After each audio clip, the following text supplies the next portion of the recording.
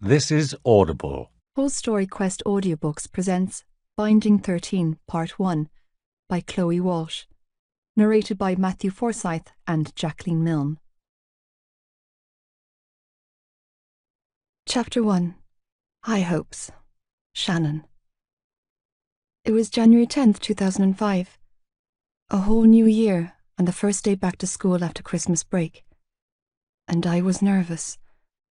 So nervous, in fact, that I'd thrown up no less than 3 times this morning. My pulse was beating at a concerning rate, my anxiety the culprit for my erratic heartbeat, not to mention the cause of my upchuck reflex abandoning me. Smoothing down my new school uniform, I stared at my reflection in the bathroom mirror and hardly recognised myself. Navy jumper with the Tommen College crest on the breast with a white shirt and red tie. Grey skirt that stopped at the knee, revealing 2 scrawny, underdeveloped legs and finishing with tan tights, navy socks and 2-inch black court shoes. I looked like an implant. I felt like one too. My only consolation was the shoes that Mam bought me brought me up to the 5'2" mark.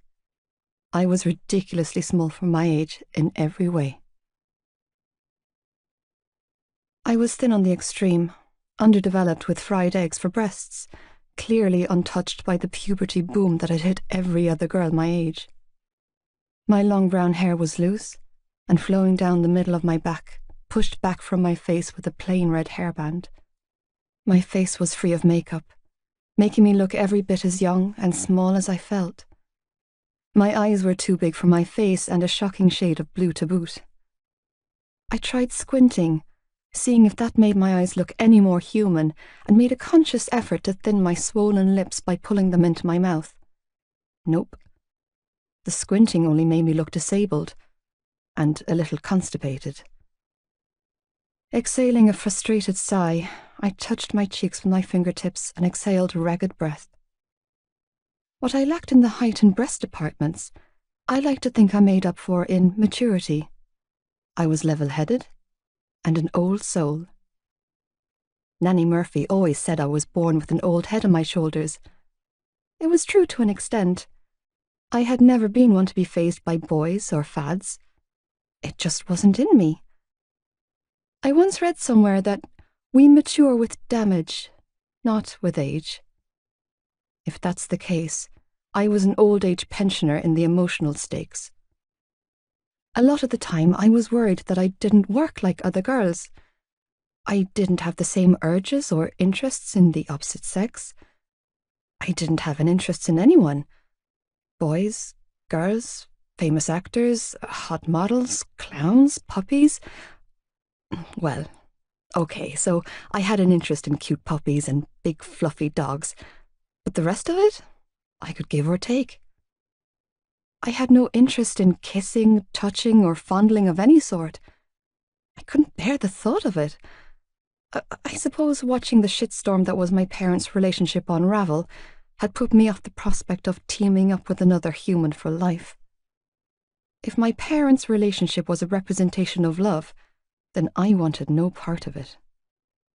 I would rather be alone. Shaking my head to clear my thunderous thoughts before they darkened to the point of no return, I stared at my reflection in the mirror and forced myself to practice something I rarely did these days. Smile. Deep breaths, I told myself. This is your fresh start. Turning on the tap, I washed my hands and splashed some water on my face, desperate to cool the heated anxiety burning inside of my body. The prospect of my first day at a new school a daunting notion. Any school had to be better than the one I was leaving behind. The thought entered my mind and I flinched in shame. Schools, I thought dejectedly. Plural. I'd suffered relentless bullying in both primary and secondary school. For some unknown, cruel reason, I had been the target of every child's frustrations from the tender age of 4.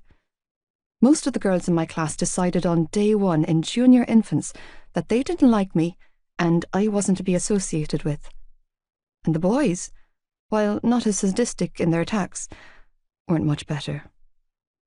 It didn't make sense because I got along just fine with the other children on our street and never had any altercations with anyone on the estate we lived in. But school was like the seventh circle of hell for me. All 9, instead of the regular 8, years of primary had been torture. Junior infants was so distressing for me that both my mother and teacher decided it would be best to hold me back so I could repeat juniors with a new class. Even though I was just as miserable in my new class, I made a couple of close friends, Claire and Lizzie, whose friendship had made school bearable for me. When it came time to choose a secondary school in our final year of primary, I had realised I was very different from my friends. Claire and Lizzie were to attend Tommen College the following September, a lavish, elite private school with massive funding and top-of-the-range facilities, coming from the brown envelopes of wealthy parents who were hell-bent on making sure their children received the best education money could buy. Meanwhile, I had been enrolled at the local overcrowded public school in the centre of town. I still remembered the horrifying feeling of being separated from my friends. I'd been so desperate to get away from the bullies that I'd even begged Mam to send me to Beara to live with her sister, Auntie Alice, and her family so I could finish my studies. There were no words to describe the devastated feeling that had overtaken me when my father put his foot down on moving in with Auntie Alice. Mam loved me, but she was weak and weary and didn't put up a fight when Dad insisted I attend Ballylagan Community School. After that, it got worse, more vicious, more violent, more physical. For the first month of first year, I was hounded by several groups of boys, all demanding things from me that I was unwilling to give them. After that, I was labelled a frigid, because I wouldn't get off with the very boys that had made my life a living hell for years. The meaner ones labelled me a tranny, suggesting that the reason I was such a frigid was because I had boy parts under my skirt. No matter how cruel the boys were, the girls were far more inventive. And so much worse. They spread vicious rumours about me, suggesting that I was anorexic and threw my lunch up in the toilets after lunch every day. I wasn't anorexic, or bulimic for that matter. I was petrified when I was at school and couldn't bear to eat a thing because when I did vomit, and it was a frequent event, it was a direct response to the unbearable weight of the stress I was under. I was also small for my age, short, undeveloped, and skinny, which didn't help my cause to ward off the rumours. When I turned 15 and still hadn't gotten my first period, my mother made an appointment with our local GP. Several blood tests and exams later, and our family doctor had assured both my mother and me that I was healthy and that it was common for some girls to develop later than others. Almost a year had passed since then, and aside from one irregular cycle in the summer that had lasted less than half a day, I was yet to have a proper period. To be honest, I had given up on my body working like a normal girl when I clearly wasn't. My doctor had also encouraged my mother to assess my schooling arrangement, suggesting that the stress I was under at school could be a contributing factor to my obvious physical stunt in development. After a heated discussion between my parents where Mam had pled my case, I was sent back to school, where I was subjected to unrelenting torment. Their cruelty varied from name-calling and rumour-spreading to sticking sanitary pads on my back, then to full-on physically assaulting me. Once, in home economics class, a few of the girls in the seat behind me had hacked off a chunk of my ponytail with kitchen scissors and then waved it around like a trophy. Everyone had laughed, and I think in that moment I had hated the ones laughing at my pain more than the ones causing it. Another time, during PE, the same girls had taken a picture of me in my underwear with one of their camera phones and forwarded it on to everyone in our year. The principal had cracked down on it quickly and suspended who owned the phone, but not before half the school had a good laugh at my expense. I remembered crying so hard that day, Not in front of them, of course, but in the toilets. I'd bolted myself into a cubicle and contemplated on ending it all, on just taking a bunch of tablets and being done with the whole damn thing. Life, for me, was a bitter disappointment, and at the time I had wanted no further part in it. I didn't do it because I was too much of a coward. I was too afraid of it not working and waking up and having to face the consequences. I was a fucking mess. My brother, Joey, said they targeted me because I was good-looking and called my tormentors jealous bitches. He told me that I was gorgeous and instructed me to rise above it. It was easier said than done, and I wasn't so confident about that gorgeous statement either. Many of the girls targeting me were the same ones that had been bullying me since preschool. I doubted looks had anything to do with it back then. I was just unlikable. Besides, as much as he tried to be there for me and defend my honour, Joey didn't understand how school life was for me. My older brother was the polar opposite of me in every shape of the word. Where I was short, he was tall. I had blue eyes, he had green ones. I was dark-haired, he was fair. His skin was sun-kissed golden. I was pale. He was outspoken and loud, whereas I was quiet and kept to myself.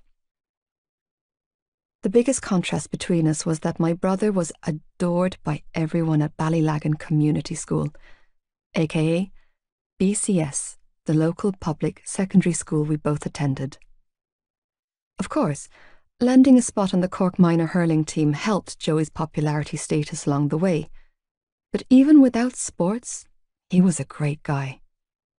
And being the great guy that he was, Joey tried to protect me from it all, but it was an impossible task for one guy. Joey and I had an older brother, Darren, and 3 younger brothers, Tig, Ollie and Sean. But neither of us had spoken to Darren since he walked out of the house 5 years previous, following yet another infamous blowout with our father.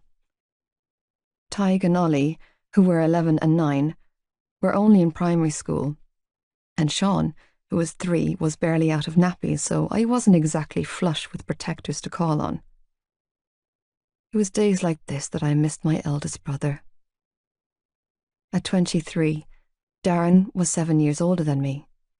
Big and fearless, he was the ultimate big brother for every little girl growing up.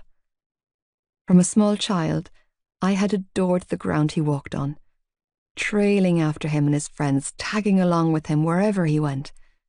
And he always protected me, taking the blame at home when I did something wrong. It wasn't easy for him, and being so much younger than him, I hadn't understood the full extent of his struggle.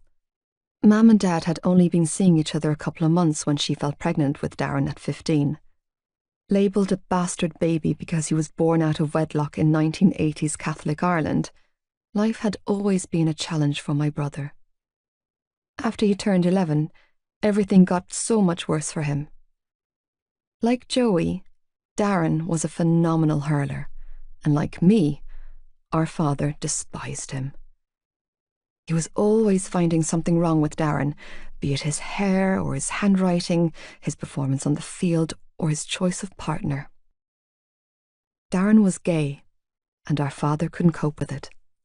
He blamed my brother's sexual orientation on an incident in the past, and nothing anyone said could get it through to our father that being gay wasn't a choice. Darren was born gay, the same way Joey was born straight and I was born empty. He was who he was, and it broke my heart that he wasn't accepted in his own home. Living with a homophobic father was torture for my brother. I hated Dad for that, more than I hated him for all the other terrible things he had done through the years. My father's intolerance and blatant discriminating behaviour towards his own son was by far the vilest of his traits. When Darren took a year out from hurling to concentrate on his leaving cert, our father had hit the roof. Months of heated arguments and physical altercations had resulted in a huge blowout where Darren packed his bags, walked out the door, and never came back.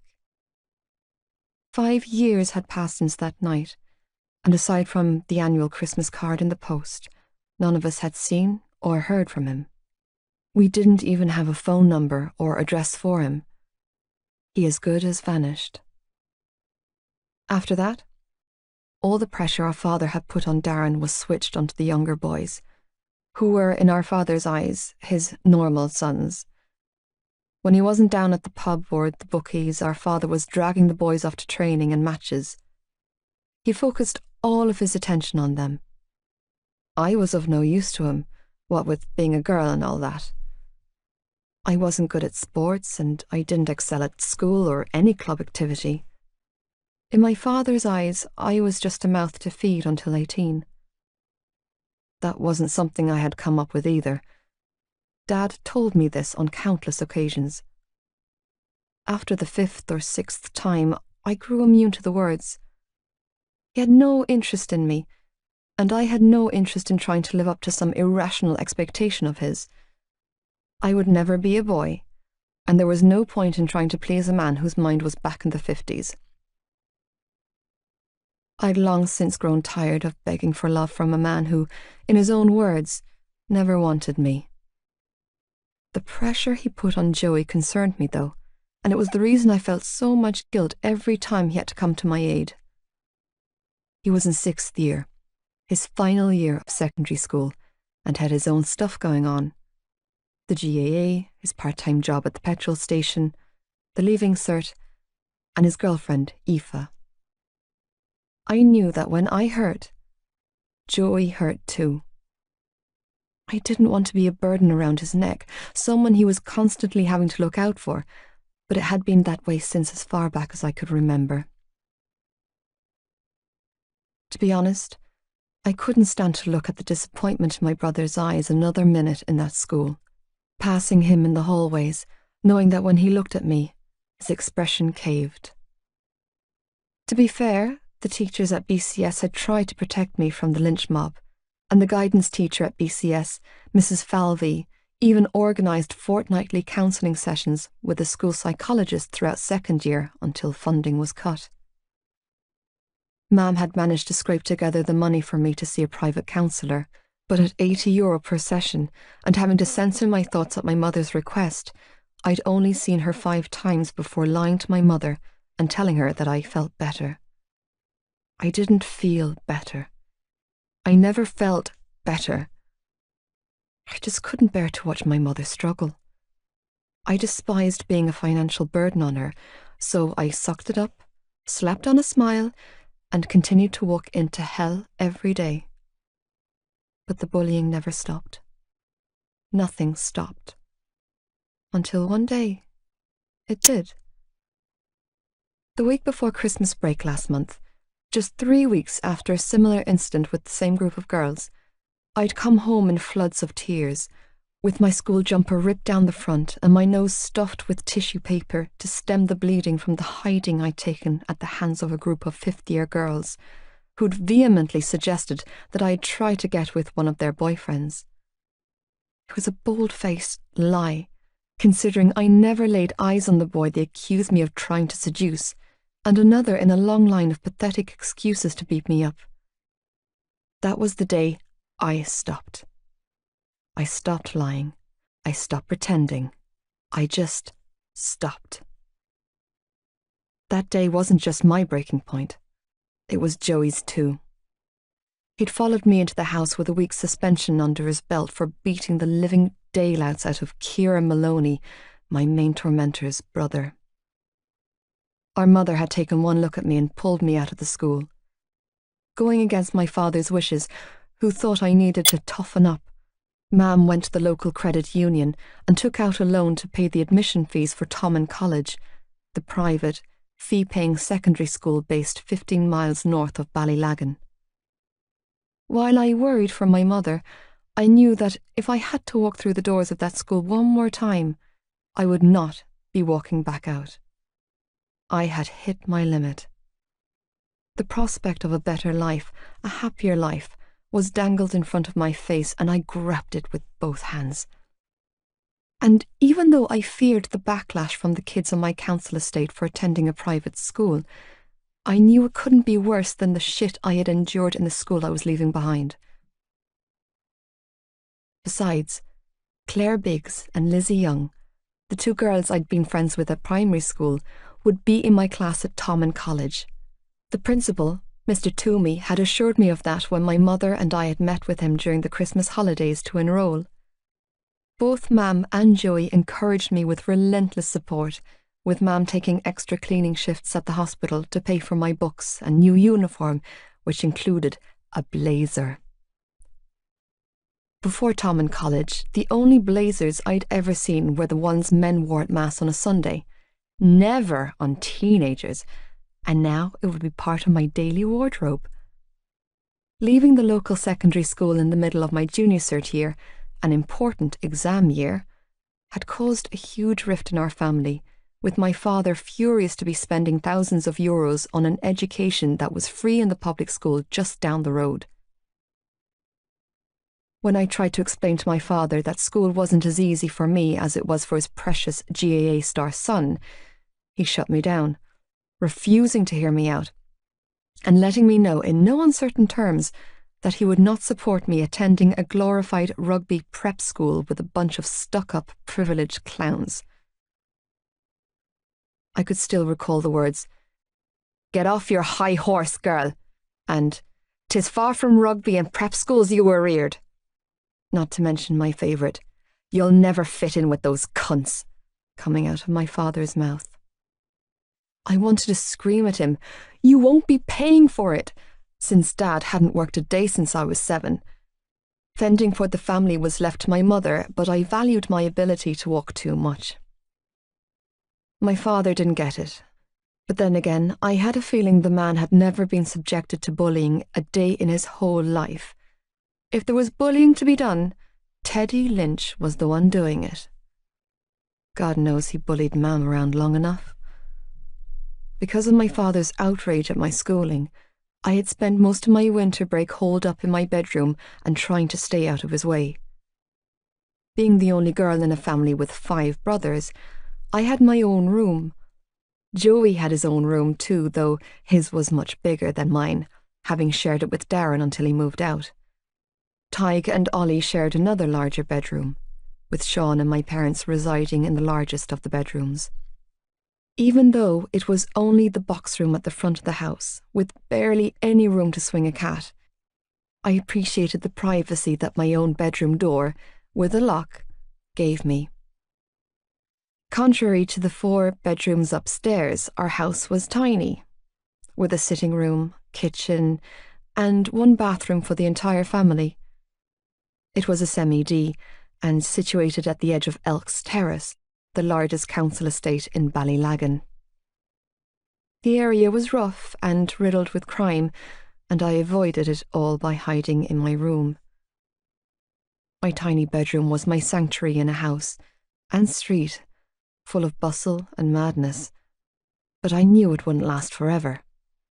My privacy was on borrowed time because Mam was pregnant again.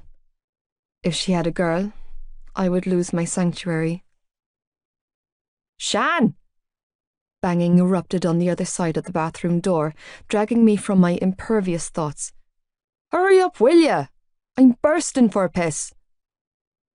"2 minutes, Joey," I called back, then continued my assessment of my appearance. "You can do this," I whispered to myself. "You can absolutely do this, Shannon."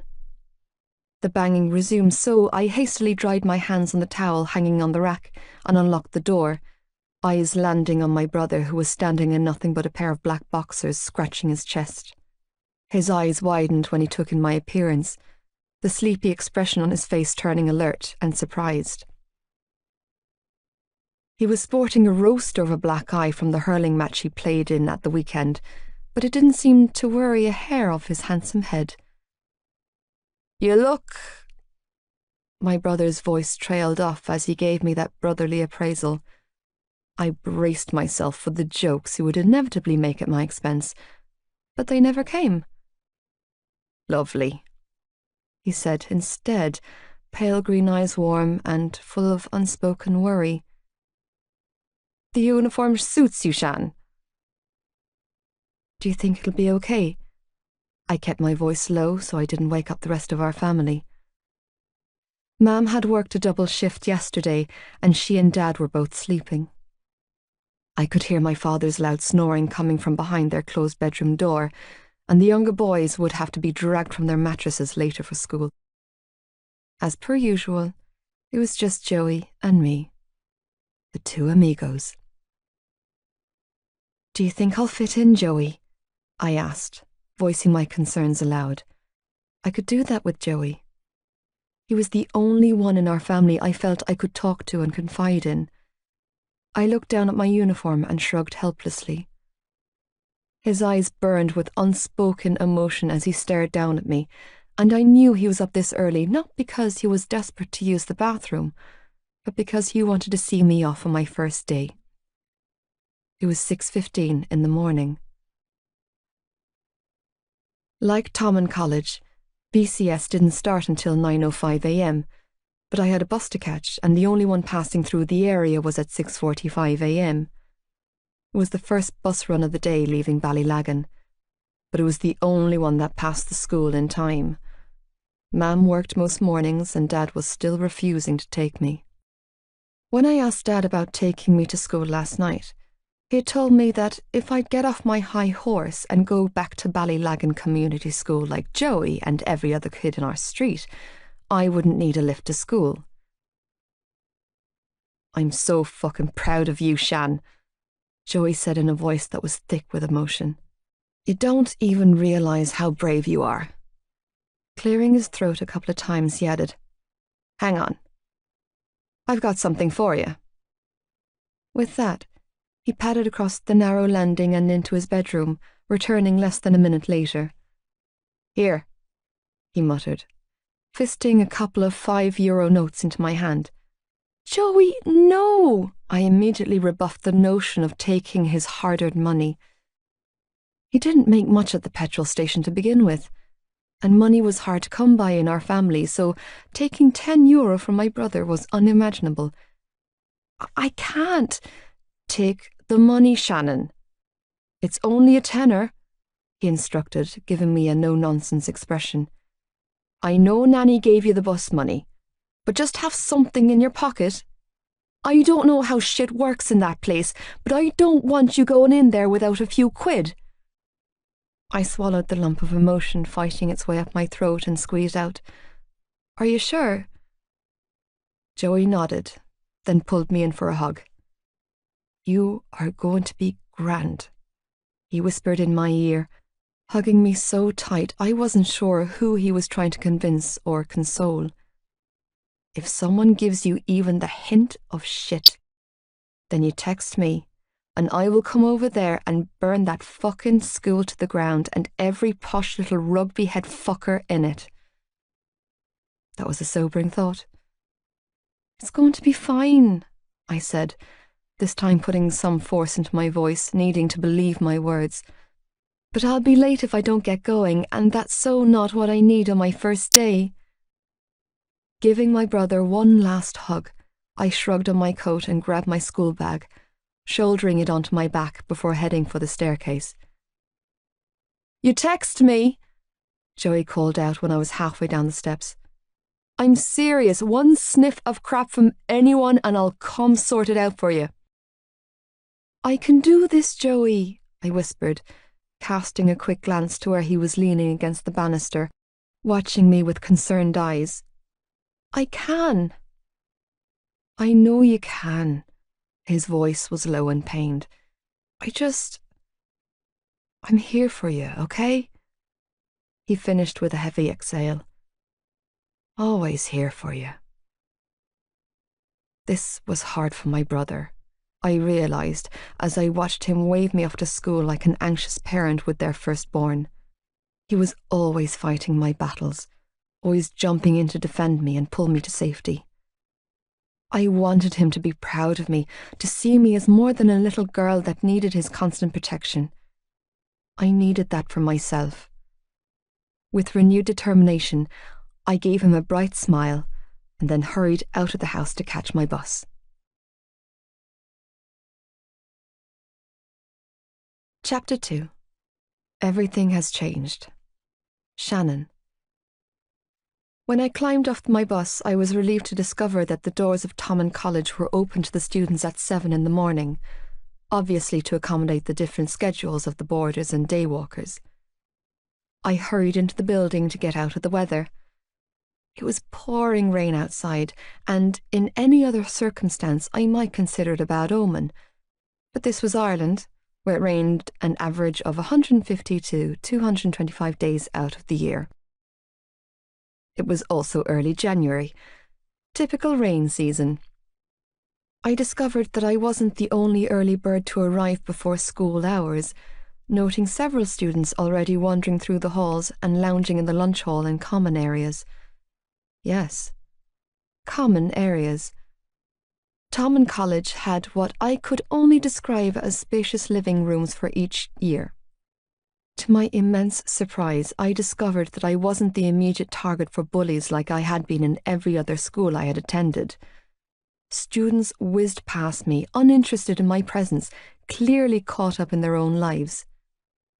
I waited, with my heart in my mouth for a cruel comment or shove to come. It didn't. Transferring halfway through the year from the neighbouring public school, I'd been expecting a tirade of fresh taunts and new enemies. But nothing happened. Aside from a couple of curious glances, nobody approached me. The students at Tommen either didn't know who I was, or didn't care. Either way, I was clearly off the radar in the school, and I loved it. Comforted by the sudden cloak of invisibility surrounding me, and feeling more positive than I had in months, I took the time to look around the third-year common area. It was a large, bright room with floor-to-ceiling windows on one side that looked onto a courtyard of buildings. Plaques and photographs of previous students adorned the lemon-painted walls. Plush couches and comfy chairs filled the large space, along with a few round tables and matching oak chairs. There was a small kitchenette area in the corner with a kettle, toaster and microwave. Holy crap. So this was what the other side lived like. It was like a different world in Tommen College. An alternate universe to the one I came from. Wow. I could bring a few slices of bread and have tea and toast at school. Feeling intimidated, I slipped out and wandered through every hall and corridor trying to get my bearings. Studying my timetable, I memorised where every building and wing that I would have a class in was. I was feeling pretty confident by the time the bell went at 8:50, signalling 15 minutes before the start of the school day, and when I was greeted by a familiar voice, I came close to crying with sheer relief. Oh my God! Oh my God! A tall, curvaceous blonde with a smile the size of a football pitch squealed loudly, drawing mine and everyone else's attention as she barreled through several groups of students in her bid to reach me. I wasn't nearly prepared for the monster hug I was enveloped in when she reached me, even though I should have expected nothing less from Claire Biggs. Being greeted by actual smiling, friendly faces instead of what I was used to was overwhelming for me. Shannon Lynch! Claire half giggled, half choked out, squeezing me tightly. You're actually here? I'm here, I agreed with a small laugh, patting her back as I tried and failed to free myself from her lung-crushing embrace. But I won't be for much longer if you don't ease up on the squeezing. Oh, crap, sorry. Claire laughed, immediately taking a step back and releasing me from her death hold. I forgot you haven't grown since 4th class. She took another step back and looked me over. Make that 3rd class, she snickered, eyes dancing with mischief. This wasn't a dig. It was an observation and a fact. I was exceptionally small for my age, dwarfed even further by my friend's 5'9" frame. She was tall, athletically built and exceptionally beautiful. It wasn't a demure form of beauty either. No, it shot out of her face like sunbeams. Claire was simply dazzling with big puppy dog brown eyes and ringlets of light blonde curls. She had a sunny disposition and a smile that could warm the coldest of hearts. Even at 4 years old, I'd known this girl was different. I could feel the kindness radiating out of her. I'd felt it as she stood in my corner for 8 long years, defending me to her own detriment. She knew the difference between right and wrong, and was prepared to step in for anyone weaker than her. She was a keeper. We drifted apart since going to separate secondary schools, but one look at her, and I knew she was still the same old Claire. "We can't all be beanpoles," I shot back good-naturedly, knowing her words were not meant to hurt me. "God, I'm so glad you're here." She shook her head and smiled down at me. She did this adorable happy dance and then threw her arms around me once more. "I can't believe your parents finally did the right thing by you." "Yeah," I replied, uncomfortable again. "Eventually." "Shan, it won't be like that here." Claire's tone was serious now, eyes full of unspoken emotion. "All that shit you've suffered, it's in the past." She sighed again, and I knew she was holding her tongue, refraining from saying everything she wanted to. Claire knew. She was there in primary school. She witnessed how it was for me back then. For some unknown reason, I was glad she hadn't seen how much worse it had gotten. It was a humiliation I didn't want to feel anymore. "I'm here for you," she continued to say. "And Lizzie too, if she ever decides to drag her ass out of bed and actually come to school." Smiling brightly, I banished my demons to the back of my mind and said, "Here's to a fresh start." "Yes, girl," Claire said with keen enthusiasm, fist bumping me in the process. "A fresh start with the sunny side up." The first half of the day went better than I could have ever anticipated. Claire introduced me to her friends. While I couldn't remember the names of most of the people I had met, I was incredibly grateful to be included, and I dared say, accepted.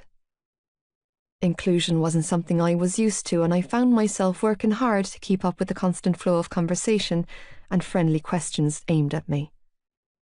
Spending as much time as I did in my own company made it difficult for me to integrate back into normal teenage society. Having people other than Joey and his friends that were willing to sit with me, talk to me, and walk with me at school was a mind-blowing experience. When my other primary school friend, Lizzie Young, eventually showed up to school halfway through the 3rd class of the morning, blaming a dentist appointment for her absence, we immediately fell back into the familiar friendship we always had. Lizzie rolled into school in a boys' school trousers and runners, uncaring of what anyone had to say about her appearance. She honestly didn't seem to care what other people thought. She dressed according to her mood and projected vibes the same way. She could show up tomorrow in a skirt and with a full face of makeup. She did what she wanted to do when she wanted to do it, unaware and uncaring of anyone else's opinion. She oozed a lazy sort of confidence with her long dark blonde swishing ponytail and makeup-free face, emphasizing those big blue eyes of hers. I also noted all through our classes that Lizzie received plenty of male attention regardless of the baggy trousers and messy hair she was sporting, proving the point that you don't need to strip down and paint your face to attract the opposite sex. A genuine smile and a nice personality went a long way. Lizzie was a lot like Claire in many ways, but starkly different in others. Like Claire, Lizzie was blonde and leggy. They were both tall for their age and both sickeningly beautiful. But where Claire was outgoing and, at times, a little overly excited, Lizzie was laid back and slightly introverted. Claire was mostly unfiltered, and Lizzie took her time to make a decision on something. Claire was pristine at all times, with a full face of makeup and a perfectly coordinated outfit for any given occasion, while Lizzie's style was unpredictable. Meanwhile, I was the tiny brunette who buddied up with the best-looking girls in class. Are you okay, Shan? Lizzie asked after big break. We were walking towards our next class, English in the south wing, when I stopped mid-stride causing a pile-up of students. Oh, crap, I muttered, suddenly realising my blunder. I left my phone in the bathroom. Claire, who was on my left, turned and frowned. Go and get it, we'll wait for you. The bathroom's in the science building, I replied with a groan.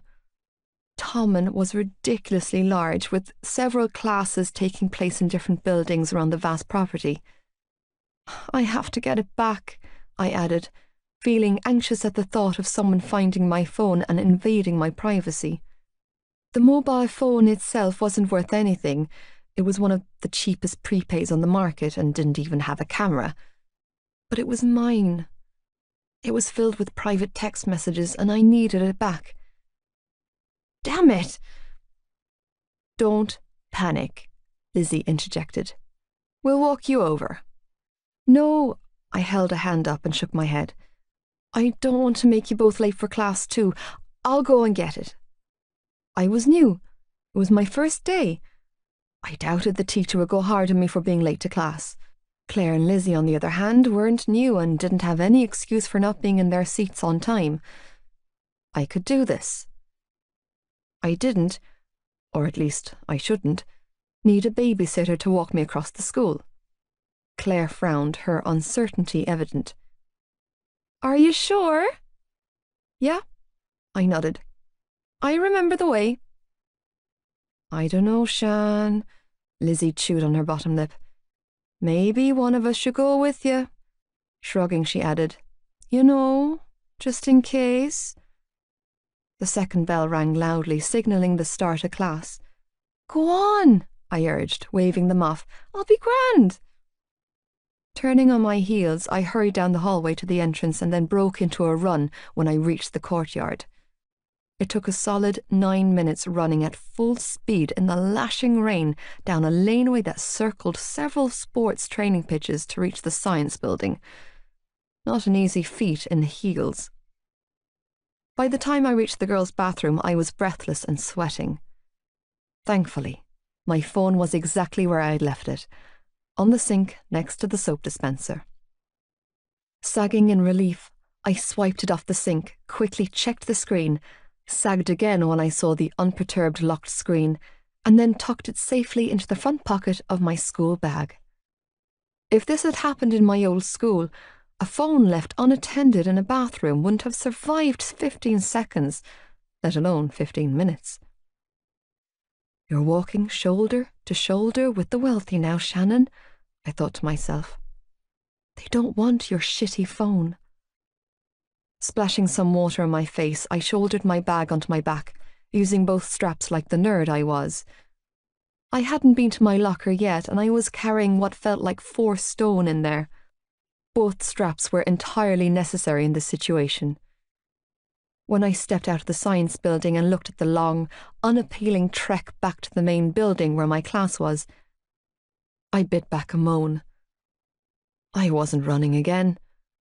I physically couldn't. All of my energy was zapped. Forlorn, my gaze flickered between the unappealing, uphill laneway and the training pitches. There were 3 pitches in total on this side of the school. 2 smaller fields, neatly tended, that were empty, and 1 larger pitch that was currently being occupied by 30 or so boys and a teacher shouting orders at them. Torn, I debated my options. If I cut across the training fields, it would shave several minutes off my walk. They wouldn't even notice me. I was small and quick. I was also tired and anxious. Cutting across the pitches was the logical thing to do. Sure, there was a steep grassy bank on the far side of the pitch that separated the fields from the courtyard, but I could make it up that without any problem. Checking my watch, a surge of dismay rose inside of me when I saw that I had already missed 15 minutes of the 40-minute class. Decision made. I climbed over the low wooden fence that separated the training grounds from the footpath and power walked towards my destination. With my head down and my heart hammering violently against my ribcage, I hurried through the empty fields, hesitating only when I reached the largest of the training pitches, the one filled with boys. Huge boys. Dirty boys. Angry-looking boys who were glaring at me. Oh, crap. What are you doing? Get off the fucking pitch, Jesus Christ. Fucking girls. Move, will you? Panicked, I ignored the shouting and jeering as I hurried past them, obviously disturbing their training. Mortification seeped through my body as I upped my pace, breaking into a clumsy jog. The ground was wet and muddy from the rain, so I couldn't move as quickly as I, or those boys, would have liked. When I reached the edge of the pitch, I felt like crying in relief as I hobbled up the steep bank. However, my relief was only a momentary, fleeting feeling that was quickly replaced with a searing pain as something very hard and very heavy smashed into the back of my head, taking the air from my lungs and my feet from beneath me. Moments later, I was free-falling backwards, tumbling down the muddy bank, the pain ricocheting through my head, making it impossible for me to think clearly or break my own fall. My last coherent thought before I hit the ground with a thud and a thick cloud of darkness cloaked over me was this: nothing changes. I was wrong, though. Everything changed after that day. Everything.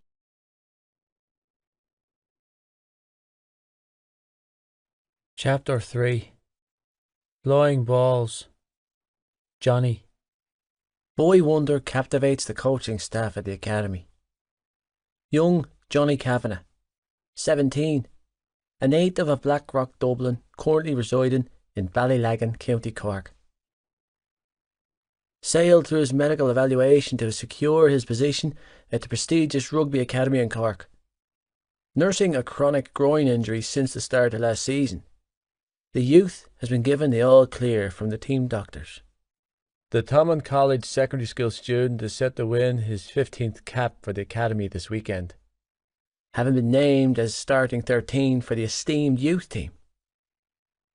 The natural centre has been drawing attention from coaches at international level, including clubs in the UK and Southern Hemisphere.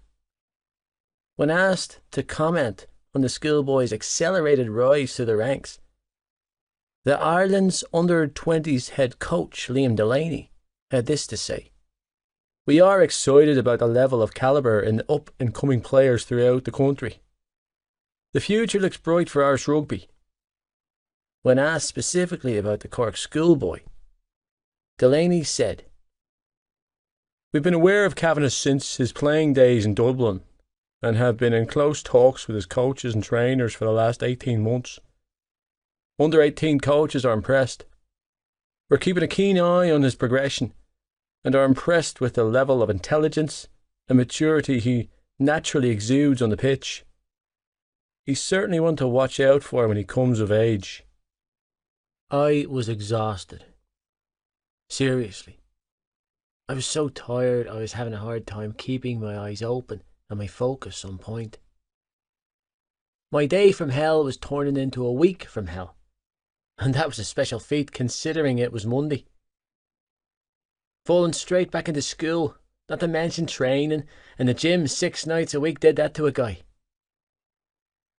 To be honest, I'd been running on empty since last summer. Having returned from an international campaign with the under-18s, where I was playing alongside the best in Europe, only to head right into an intense 6-week conditioning camp in Dublin. After that, I had a 10-day break before returning to school and resuming my commitments with my club and the academy. I was also hungry, which didn't bode well for my temper. I didn't do well with long intervals between meals. My lifestyle, an intense training regime, required me to eat at regular allotted time frames. Every 2 hours was ideal for my body when I was consuming a 4,500 calorie a day diet, leaving my stomach waiting longer than 4 hours. And I was a moody, pissy bitch. It wasn't like I was particularly looking forward to the mountain of fish and steamed vegetables waiting for me in my lunchbox. But I was in a routine, damn it. Fucking with my regime was a surefire way of waking the hangry beast inside of me. We'd been on the pitch less than half an hour, and already I'd taken out 3 of my teammates, and had taken a bollocking from our coach in the process. In my defence, every tackle I made on them was a perfectly legal one, if not a bit ruthless. But that's my point, damn it. I was too aggravated to take it back a notch on the boys who weren't anywhere near my level of playing. Boys was the appropriate word in this instance. These were boys. I played with men. I often wondered what the point was in playing on a school team. It didn't do shite for me.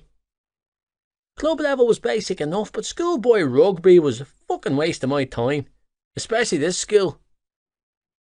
Today was the first day back after a Christmas break, but the school team had been training since September. 4 months. 4 fucking months, and we looked more disorganised than ever.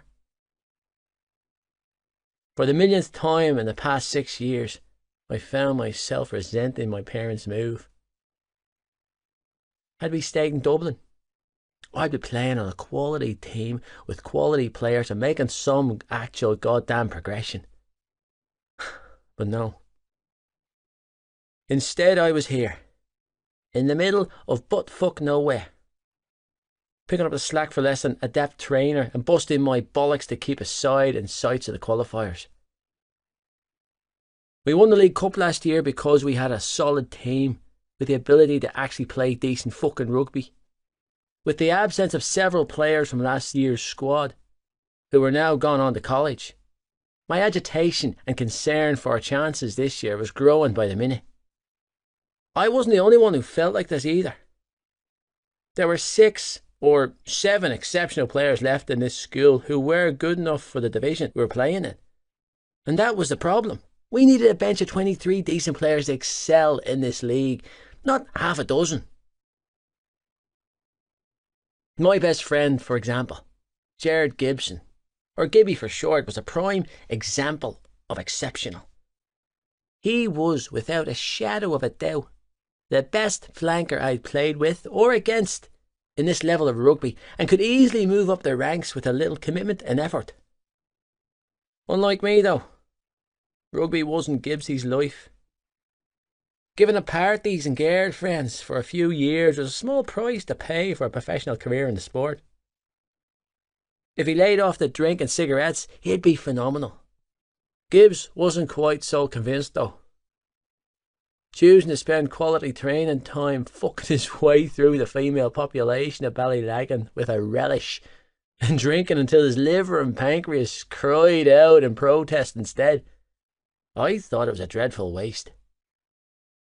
Another overthrown pass from Patrick Feely, our newest number 12, and my partner in midfield, caused me to lose my ever-loving shite right there in the middle of the pitch. Yanking out my mouth guard, I flung it at him, socking him straight in the jaw. "See that?" I roared. "It's called hitting the fucking target." "Sorry, Cap," the centre muttered, red-faced, addressing me by my on-pitch nickname I'd earned since becoming captain of the school team in 4th year and earning my first international cap the same year. "I'll do better." I regretted my actions immediately. Patrick was a decent lad and a very good friend of mine. Aside from Gibbsy, Huey, Biggs and Patrick were my closest friends. Gibbs, Feely and Huey had already been in a tight circle at Skull Owen, an all-boys primary school, when I was injected into their class for the final year primary. bonding over our shared love of rugby. We'd all remained good friends throughout secondary school, although we had paired off in the sense of best friends, with Hughie aligning himself with Patrick and me with the gobshite himself. Patrick was a quiet lad. He didn't deserve my wrath, and the poor guy definitely didn't deserve to have my spit-laced mouthguard launched at his head. Dropping my head, I jogged over to him, clapped his shoulder, muttering my apologies. See, this was exactly why I needed to be fed, and maybe given an ice pack for my dick.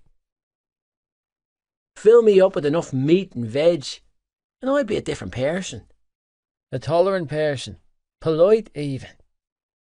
But my sole focus was currently on not passing out from hunger and pain. Therefore, I had no time for niceties. We had a cup qualifier match later this week, and unlike me, these lads had spent their free time being, well, teenagers. Christmas break was a prime example. I spent my time working like a maniac to get back to the pitch, having been out in injury, while these guys had spent their break eating and drinking the shite of life. I had no problem losing a match if we were genuinely the poor side. What I could not accept was losing due to lack of preparation and poor discipline. Schoolboys league or not, that wasn't fucking good enough in my book. I was perturbed beyond all rationality when a girl strolled across the pitch. Fucking strolled right through the training grounds.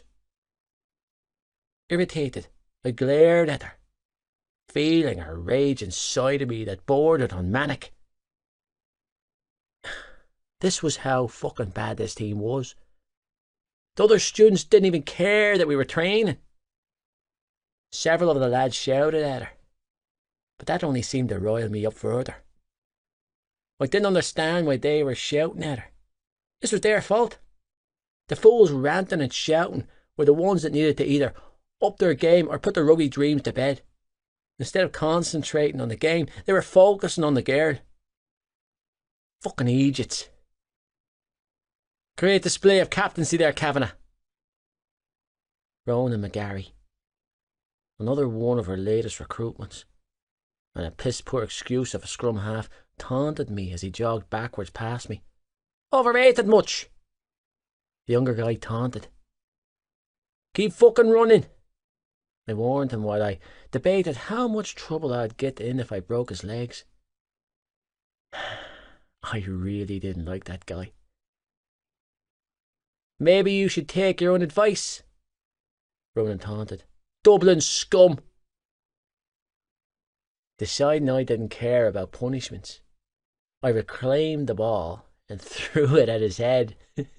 Accurate and precise, the ball socked McGarry in the desired region, his nose. Settle down, hotshot, Coach barked, jogging over to check on Ronan, who was cupping his face. I snorted at the sight. I hit him with the ball, not my fist. Pussy. This is a team sport, Coach seethed, glaring at me. Not the Johnny show. Oh, is it? I shot back, snarling, unable to stop myself from taking the bait. Mr. Mulcahy, the school's senior rugby coach, didn't like me much, and the feeling was completely mutual. Yeah, Coach bellowed. It damn well is. Jogging over to where the ball had landed, I swiped it up and stalked over to him and McGarry, unwilling to let it go.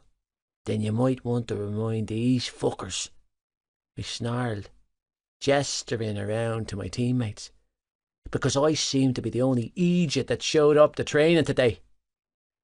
You're skating on thin ice, boy, he seethed. Don't push it. Unable to stop myself from pushing it, I hissed. This team's a fucking joke. Hit the showers, Kavanagh, Coach ordered, face turning a dangerous shade of purple, as he slammed a finger in my chest. "You're out." "I'm out?" I shot back, taunting him. "Out of what exactly?" I wasn't out of shit. Coach couldn't drop me. He couldn't ban me from training. He could suspend me, give me detention. I didn't make a blind shite of difference because come match day, I'd be on that pitch. "You'll do nothing," I sneered, letting my temper get the better of me. "Don't push me, Johnny," Coach warned. "One call to your fancy little coaches up the country, and you'll be in more shite than you can dig yourself out of."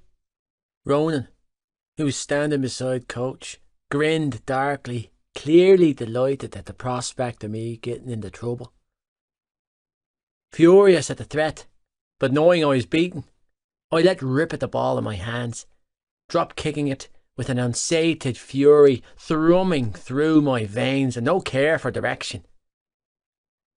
The minute the ball whizzed off the foot of my boot, the anger inside me dissipated in a rush, injecting itself from my body in defeat. Damn it.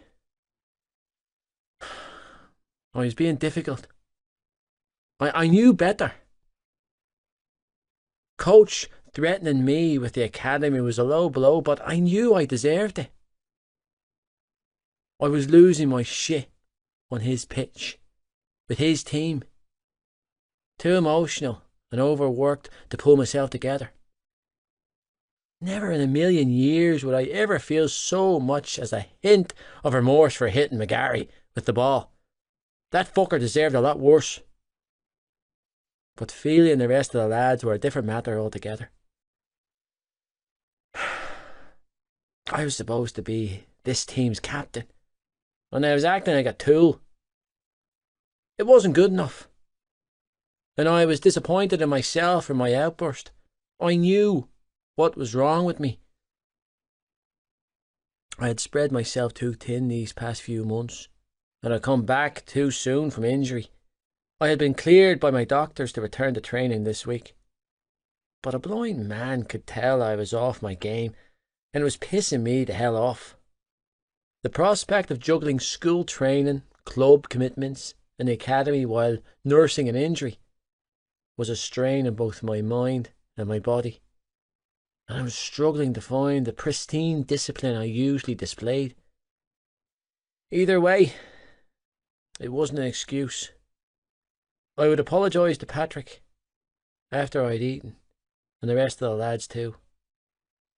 Coach, noticing the change in my temperament, nodded stiffly. "Good," he said in a calmer tone than earlier. "Now, go clean up and for fuck's sake rest up for one damn day. You're only a kid, Kavanagh, and you look like shite." The man didn't like me much, and we clashed on a daily basis like an old married couple. But I never doubted his intentions. He cared about his players, and not just our ability to play rugby. He encouraged us to succeed in all aspects of school life, and was constantly chanting about the importance of exam years. He was also probably right about me looking like shite. I certainly felt like it. "It's an important year for you," he reminded me. "Fifth year is more crucial to your leaving cert than sixth year, and I need you to keep your marks up." "Oh, shite!" "What?" I demanded, startled. Following Coach's horrified gaze, I turned around and locked eyes on the crumpled ball on the edge of the pitch. "Oh, shite," I muttered, when my mind made sense of what it was seeing. The fucking girl who had been prancing around the pitch was laid out on her back on the grass. A ball lay on the grass beside her. Not just any ball, my bleeding ball. Horrified, my feet were moving before my brain could catch up. I ran towards her, heart hammering against my ribcage every step of the way. "Hey, you okay?" I called out, closing the space between us. A soft, female groan came from her lips as she attempted to get to her feet. She was trying to stand up and failing miserably, clearly startled, unsure of what to do. I reached down to help her up, but she quickly slapped my hands away. "Don't touch me," she cried out, tone a little slurred, and the jolting caused her to fall onto her knees. "Okay." I automatically took a step back and held my hands up. I'm sorry." Achingly, slowly, she climbed to her feet, swaying from side to side. Confusion etched on her face, eyes unfocused. Clutching the side of her muddy skirt with one hand and balancing the rugby ball in the other, she looked around, eyes wild. Her attention landed on the ball in her hands and then shifted back to my face. The glazed-over sort of fury blazed in her eyes as she half staggered, half stalked towards me. Her hair was a total mess, tumbling loosely down her small shoulders, with pieces of mud and grass caked to the tendrils. When she reached me, she slapped the ball against my chest and hissed, "Is this your ball?" I was so struck down by the sight of this tiny mud-covered girl that I just nodded like a fucking idiot. Jesus Christ, who was this girl? Clearing my throat, I took the ball from her and said, "Yeah, it's my ball." She was tiny, seriously fucking small, barely reaching my chest in height. "You owe me a skirt," she growled, clutching the fabric by her hip. "And a pair of tights," she added, glancing down at the huge ladder in her skin-coloured tights. Her gaze roamed over her body, then landed on my face, eyes narrowed. "Okay," I replied with a nod, because, in all honesty, what the hell else was I supposed to say? "And an apology," the girl added before collapsing on the ground. She landed heavily on her ass and grunted out a small cry from the contact. "Oh, shite," I muttered. Tossing the ball away, I moved to help her. "I didn't mean to. Stop!" Again, she battered my hands away. "Ah!" she moaned, cringing when she spoke. Reaching up, she clutched her face with both hands and breathed heavily. "My head." "Are you okay?" I demanded, unsure of what the fuck to do. Should I pick her up against her wishes? It didn't seem like a good idea, but I couldn't exactly leave her here. "Johnny!" Coach was bellowing. "Is she all right? Did you hurt her?" "She's grand," I called back, wincing when a hiccuping sound tore from her chest. "You're grand, aren't you?" The girl was going to get me into trouble. I was in enough trouble as it stood. I was on the outs with the coach. Almost decapitating the girl wasn't going to look good for me. "Why did you do that?" she whispered, clutching her small face in her even smaller hands. "You hurt me." "I'm sorry," I repeated. I felt oddly helpless, and it was a feeling I didn't like. "I didn't mean to." She sniffled, then blue eyes watering, and something inside of me snapped. "Ah, shite." Horrified, I threw my hands up and blurted out, "I'm so sorry," before crouching down and scooping her up from the grass. "Christ," I muttered, helpless as I set her on her feet. "Don't cry." "It's my first day," she sniffled, swaying on her feet. "My fresh start, and I'm covered in shit." She was covered in shit. "My dad's going to kill me," she continued to choke out, clutching her torn skirt. "My uniform's ruined." A pained hissing sound tore from her throat then, and the hand she was using to hold her skirt shot to her temple, causing the scrape of fabric to fall away from her body. My eyes widened of their own accord, an unfortunate reaction of seeing a female's underwear. Wolf whistles and cheering erupted from the lads. "Oh God," she cried out, scrambling clumsily to retrieve her skirt. Go on, gorgeous! Give us a twirl! Fuck off, you assholes! I roared at my teammates, stepping in front of the girl to block their view. I could hear the lads cracking up behind me, laughing and talking shite, but I couldn't concentrate on a word they were saying because the sound of my heart hammering in my chest was deafening me. Here, reaching for the hem of my jersey, I pulled it over my head and ordered, Put that on.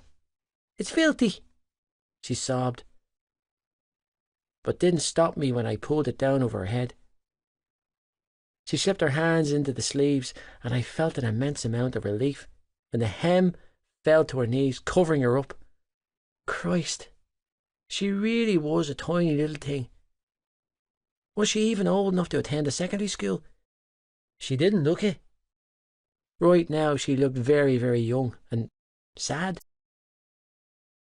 Kavanagh, is the girl all right? Coach demanded.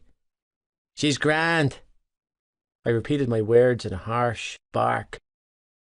Take her to the office, he instructed. Make sure Magella checks her over. Magella was the school's first respondent. She worked in the lunch hall and was the go-to woman when a student sustained an injury.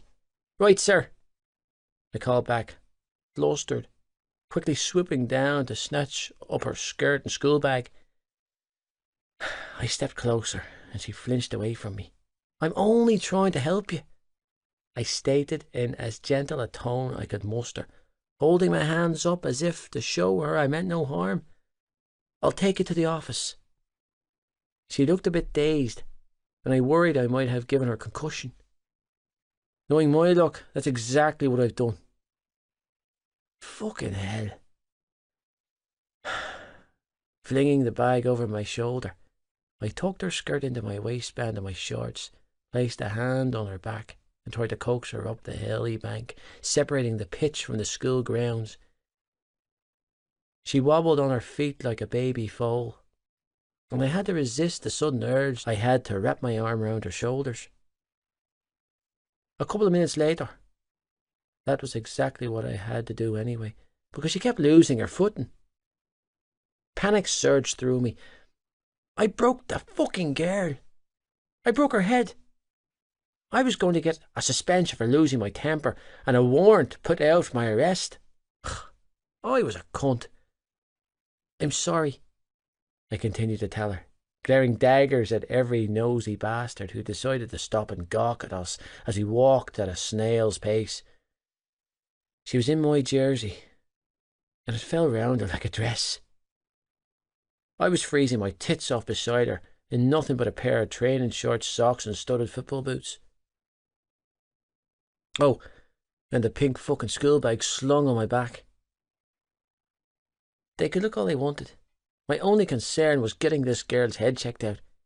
I'm seriously fucking sorry. Stop saying sorry, she moaned, clutching her head. Right.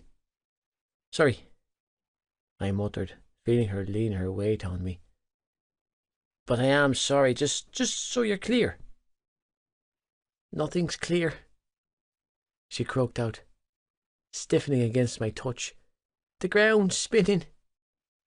Oh, Christ, don't say that, I strangled out, tightening my arm around her rigid frame. Please don't fucking say that. Why'd you do that? She whimpered. So frail and small and covered in shite.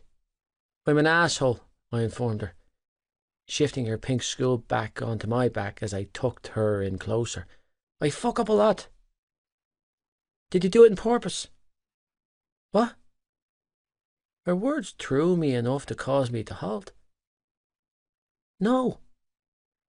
Twisting my body so I could look down at her face, I frowned and said, I would never do that to you.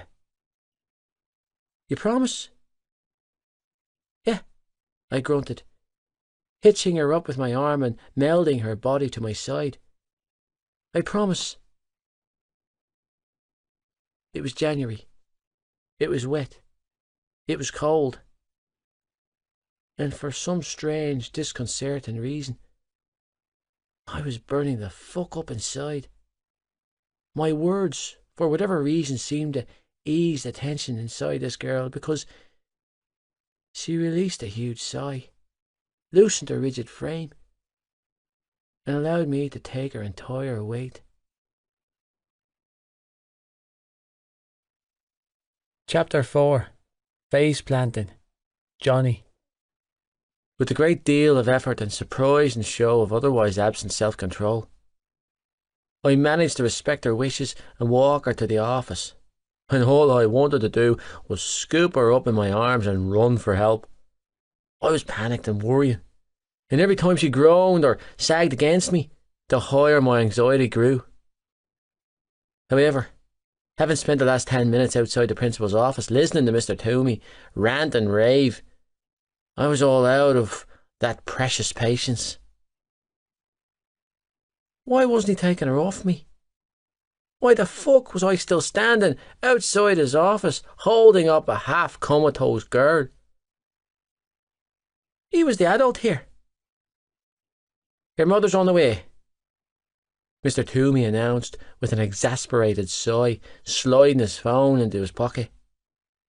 How could this happen, Johnny? I already told you. It was an accident, I hissed while I continued to hold up the girl, keeping her small frame tucked into my side. You need to get Pagella to check her over, I repeated for the 15th fucking time. I think she has concussion. Magella is out on maternity leave till Friday, Mr. Toomey barked. What am I supposed to do with her? I have no first aid training. Then you better call a doctor, I shouted back heatedly, still holding on to the girl, because I broke her fucking head. What's your language, Kavanagh? Mr. Toomey snapped. I rolled off the standard. Yes, sir. Not really giving a shite, and not feeling particularly sorry either, for the matter. My role in the rugby academy meant that I was given a lot of leeway in the school, a lot of preferential treatment that other students didn't get, but I wasn't going to push it on my first day back. No one had used up my quota by maiming the new girl. Are you okay, Miss Lynch? Mr. Toomey asked, prodding her like she was an uncooked turkey he didn't want to catch salmonella from. It hurts, she moaned, sagging into my side. I know, I soothed, pulling her closer. I'm so fucking sorry. Jesus, Johnny, this is all I need, Mr. Toomey hissed, running a hand through his salt and pepper hair. It's her first day. Her parents come here tearing up the school. It's the last thing I need. It was an accident, I bit out, angry now. She groaned and I made a conscious effort to lower my voice when I said, I hardly meant to hurt the girl. Yes, well, tell that to her mother when she arrives, Mr. Toomey huffed. She was already pulled out of Ballylagan Community College for being verbally and physically attacked. And what happens to her on her first day at Tommen? This. I didn't attack her, I spat. I made a bad kick. Shifting her under my arm, I glared at the so-called authority figure. Hold up, I snapped, registering his earlier words. What do you mean she was attacked? I looked down at the tiny little female under my arm. Who could attack her?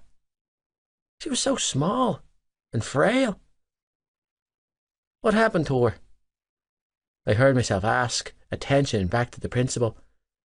Oh, I think I'm going to fall, she croaked out, distracting me from my thoughts. Reaching up, she clutched my forearm with her small hand and sighed. Everything's spinning. I won't let you fall, I automatically replied in a soothing tone. It's okay.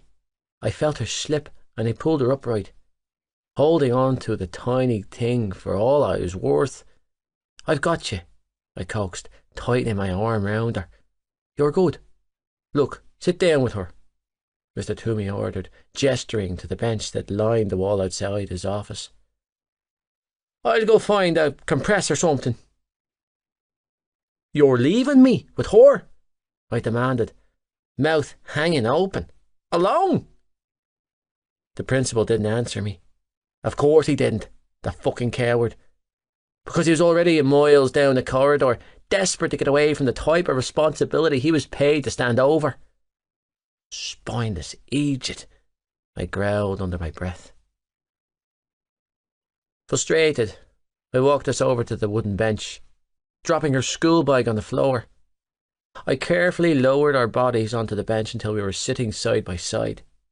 I kept my arm wrapped round her bony little shoulders, not daring to leave her side for the fear of her falling. This is just great, I tutted, sulking. Fucking wonderful.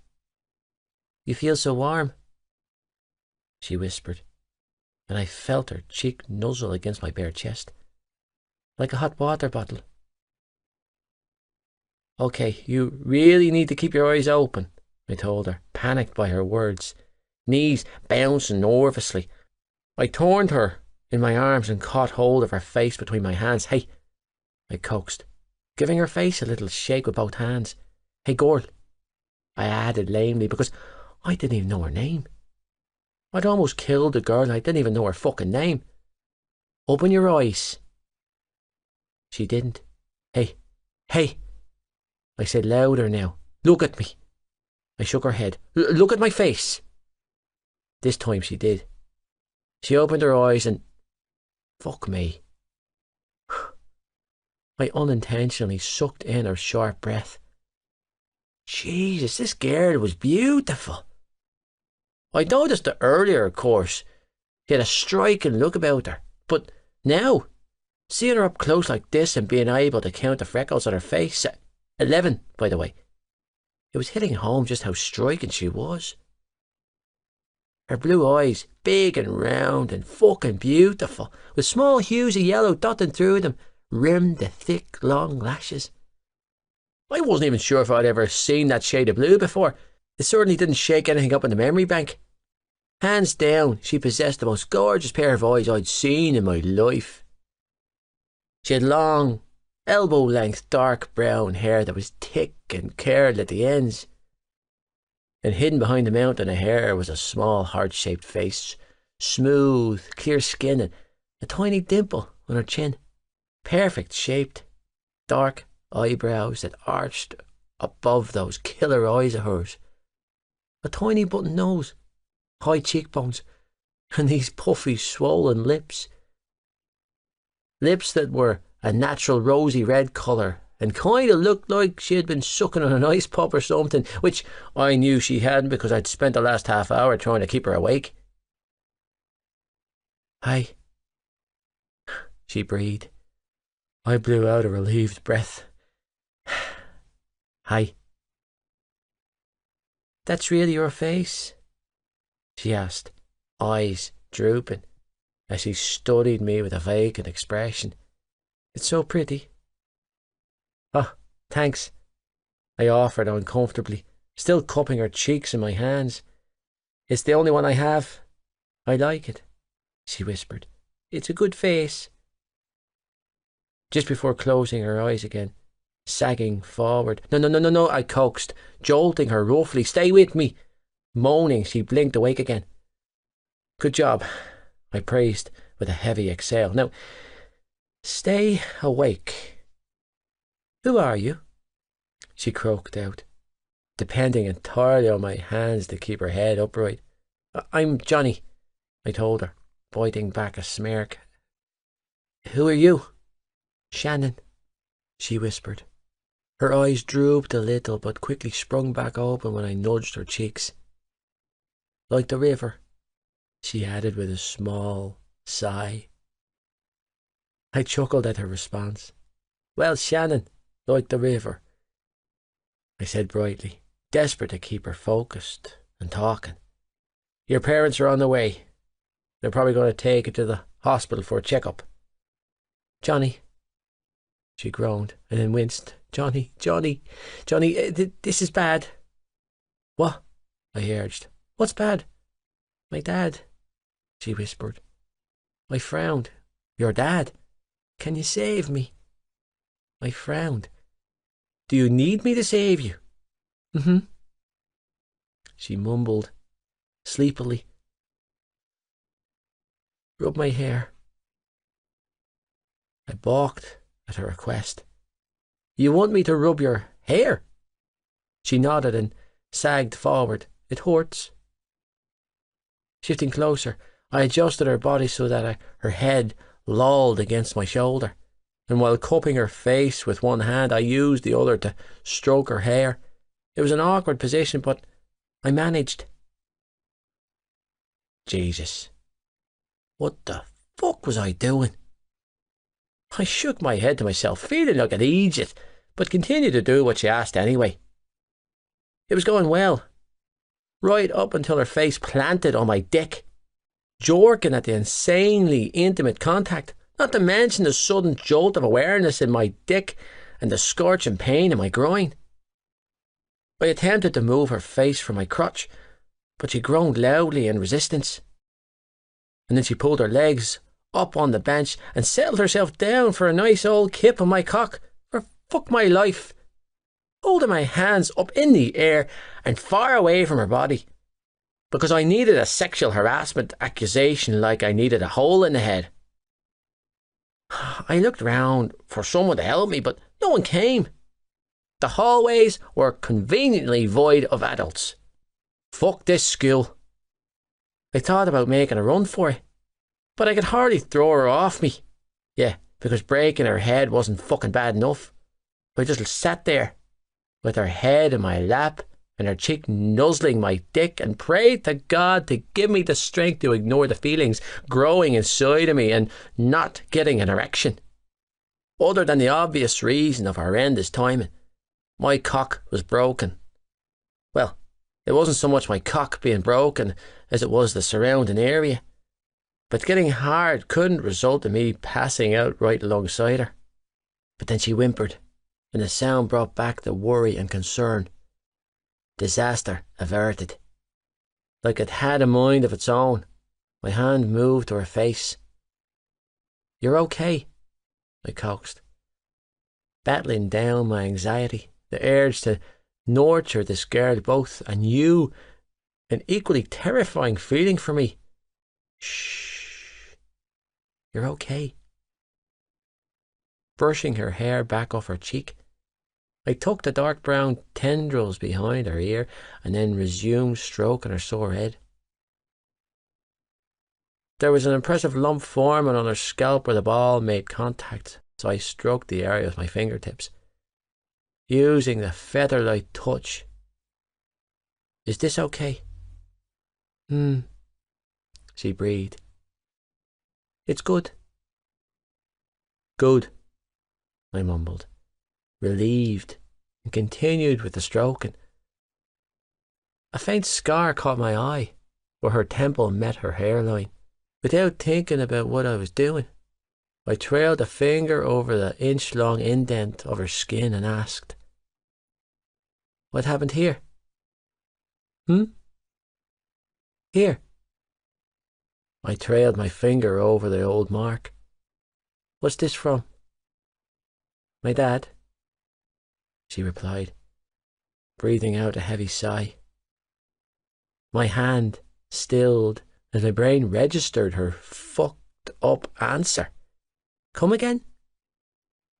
When she didn't respond, I used my other hand to gently shake her shoulder. Shannon. I tapped the old scar with my fingertip and said, You're telling me that your dad did this to you? I tried to keep my tone calm, but it was a challenge with a sudden urge to maim and kill bubbling up inside. No, she whispered. So your dad didn't do this? I asked for confirmation. He definitely didn't. Of course not, she mumbled. Thank fuck for that. I released the breath I hadn't realised I'd been holding. Jimmy, it's Johnny. Oh, Johnny. Yeah? Are you mad at me? What? The question, spoken so quietly, threw me, and I stared down at her, feeling a pang of protectiveness in my gut. "No, I'm not mad at you," I told her, pausing for a long moment, fingers stalling before asking. "Are you mad at me?" "I think so," he whispered, nuzzling resuming. My eyes rolled back and I bit back a moan. "Oh, fuck." "You can't do that," I bit out, holding her head still. "Do what?" she sighed contently, then rubbed her cheek against my thigh. "Be mad." "No," I choked out, holding her head still once again. "Be mad all you want. Just stop grinding your head on my lap." "I like your lap," she breathed, eyes closed. "It's like a pillow." "Yeah, well, that's nice and all." I paused to still her face with my hands once more.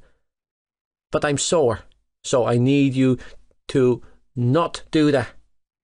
"Do what?" "Rub me," I croaked out. "There." "Why? Are you sore?" She sighed heavily and asked, "Are you broken too?" "Probably," I admitted, shifting her face onto my good thigh. Well, good being the one that hurts less. "Stay there, okay?" It was more of a plea than an order. "Don't move." Complying, she didn't move her head again. Using my free hand to press against the tension forming at my temple, I thought about how much shite I was going to be in. I was missing class. I was hungry. I had club training tonight. I had a gym session arranged straight after school with Gibbsy. Physiotherapy with Janice after school tomorrow. I had a school match on Friday. I had another training session with the youths at the weekend. I had a busy fucking schedule, and I didn't need this drama. Several minutes passed in pained silence before she moved again, and in that time, I debated all the ways Mr. Toomey was an incompetent principal. I had a list as long as my arm when she tried to sit up again. "Be careful," I warned, hovering over her like a mother hen.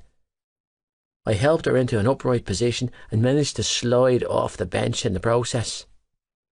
Every muscle south of my navel screamed out in protest. But I didn't move away. Instead, I continued to crouch in front of her, keeping my hands either side of her waist, waiting to catch her. "Are you okay, Shannon?" Her long brown hair fell forwards, cloaking her face like a blanket. She nodded slowly, brows frowned deeply. I think so." I sagged, my relief palpable. "Good." She leaned forward then, resting her elbows on her thighs, eyes open and staring into mine, and all at once she was far too close for comfort. And that was saying something, considering no less than 2 minutes ago she had her face in my lap. We were too close. Suddenly I felt very exposed. My hands moved from her waist to her thighs, an automatic reaction to having a female lean her face towards mine. I quickly checked myself, pulling my hands away to rest on the bench instead. Clearing my throat, I forced a small smile. "You're alive." "Barely," she whispered, with a wince, blue eyes burning holes in mine, studying me with more clarity now. "You have a terrible aim." I laughed at her words. They were so far from the truth, I couldn't help it. "Well, that's a first," I mused. "I'm not used to being criticised about my ability to kick a ball." I wasn't a natural 10, but I had a decent aim and the ability to kick from long range when necessary. Yeah, she croaked out. Well, your ability to kick a ball almost killed me. Fair point, I acknowledged, cringing. Without thinking twice about what I was doing, I reached up and tucked her hair behind her ears. I felt her tremble from the contact and quickly scolded myself for the move. Don't touch her, dickhead. Keep your hands off. Your voice is strange, she announced then, blue eyes locked on mine. I frowned. My voice? She nodded slowly, then groaned and cupped her face once more. Your accent, she clarified, breathing hard. It's not a Cork accent. She was still clutching her head, but she was more alert now. That's because I'm not from Cork, I replied, unable to stop myself from reaching up and smoothing back a piece of her hair. I was born and raised in Dublin, I heard myself explain, tucking the rogue tendril behind her ear. I moved down to Cork with my parents when I was 11. So you're a dub, she stated, clearly amused at the information. A Jackian? I scoffed at the term and tossed back one of my own. And you're a Culchie? My cousins live in Dublin, she told me. Oh yeah? Whereabout? Clondalkin, I think, she replied. What about you? Blackrock. The south side. Her smile widened, eyes more alert now. You're a posh boy. I cocked a brow. Do I look posh to you? She shrugged. I don't know you enough to say. No, she didn't. Well, I'm not, I added, uncomfortable at the thought of her making a preemptive judgment of me. I shouldn't care. Hell, I never normally cared. So why was I sulking over it now? I believe you. Her small voice broke through my thoughts. You could never be posh.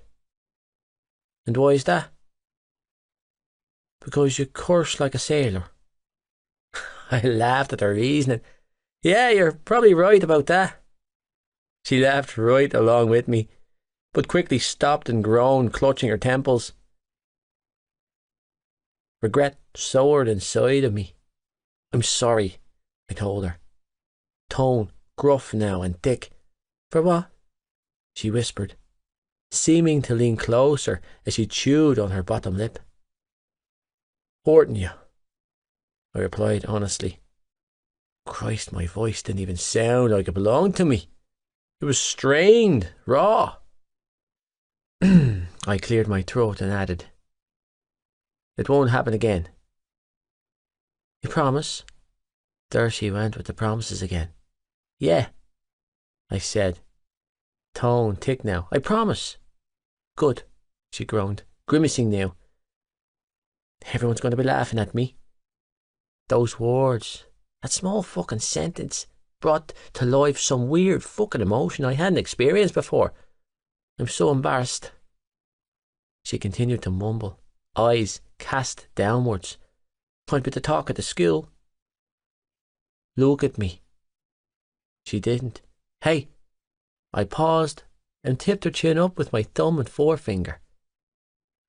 Once I was satisfied I had her attention again, I carried on. No one is going to say a word about you. But they all saw me. Nobody is going to open their mouth about it. Realising my tone was bored or angry, I brought it down a notch and tried again. Not the team, coach, or anyone else. I won't let them. She blinked her confusion. You won't let them? That's right, I confirmed with a nod. I won't let them. You promise? She whispered, a tiny smile pooling at her swollen lips. Yeah, I replied gruffly, feeling like I would promise all the fucking promises in the world just to make this girl feel better. I've got your back. No, you got my head, she croaked out. She glanced down at her body and sighed. Actually, I think you've ruined all of me. Thank fuck for that. Because you're ruining all of me right now, I thought to myself. Jesus, where the hell did that come from? Blinking away the thought, I settled on a safer.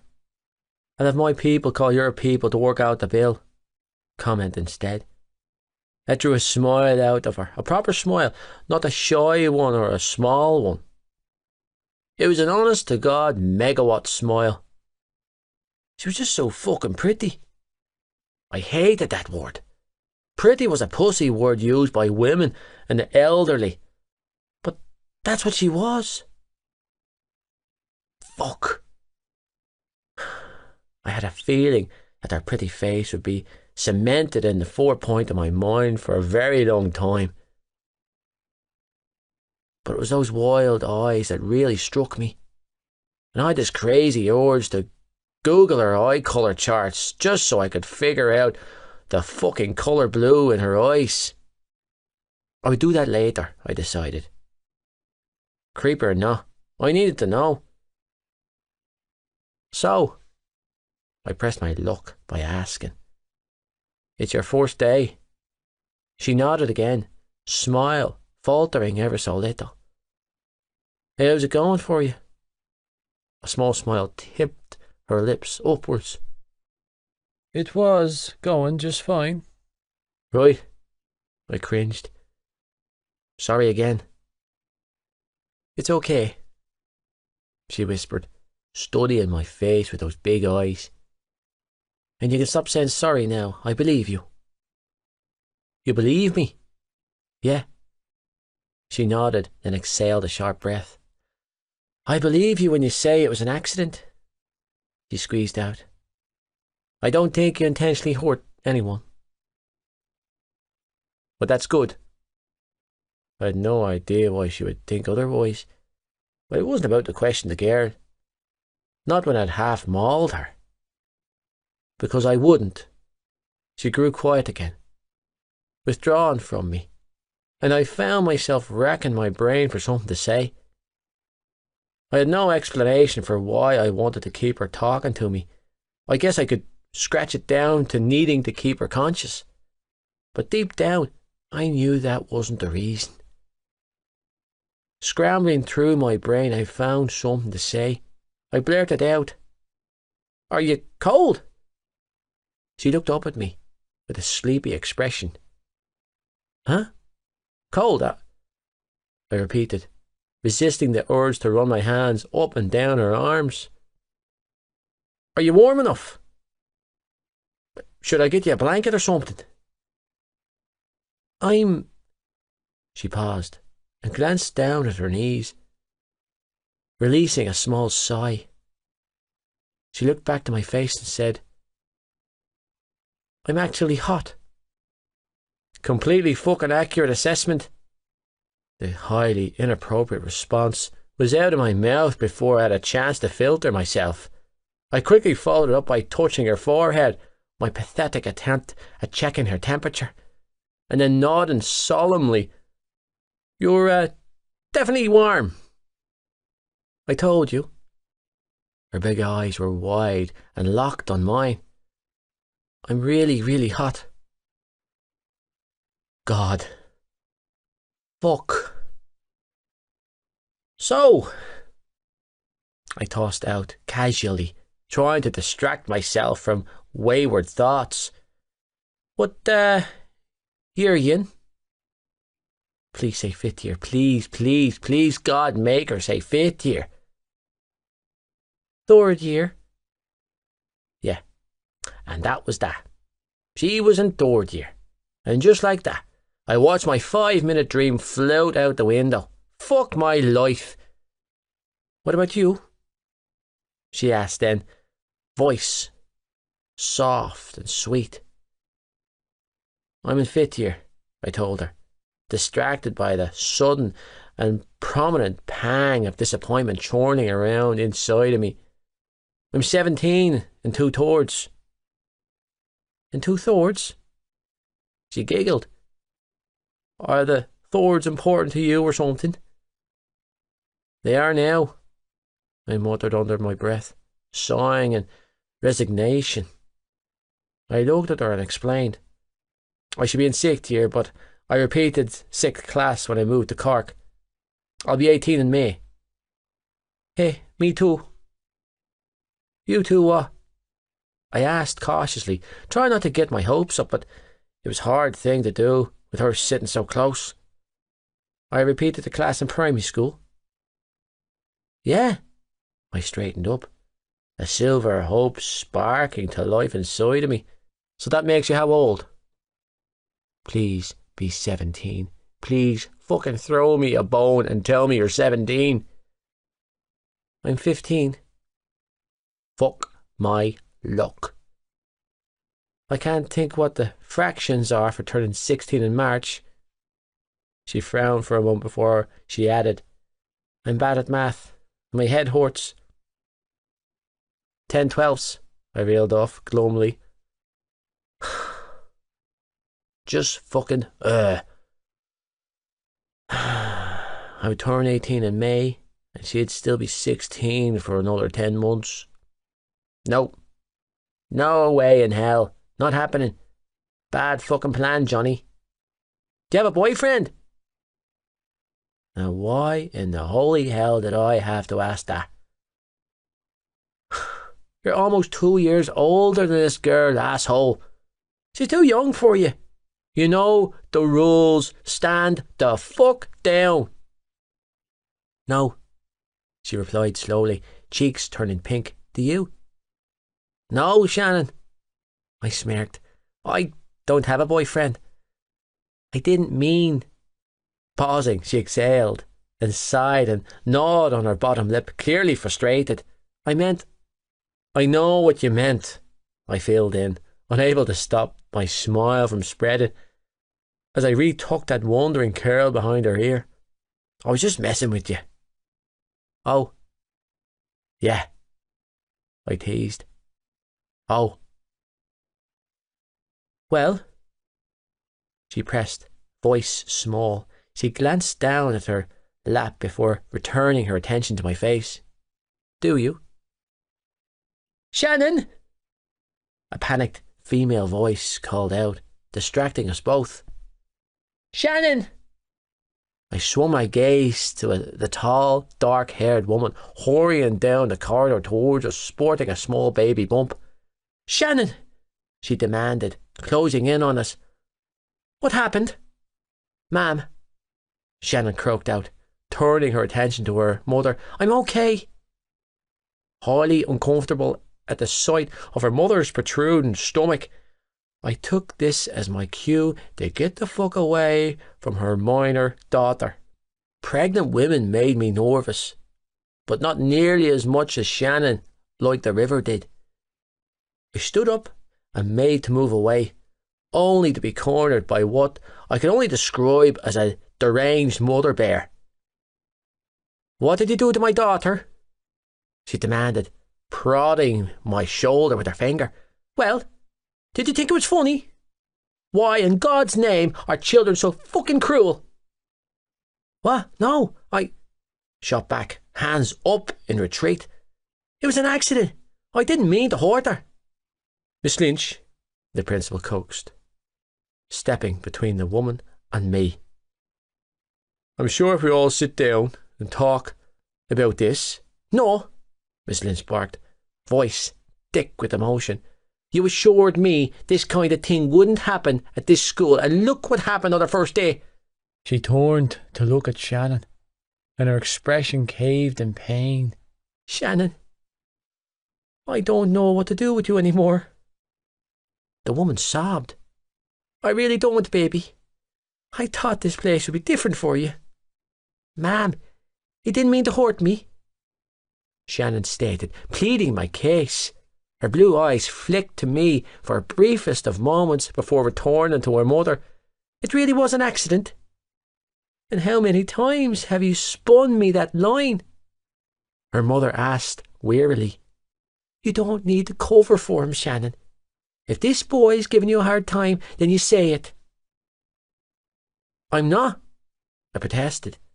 At the same time, Shannon shouted, He's not. Shut up, you, her mother hissed, shoving me hard in the chest. My daughter can speak for herself. Grinding my teeth, I did in fact shut up. I wasn't going to win any verbal disputes with her mother. It was a complete accident, Shannon repeated, chin jutting out defiantly, still holding her head with her small hand. Do you think you'd be here helping me if it was on purpose? That gave the woman pause for thought. No, she finally admitted. No, I don't suppose he would. What in God's name are you wearing? Shannon looked down at herself and flamed scarlet. I ripped my skirt when I fell down the bank, she said with a deep swallow. Johnny gave me his jersey so everyone didn't see my knickers. Oh, yeah, here, I mumbled as I pulled up a scrape of grey fabric from the waistband of my shorts and held it out for her mother. I broke that too. Her mother snatched the skirt from me, and I took a safe step back. Let me get this straight, her mother demanded, her gaze flickering between Shannon and me. Recognition flashed in her pale blue eyes of what I had no fucking idea because I was feeling clueless right about now. He knocked you over, tore your clothes off, and then he put his jersey on you. I muttered a string of curses and ran a hand through my hair. It sounded so fucking bad when she said it like that. I didn't. He helped me, ma'am, Shannon snapped. She moved to stand up, and like the asshole I was, I moved to help her. Catching her narrowing glare from her mother, I went to her anyway. Fuck them all. I'd seen this girl half mindless an hour ago. I wasn't taking any chances with her. Ma'am, Shannon sighed. He was football training, and the ball hit me. Rugby, Mr. Toomey interjected proudly. Our Johnny's the finest rugby player Tommen College has seen in 50 years. I rolled my eyes. This was not the time to be talking me up, or the company.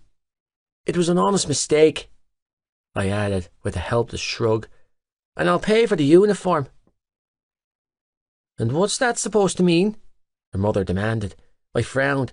It means I'll pay for the uniform, I repeated slowly. Her skirt and tights, Shannon interjected. And her tights. I flashed her an indulgent smile, then quickly sobered my features when I was met with a death glare from her mother. I'll replace everything. Because we have no money, Miss Lynch barked. Because I can't afford to clothe my own child. No, I said slowly, confused as fuck by the human incubator declaring silent war on me. Because it's my fault they're ruined. Well, no, thank you, Johnny, she huffed. My daughter is not a charity case. Christ, this woman was something else. I tried again. I never said she was, Mrs. Lynch. Stop, ma'am, Shannon groaned, cheeks burning red. He's only trying to be nice. The nice thing to do would have been not to assault you on your first day, Mrs. Lynch huffed. I stifled a groan. I wasn't going to be winning any popularity contest with this woman. That was for sure. I'm sorry. I rolled off the word for the 100th fucking time. Johnny, Mr. Toomey said, clearing his throat. Why did you go back and change into your uniform and get your next class? I sighed in relief, delighted at the prospect to get away from this crazy fucking woman. I took a few steps in the direction of the front entrance, then paused hesitating. Should I leave her? Should I stay? Walking away didn't feel like the right thing to do. Unsure, I moved to turn back, but was shot down with a barking order. "Keep going, Johnny," her mother ordered, pointing a finger at me. So I did. Chapter 5. Laying down laws and breaking them. Johnny. By the time I made it back to the changing room after a detour trip to the lunch hall to speak to the vice principal, Mrs. Lane, the team was finished with practice and most of the lads had finished showering. Ignoring the muffled remarks and stares when I walked in, I went straight to Patrick Feely, apologised for being a prick to him earlier, shook it out, and I skulked over to the bench. Sinking down beside my gear bag, I kicked my feet out, rested my head against the cool slabbed wall behind me, and exhaled a heavy breath as my brain went into overdrive, obsessing over every detail of the day's events. What the fucking day? Bullying. I wasn't a bully. I'd never laid eyes on the girl before, in my life. Apparently, that little gem of information was lost on our vice principal, who'd been called in by Mr. Toomey to help dispel the drama. After a 10-minute bollocking off Toomey's right-hand woman, I'd been given strict instructions to stay away from the Lynch girl. Her mother thought I was fucking bullying her and didn't want me going anywhere near her daughter. If I went near her again, I'd face immediate suspension. It was complete and utter bullshit, and I hoped Shannon had the decency to straighten it out and stand up for me. Fuck it, whatever. I'd keep a wide-ass berth. I didn't need the hassle. Girls were a fucking complication I didn't need. Even little ones with wild blue eyes. Damn it. Now I was thinking about her eyes again. She still has your jersey, I mentally noted, which made me sad for a whole different reason. It was new, and I'd only worn it this one fucking time.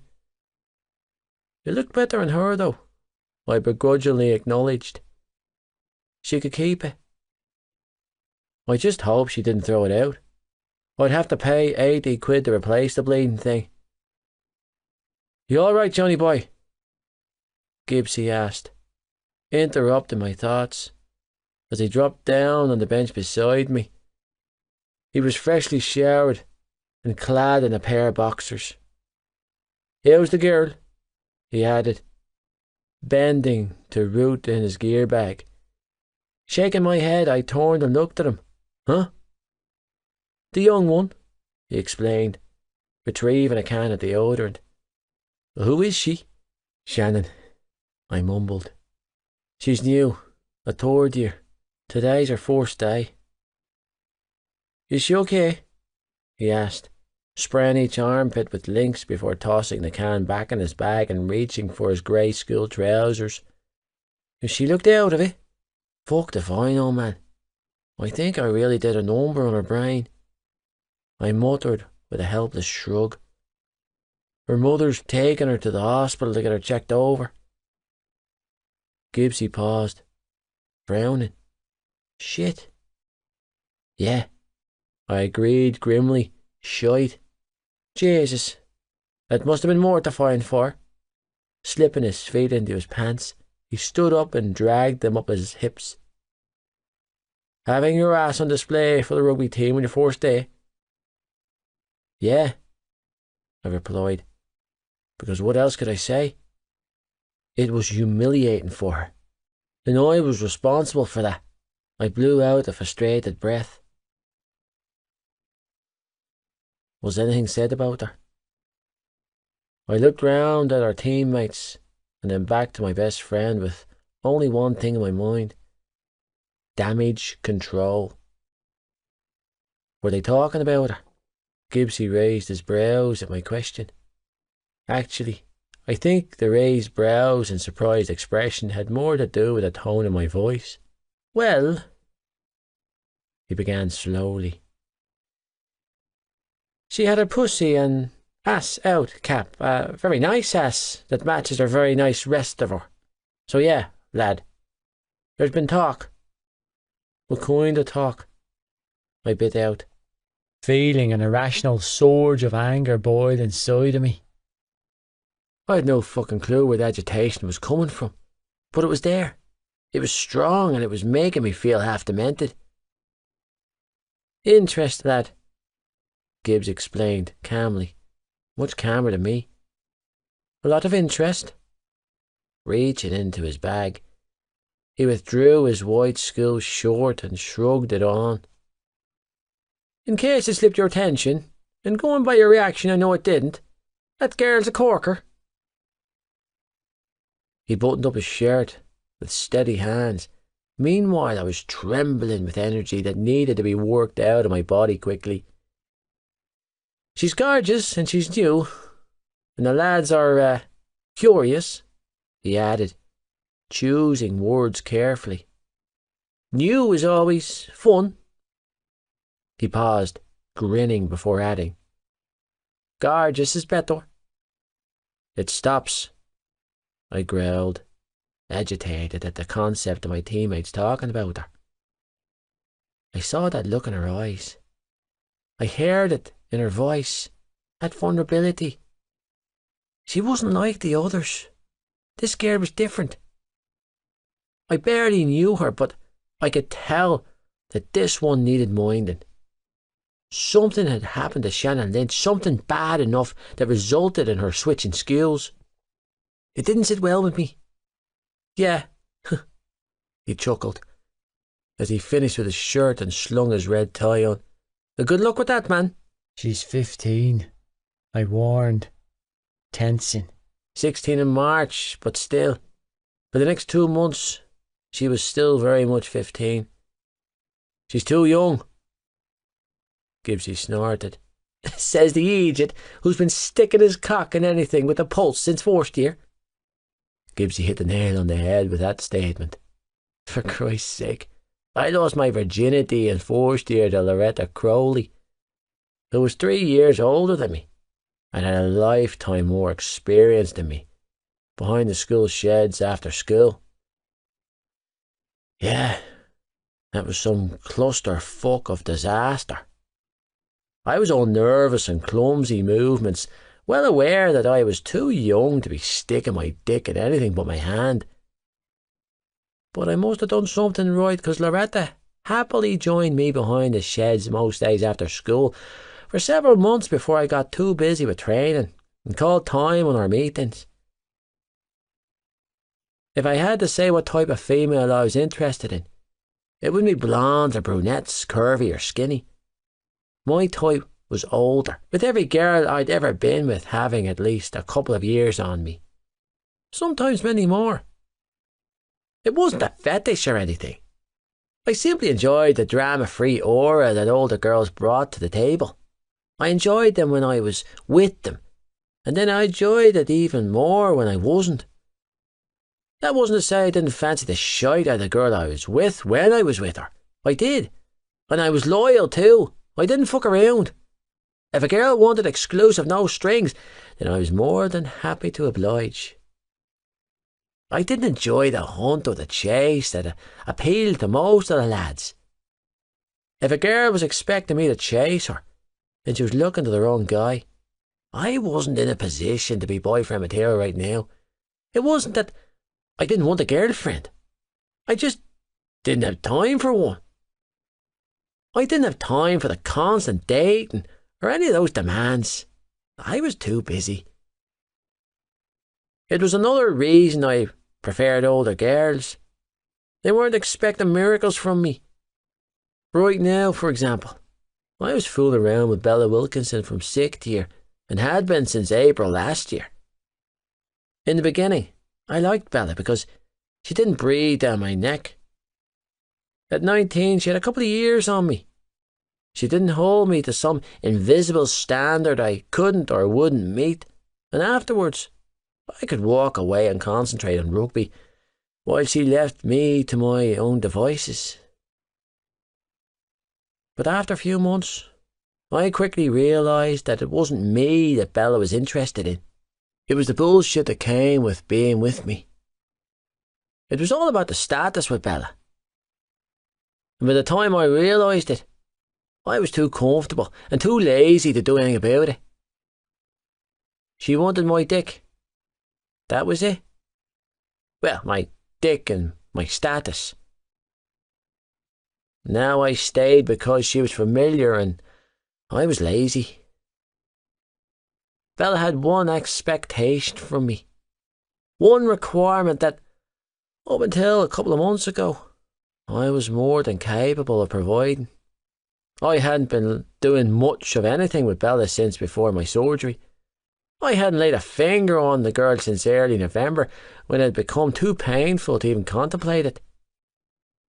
But my point was that, when it happened, it was just sex for me. A steady release. Somewhere in the back of my mind, I acknowledged that this was an unhealthy attitude towards life and relationships with the opposite sex, and that I was probably deeply jaded, but it was hard to remain a boy when I was living in a man's world. It also didn't help that I was playing rugby at a level where I was surrounded by men much older than me, conversations that were meant for people much older than me, women that were meant for men much older than me. Not girls, but women. Jesus. If my mother knew the half of the women who had offered themselves to me, grown-ass women, she'd pull my arse out of the academy and lock me in my room until I turned 21. In a way, my childhood was robbed from me because of my ability to play rugby. I grew up very quickly, taking on the role of a man when I was little more than a boy. Coached and pushed, pressured and championed. I didn't have a social life and childhood. Instead, I had expectations and a career. Sex was the reward I allowed myself for being, well, good. For controlling everything else in my life. For balancing my school and my sport with pristine control and iron will. I wasn't the only one like this. Aside from a couple of lads with long-term girlfriends, the rest of the lads in the academy were as bad as me. Actually, they were worse. I was discreet, they weren't. We're not talking about me, I told Gibbsy, dragging my attention back to the present, my anger growing by the second. She's a fucking kid. Too young for all you horny little pricks, and every asshole in this room needs respect that. 15 is a kid, Gibbsy countered, looking confused. The fuck you talking about, Johnny? 15 is young, I barked, frustrated. And illegal. Oh. Gibbsy grinned knowingly. I see. You don't see shit, Gibbs. I shot back. Since when did you start giving a shite about what any of us do? I don't. Do whatever and whoever the hell you want, I countered heatedly. Just not whore. He grinned widely, clearly goading me when he teased. Keep that talk up and I'm going to start thinking you're going soft for the girl. I'm not fucking around here, I countered, taking the bait. Relax, Johnny, Gibbsy said with a sigh. I've no intention of going near the girl.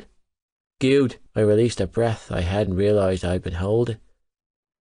I can't vouch for the rest of them, though, he added, gesturing his thumb behind him. Nodding stiffly, I turned my attention to the busy changing room and stood up, bristling with agitation. Listen up, I barked, drawing everyone's attention to me. That girl in the pitch earlier. I waited until I had my teammates' attention, and then I waited for understanding that crossed our features before bursting into a rant. What happened to her out there today? It would be embarrassing as hell for anyone, and especially for a girl. So I don't want to hear one word of it repeated around the school or town. My voice took on a threatening hint when I said, if it gets back to me that any of you have been talking about her, well, I don't have to explain what will happen. Some snickered, and I turned my glare on the culprit. You have two sisters, Pierce, I snapped, glaring at the red-faced hooker. How would you feel if that happened to Mary Beth or Candice? Would you like the lads talking about her like that? No, I wouldn't. Pierce reddened further. Sorry, Cap, he muttered. You won't hear it back from me. Good man, I replied, nodding before facing the team. You don't bring up what happened with her close to anyone. Not your pillow pals or friends. It's gone, erased. Never fucking happened. And while we're on the subject, don't talk to her, I added. On a roll now, my commands this time for entirely selfish reasons. I didn't dare think too much about it. Don't get any notions about her. In fact, don't look at her at all. To be fair to them, most of the senior players on the team just nodded and went back to whatever they'd been doing before my outburst, letting me know that I was being irrational about this. But then there was Ronan fucking McGarry in his mouth to contend this. I didn't like this guy. Couldn't stand him if I was being honest. He was a loud-mouthed third year who pranced around the school like he was a king of the hill. His cocky attitude had only magnified in annoyance this year when he was brought into the senior team at school after ACL injury had finished Bobby Riley's seasons early. McGarry was a mediocre rugby player at best, playing scrum half for the school this season, and a goddamn pain in my arse to cover on the pitch. He was only on the team in the first place because his mother was the coach's sister. It certainly wasn't for his talent. Give me great pleasure taking him down a peg or 10 at any given opportunity. Why? He taunted, from the safety of the opposite end of the change room. Are you laying claim? The blonde little fucker, encouraged by a couple of his bench warmer buddies, continued. Is she yours now or something, Kavanagh? Well, she's certainly not yours, prickface. I shot back without hesitation. Not that I was including you in the statement. Sniffing, I looked him up and down slowly, with feigned displeasure before adding, Yeah, you're not an issue for me. Several of the lads erupted into howls of laughter at McGarry's expense. Fuck you, he spat. Ouch, I feigned hurt, then grinned across the room at him. That hurt so much. She's my class, he tossed out. Good for you, I clapped, not liking this new information one bit, but burying my annoyance with a heavy dollop sarcasm. Do you want a medal or a trophy for that? Turning my attention back to my team, I added, She's young, lads, too young for any of you, so stay the fuck away. Not for me, the little prick piped up. She's the same age as me. No, not a matter of age for you, I countered evenly. She's just too good for you. More laughs at his expense. Everyone might act like you're some kind of god at this school, he growled, but she's fair game as far as I'm concerned. Puffing out his chest like a defected gorilla, he smirked at me. If I want her, I'll have her. Fair game. I barked out a laugh. If you want her, you'll have her. Christ, kid, what world are you living in? Ronan's cheeks turned pink. I live in the real world, he spat. The one where people have to work for what they get, and not have it handed to them because they're in the academy. You think so? I arched a brow, tilting my head on one side to take his measure. Apparently not when you're deluded enough to think I've been handed everything in my life, and especially when you refer to girls as fair game. Shaking my head, I added, "They're girls, McGarry, not Pokemon cards. God, you think you're so great, don't you?" He snapped, jaw clenched. "You think you're so fucking amazing. Well, you're not." Growing bored of his antics, I shook my head and gave him an out. "Sling your hook, kid. We're not playing this game with you today. Why don't you do us all a favour and sling your hook, Johnny? I wish you'd just fuck off to the use and be done with it," he roared, face turning an ugly shade of purple. "That's what you're in the academy for, right?" he demanded, tone furious. "To be conditioned? To move up the ranks and get contract?" Huffing out the breath, he snarled. "Then fucking move. Leave Tommen. Go back to Dublin. Take your contracts and go the fuck away." "Education is important, Ronan," I grinned, relishing in his hatred of me. "The academy teaches us that. I bet the Irish heads don't even want you." He tossed back angrily. "All this talk about you joining the under-20s in the summer is all bullshit. You made it up yourself." "Kid, you need to walk away now." Hughie Biggs, our number 10, and a good friend of mine interjected with a sigh. "You sound like a fucking clown." "Me?"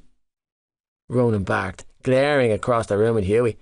"He's the asshole walking around his town like he owns it, getting special treatment from the teachers and ordering all you around.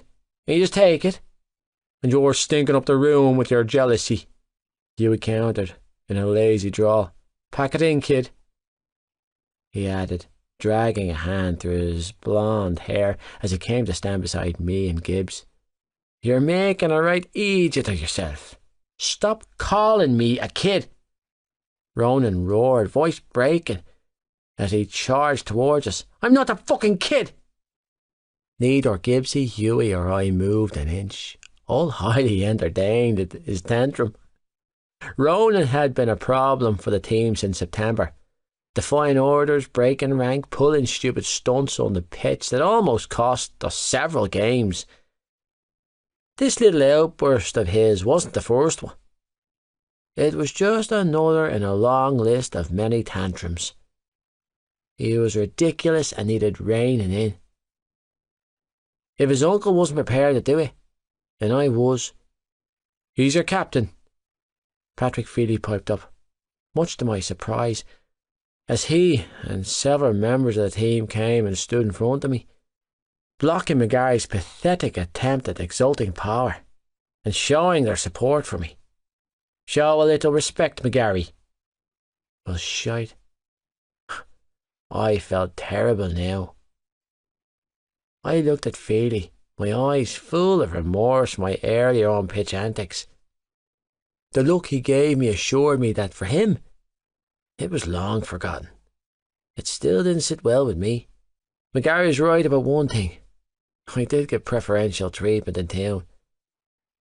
I worked like a dog on the pitch and was rewarded fabulously off it. I would use that pool to buy Feely a pint at Biddy's at the weekend. Gibbs and Hughie too. "Run home to your mammy, Ronan," Gibbsy ordered, shoving him towards the changing room exit. "Maybe she'll get your leggers out." Swinging open the door with one hand, Gibbsy pushed him out with the other. "You're not ready to play with the big boys." "I bet your Shannon won't be saying that," Ronan snarled, forcing himself back in the room. "Or should I say, she won't be able to." He grinned darkly, eyes locked in my face, when my cock is buried down her throat. "Keep talking about her like that," I said, fists forming into tight balls at my sides. "I would love a reason to tear your fucking head off. I sat behind her this morning in French, you know," he taunted, grinning widely now. Had I known what she was hiding under that skirt, I would have been more than friendlier. Winking, he added, "There's always tomorrow. And that, folks, is how you sign your own death certificate." Hughie muttered, throwing his hands up in resignation. You stupid little bollocks. No one person tried to stop me when I barreled towards Ronan. No one dared. I'd hit my quota of bullshit for the day, and the lads knew it.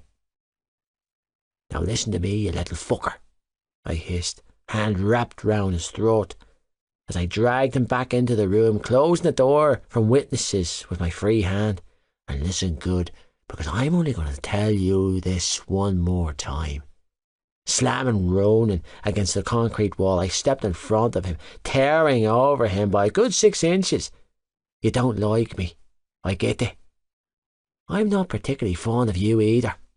I clutched his throat, tight enough to make it hard for him to breathe, but not enough to cut off circulation and kill him.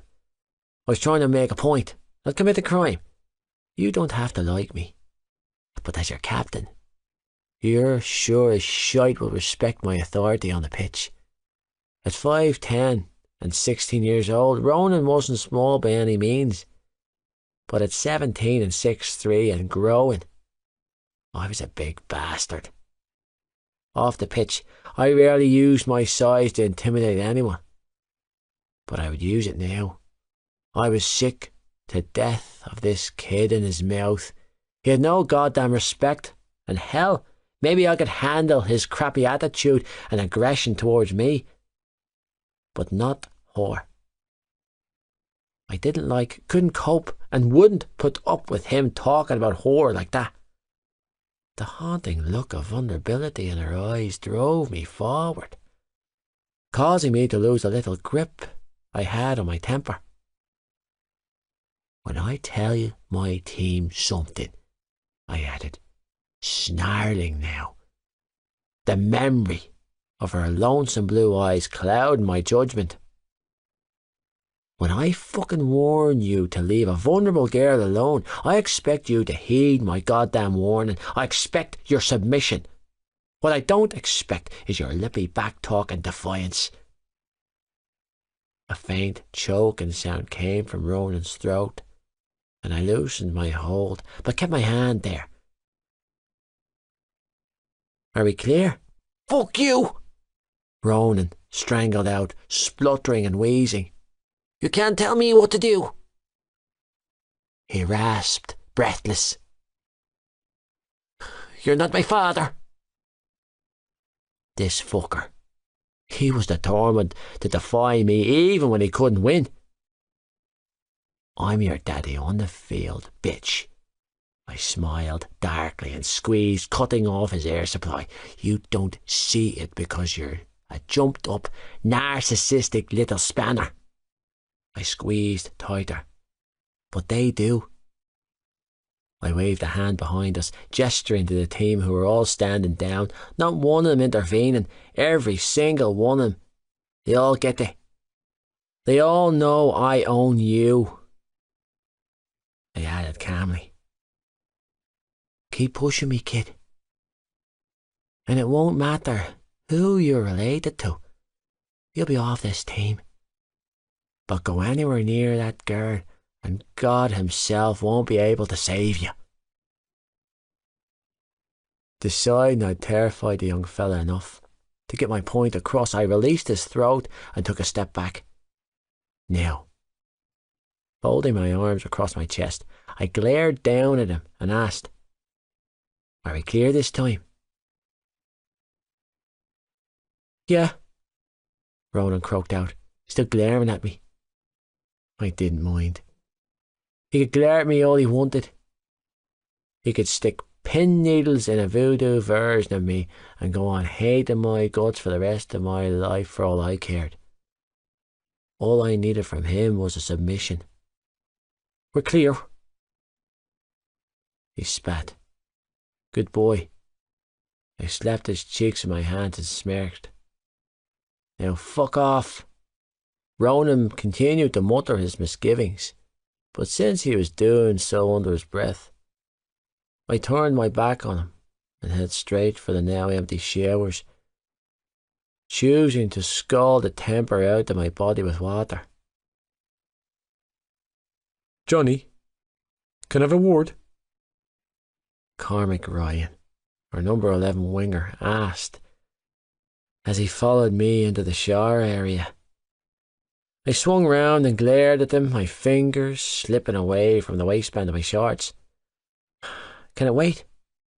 I asked, tone tight, jaw clenched, as my gaze travelled over him. Annoyance flared to life at the sight of him, and I knew full well what he wanted to talk to me about. Or should I say, who he wanted to talk about. Bella. The time for talking was months ago.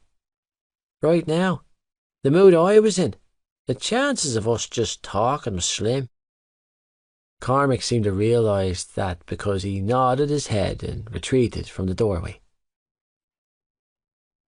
"Yeah, no bother," he replied, swallowing deeply as he backed up. "I'll catch up with you another time." "Yeah." I deadpanned, watching him leave.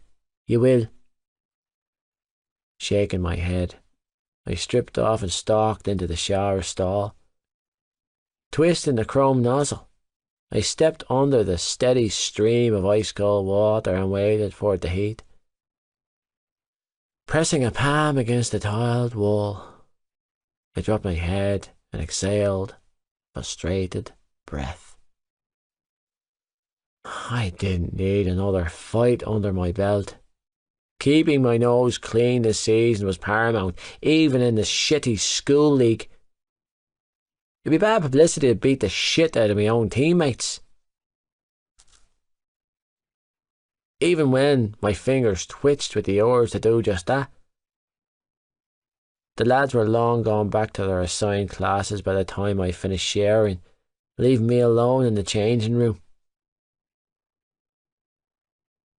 I didn't bother rushing back to class, prioritising my time with hoofing down my lunch and pre-made protein smoothie instead.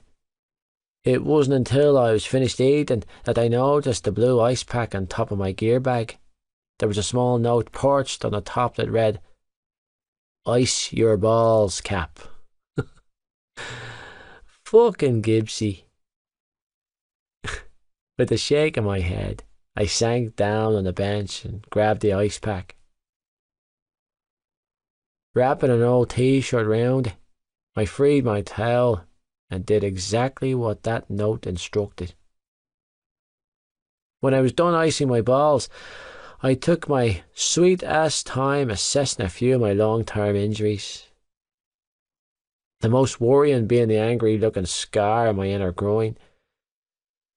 The skin was hot, itchy, swollen, and fucking disgusting to look at. Playing with an injury was a common ailment for a guy in my situation. But after 18 months of suffering with a chronic groin injury, I'd thrown the towel in and agreed to the surgery in December. Spending 4 days on the flat of my back in a hospital, writhing in agony, having caught an infection was bad enough. But the last 3 weeks of post-surgery rehabilitation had been pure fucking torture. According to my GP, my body was healing nicely, and he had signed me off to let me play, mostly because I lied through my teeth.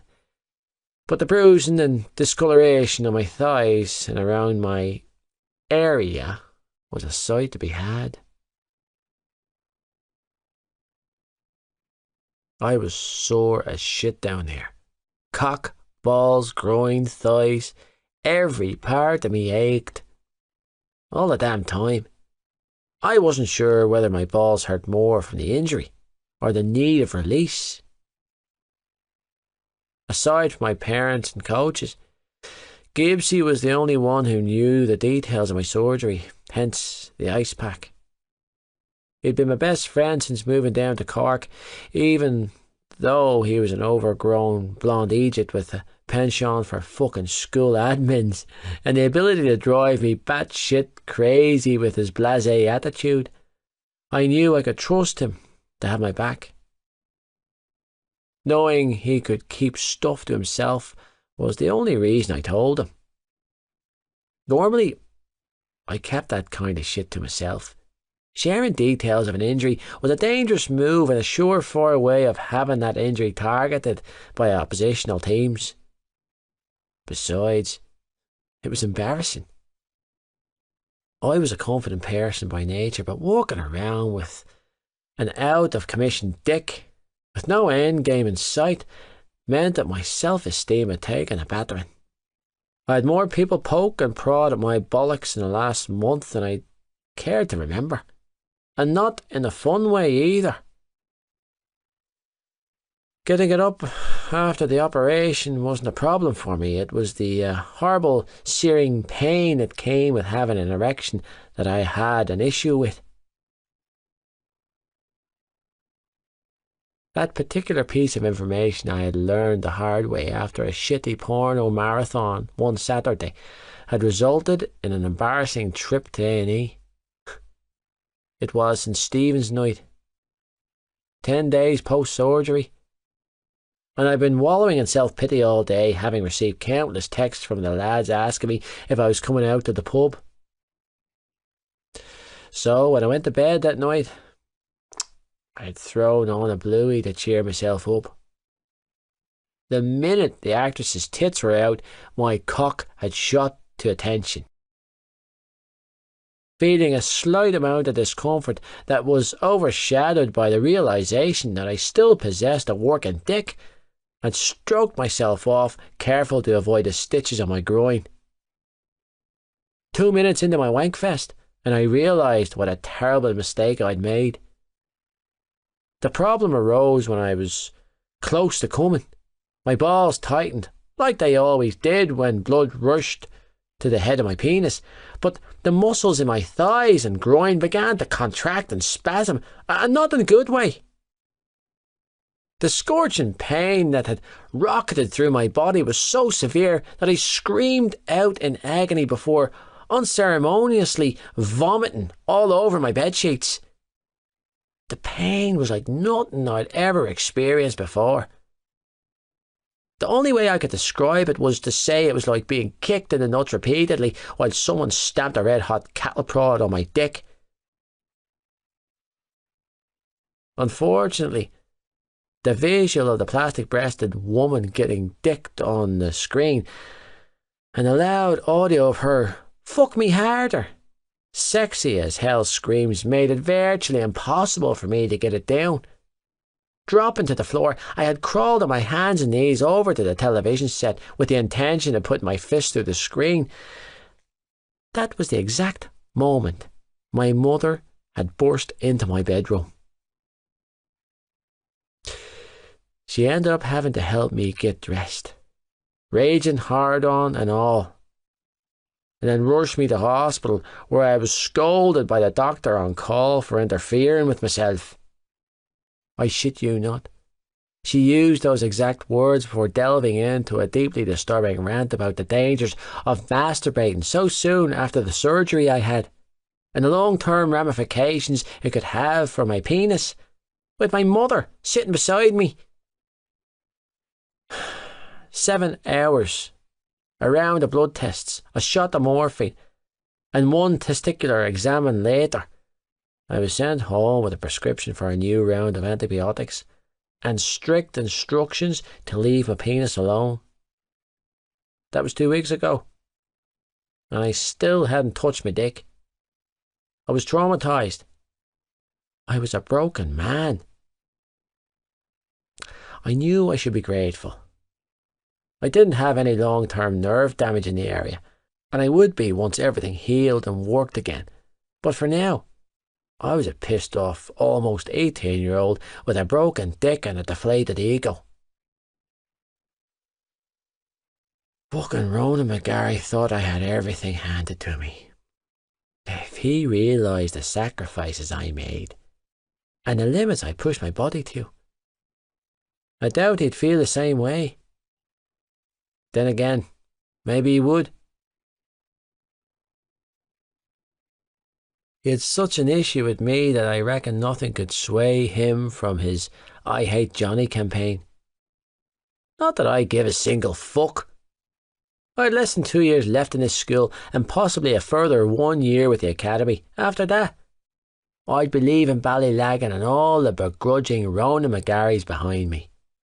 Stretching my legs out, I gently rubbed down the area with my prescribed anti-inflammatory gel, biting down on my lip to stop myself from screaming in pain. Clenching my eyes shut, I forced my hands to move over my thighs, performing the exercise my physio had instructed I do after every training session.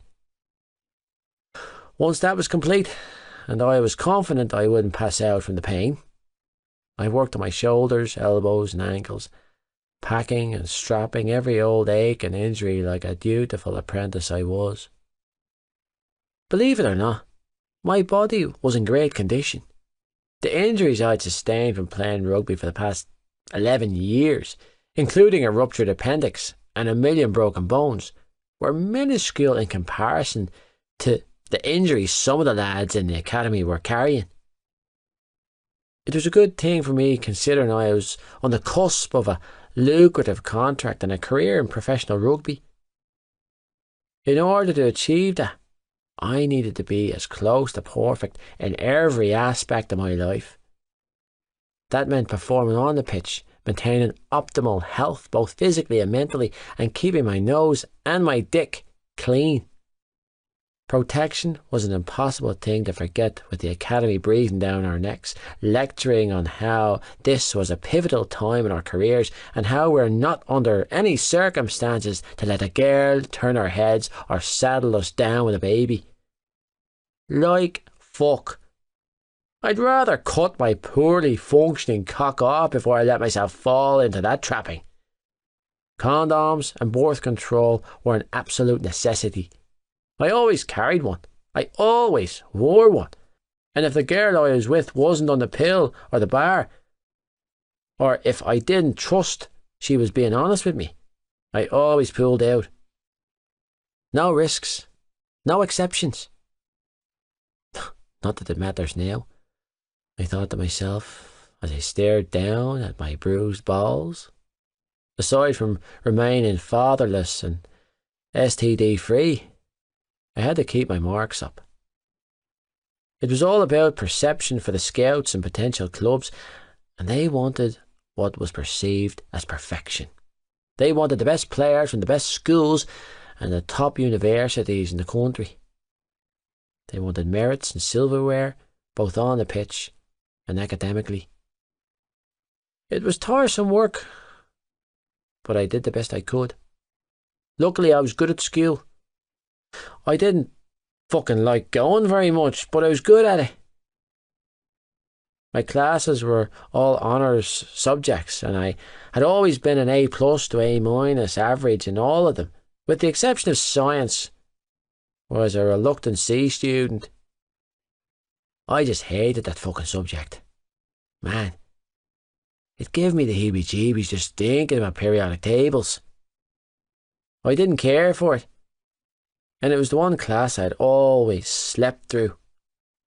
It came as no surprise to my parents that when the time came for me to choose my Leaving Cert subjects and this term, I had avoided the 3 science subjects like the plague. No, they could keep their biology, chemistry, physics for the hardcore brain-tards. I would stick to business and accountancy. An unlikely passion for a rugby head, but it was right up my street.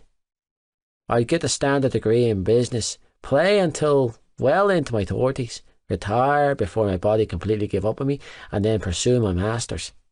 See, I had it all planned out. No room for change, no room for girlfriends, and no goddamn room for injuries. My life choices and strict routine pissed my mother off to epic proportions. I knew Mum didn't like my lifestyle, and she was always nagging me. She said I was limited, that I was missing out on so much life. She begged me to be a child. The problem was, I hadn't been a child since I was 10. When rugby took off for me, I left that shit behind, my childhood. Dreams of playing rugby morphing into focused, hungry, driven obsession. I'd spent the past 7 years in beast mode 24/7 and had the physical body, shape and size to prove it. My father was easier on me. He mollified my mother and coaxed her to stop worrying so much, telling her that it could be worse. I could be going out getting stoned off my head after school or getting legless with the rest of my friends down the pub. Instead of doing that, I trained. I spent my days studying, my afternoons on the pitch, my evenings in the gym, and my weekends rotating between all three. Jesus, I couldn't recall the last time I blew off the gym for a night out with the lads or ate a 99 ice cream cone without worrying about wasteful calories and unbalanced micronutrients. I ate clean, I trained hard, and I followed every order, suggestion and demand given to me by my coaches and trainers. It wasn't an easy lifestyle to uphold, but it was the one I'd chosen for myself. I trusted my gut and pursued my dreams with relentless drive, taking comfort in the fact that I was almost there. Until I made it, and I would make it. I would continue to make the sacrifices and remain focused, dedicated, and undistracted from bullshit teenage drama. It was for those exact reasons I was feeling so edgy. A girl, a fucking female I'd known for no longer than 2 hours, had managed to do what no one else ever had. Knock me off kilter. Shannon, like the river, was on my mind. And I didn't fucking like it. I didn't like that she was taking up valuable time in my head. Time I didn't have to spare or give to anything or anyone other than rugby. She was already pulled out of Ballylagan Community School for being verbally and physically attacked. And what happens on the first day at Tommen? This. You assured me this kind of thing wouldn't happen at this school, and look what happened on the first day. Shannon, I don't know what to do with you anymore. I really don't, baby. I thought this place would be different for you. What the hell was going on? What happened to her? Why the fuck was I obsessing about her like this? I barely knew the girl. It shouldn't matter to me. Jesus, I need to get a life. Take up watching some train wreck reality TV program or something. Anything to block out today's events and those lonesome blue eyes. Forcing myself to block her out, I concentrated on tending to my injuries, all the while thinking about potential strategy and tactics for the match on Friday. When I was all patched up and had thrown my school uniform back on, I checked the time on my phone and noted that if I hurried my ass up, I would make the last class. I skimmed through a couple of new text messages from Bella, asking me if I was better and wanted to meet up. I shot her a quick reply saying, "Still out of action," and waited for a response. It came almost immediately, followed by several more texts. "I'm getting sick of this shit, Johnny. I don't like being ignored. Everyone's talking about you, you know, saying your performance on the pitch is going to crap. It made the papers. They're saying you're losing your touch. I agree. You're being a useless dick, and you have a useless dick. I know there's nothing wrong with you. You're just trying to get out of taking me to the awards gala at the end of the month. Why don't you ever take me to those things? I never ask you for anything. If you don't start appreciating me, I know plenty of lads who will." I expelled a heavy breath and quickly read each message. Yeah, this was getting out of hand. I could feel the noose tightening around my neck. I tapped out a quick reply saying, "Do whatever you want. I'm not your keeper." before turning my phone off and heading back to school, stopping at the office. "Johnny!" Dee, the school secretary, cooed when I stepped through the doorway. "Back already?" she asked, taking a slow appraisal of my body. "Mr. Toomey hasn't sent for you, honey." Our school secretary was a low-sized woman in her late 20s, with peroxide blonde hair and a penchant for teenage boys, and a serious weakness for rugby players. Her blue eyes were lined with way too much black eyeliner and thick, mushy mascara that blended well with the mountain of foundation caked on her face and blood-red lips. She wasn't an unattractive woman. She had a nice shape and a fantastic ass, but she was a case of mutton dressed as lamb. Despite her cougar attempts and blatant inappropriateness, I was oddly fond of the woman. She helped me out on more than one occasion, down through the years, signing me out of classes, covering my absenteeism, burying misdemeanours, and all types of incriminating shite that would affect badly on me. Back in third year, when I came home from training camp, I dropped an Ireland jersey with most of the team signatures into her. It was a last-minute display of appreciation on my part, knowing that she had gone a great deal of trouble to get the Board of Education to waive her compulsory oral junior cert exam I'd missed while away. I had the jersey in my gear bag and just gave it to her, feeling like I needed to compensate the woman for her efforts. After that, she was my biggest champion, doing countless and often morally questionable favours for me. And I, in turn, snagged her tickets to games whenever I could. We had a good arrangement. "I'm here to see you, Dee," I shot back with a flirty wink, fighting down the urge to run for the hills from the school cougar. I sauntered over to the counter that separated the office from the rest of the reception and grinned. "I was hoping you could help me out with something." "I'm always willing to help my favourite all-star," she paired, "with anything." "Appreciate it," I replied, repressing the urge to shudder when she reached over the counter and stroked her inch-long, flaming red fingernails across my knuckles. "Do you have an envelope?" "An envelope?" Her drawn-on brows shot up in surprise. "Oh," she muttered, looking a little forlorn. Reaching behind the desk, she rummaged around before slapping a plain brown envelope on the counter. Pulling out my wallet, I snagged 250 notes and stuffed them inside. "Do you have a pen?" I asked. With a little huff, she handed me one. "You're a lifesaver," I mumbled as I quickly scrawled a note on the envelope before placing the pen on the counter. "Is that all?" "Actually, no, it's not."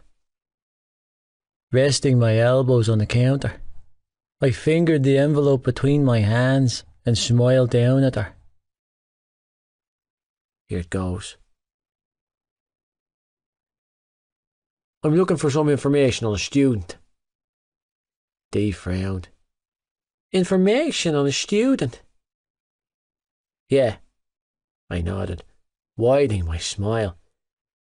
"Shannon Lynch." Who had I been fooling with distracting myself with reality TV? I was an obsessive bastard by nature, with a one-track mind that was currently and solely programmed on her. I had to know her. I needed more. I wasn't thick enough to think this didn't matter, or that my reaction to McGarry in the changing rooms earlier didn't matter. It mattered that she was able to do this to me. It mattered that hours later I was still thinking about her, wondering about her, and inevitably worrying about her. It mattered that she mattered when no one ever mattered to me before. Fuck. Now I was confused about all the matters. Oh, Johnny. Dee pursed her lips, her frown deepening as she drew me back to the present. I'm not sure. Mr. Toomey made it clear that you are to have no contact with the Lynch girl. Her voice broke off as she reached for her notepad. See? She taped her finger on the scroll pad. It's written down and everything. Her mother was demanding you be suspended for that incident on the pitch today. She's calling it assault.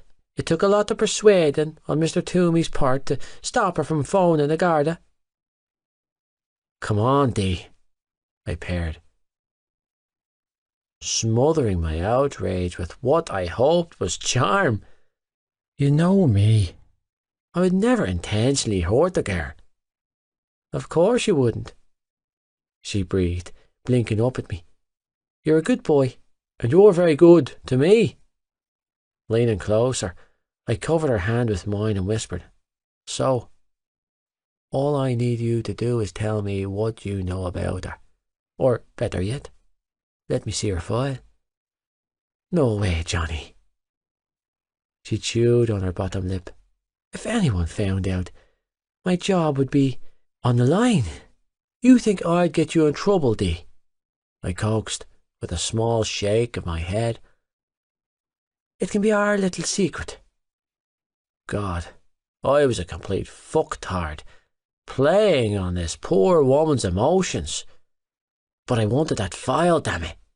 I'd a burning curiosity to find out about Shannon. More specifically, what happened to her at her old school. Mr. Toomey's words had planted the seed inside my head, and I was dying to find out. I'm sorry, honey, but I can't help you this time, Dee replied, lips pursed. I need this job. Frustrated, I shook my head and wrestled my temper into touch before trying again. Can you at least give me her locker number? Dee's eyes narrowed. Why do you need that? I just do, I shot back, tone a little harder now. I was pissed off. I wasn't used to being told no. When I asked for something, I usually got it. It was a shitty way to be, but that's how life went for me. I already told you, she retorted. Mr. Toomey said you're not supposed to go near her. It's her locker number, Dee, not her fucking home address. I snapped, irritation growing. You'd swear I was a fucking murderer or something, the way you're all acting. With a heavy sigh, Dee nodded dejectedly and walked over to the filing cabinet. All right. Thank you, I replied, tone heavy with sarcasm. But you didn't get this off me, she grumbled, rummaging through each drawer until she found the desired folder. Fine. I'm serious, Johnny. I don't need the hassle. Neither do I. Flicking the folder open, she quickly scanned the first page before snapping it shut. Locker 641. In the third year wing.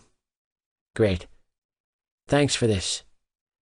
I grabbed the pen and scrawled the number in the back of my hand before heading for the door. Pausing in the doorway, I turned and asked, Can you at least tell me how she is? Dee sighed. The last I heard, her mother was taking her to A&E for a scan. A scan? I frowned, anxiety gnawing at my gut. She's all right though, isn't she? When she left, she was walking and stuff. I mean, she'll be grand, right? Yes, Johnny. I'm sure she'll be fine. She picked up a pen on the counter and placed the cap on it. It's just a precautionary measure. Really? Uh-huh. Uncertain, I blurted. Do you think I should go? To the hospital, that is. Shrugging, I added, should I visit? It's my fault she's at the hospital. I'm responsible. Definitely not, Dee snapped, her tone taking on a hint of authority. If you know what's good for you, Johnny Kavanagh, you will stay well away from the girl. She let out a loud huff before adding in a much quieter tone of voice. Between you and me, her mother's out for your blood. You do well to avoid all contact with her. And if I'm being honest, the girl just doesn't seem... She paused, chewing on her bottom lip for a moment before finishing. Well, stable. My brows furrowed. What do you mean she's not stable? Dee chewed on her pen, looking uncomfortable. Dee! I pressed. What do you mean by that? Maybe stable isn't the appropriate word, she admitted, tone low. But there was something off about her. Off? Troubling? Dee clarified, and then corrected herself by saying, troubled. She seems troubled. Well, shite. Trust me to fixate on the crazy. Right, I muttered, turning for the door again. Thanks for the heads up. Keep your distance, Johnny, she called after me. And stay away from the hospital. Deep in thought, I strolled out of the office with the envelope in hand, wandered down the left wing of the main building, stopping at a row of freshly painted blue lockers outside the third-year common area. I scanned the rows for locker number 461. When I found the one I was looking for, I pushed the envelope through a tiny gap at the top of the metal door. I didn't care if her mother didn't want the money. She could burn it for all I cared, but I had to give it to them. To her. Readjusting my school bag on my shoulder, I slid my hand into my pocket and retrieved my car keys. Decision made to blow off the rest of the day and wait in the car for Gibbsy.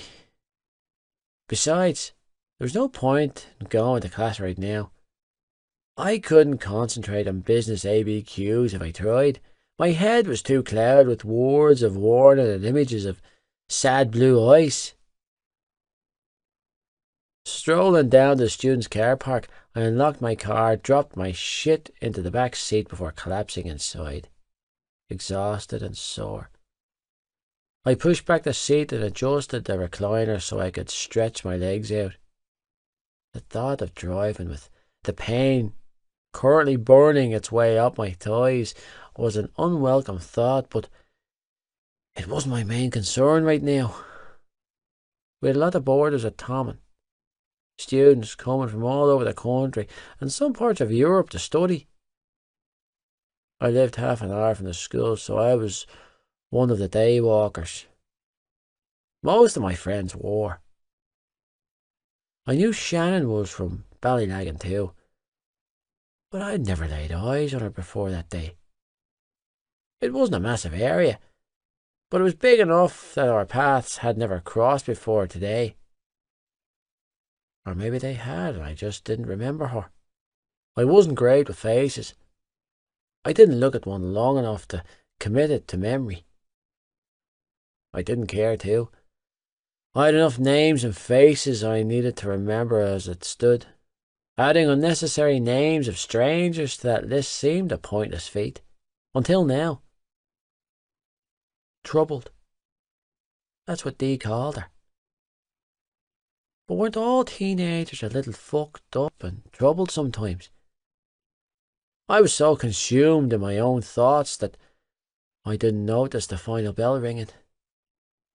45 minutes later, or the flood of students climbing into cars around me, it was only when the passenger door of my car flew open that I jerked back to the present. Hey, Gibbsy acknowledged, dropping into the passenger seat beside me. I see your heart's still set in sport in the semi-homeless looking here, he added, kicking a pile of shite away from his feet. Reaching round, he tossed his bag into the back seat. It fucking stinks in here, man.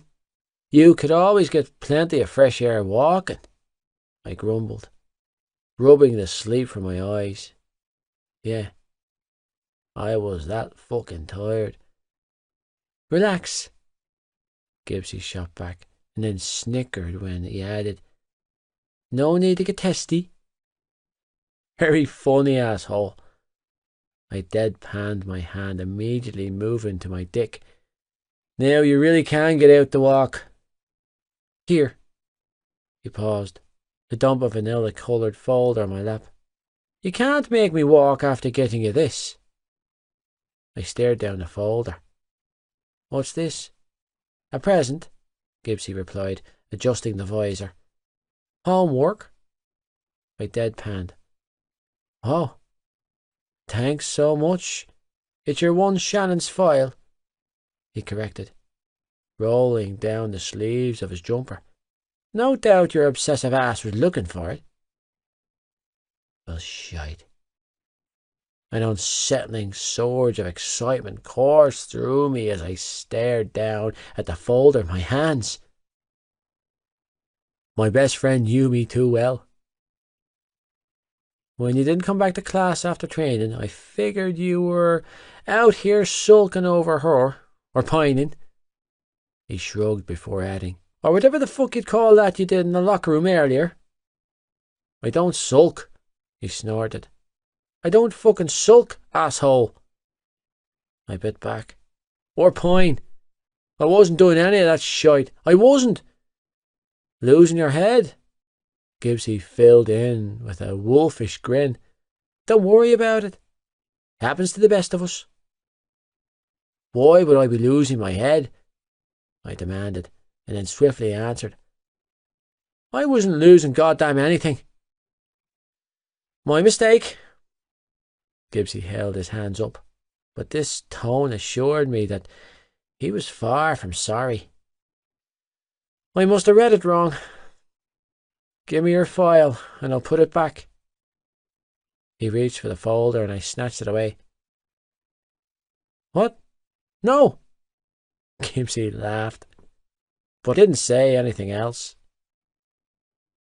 The knowing grin he gave me was enough of a response. How'd you manage to convince Dee to hand it over? I asked, changing the subject. How do you think? I repressed a shudder. Jesus! It's not all bad, Gibbsy smirked. The woman sucks like a hoover. And the thrill of getting caught always makes for fun times. I held my hand up. Didn't need to know that. He snorted. You already knew that? Yeah, I sighed, heavily.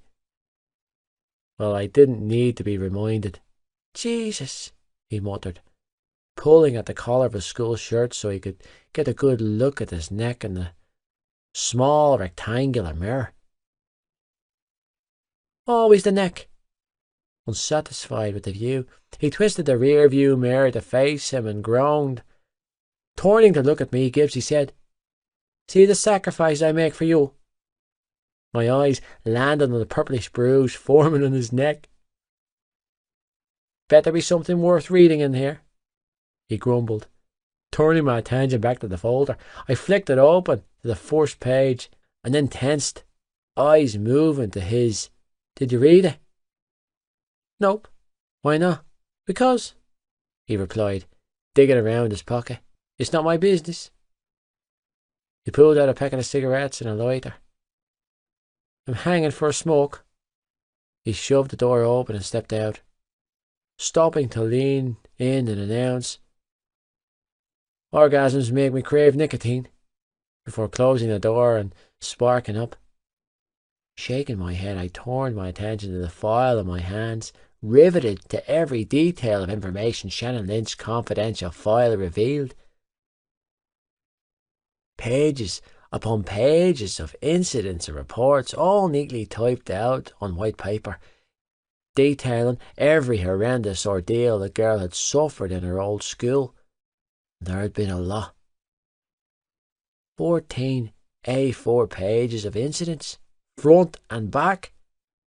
A few pages in, and I had learned that Shannon had slipped from a solid C student at the beginning of the first year to a scraping D's and E's by the end of the second year. Attached to her less than stellar exam results were notes from her former teachers praising her gentle nature and diligent and conscious work ethic. I didn't need a note to explain the steady decline in her grades. I'd figured that out in page 1. She was a victim of bullying. They cut her ponytail off when she was in first year, when she was 13. Their punishment for such a crime was a week's suspension. Seriously, a week off school for cutting a girl's fucking hair off. Girls, they were so goddamn sick and twisted. How anyone could expect a girl to concentrate in a classroom setting as volatile as that was beyond me.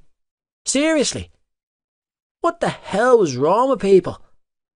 What was the matter with that school and those teachers? The fuck were their parents thinking leaving her there for 2 years? The more I read, the sicker I felt in my stomach. Incident in PE resulted in a bloody nose. Vomiting incident in the bathroom. Incident in woodwork with a glue gun.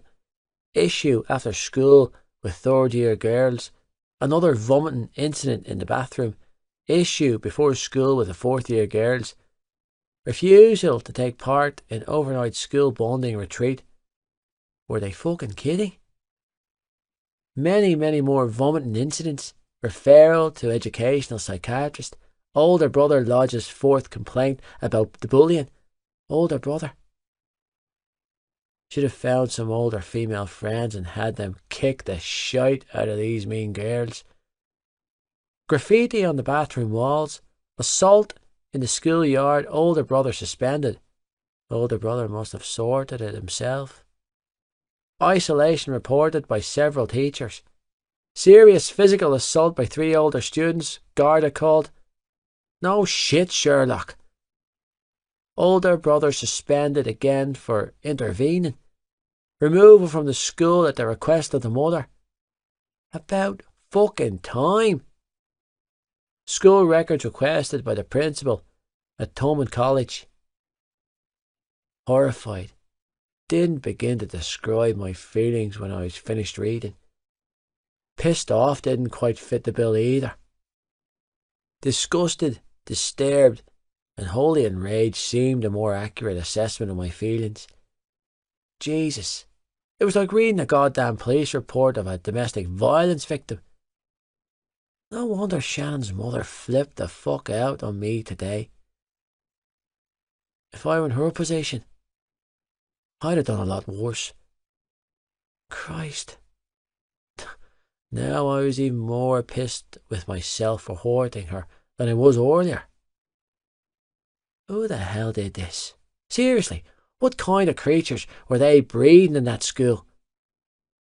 Well, Gibbsy's voice broke through my thoughts when he climbed back into the car, smelling like an ashtray.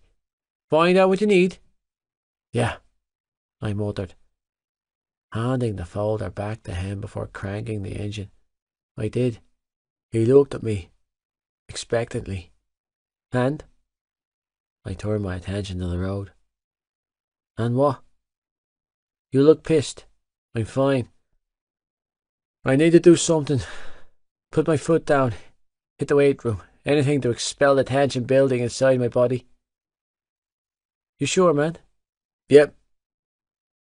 Tearing out on my parking spot, I shifted into second gear, and then third, ignoring the caution children crossing signs in my bid to get onto the main road. Sometimes we worked out in my converted garage at home, but right now I thought the 30-minute drive to the gym in the city might do me some good. I knew I'd stepped over a serious line by breaching her privacy like this, but I didn't regret it. Damn it. I knew she was vulnerable. That feeling I had earlier today.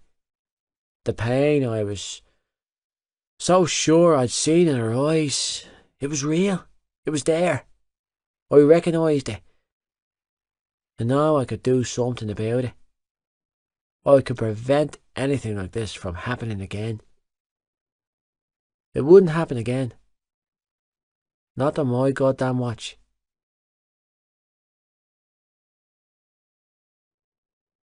Chapter 6. Awakened Hormones. Shannon. I had a moderate concussion that resulted in an overnight stay at the hospital for observation, followed by the rest of the week off school.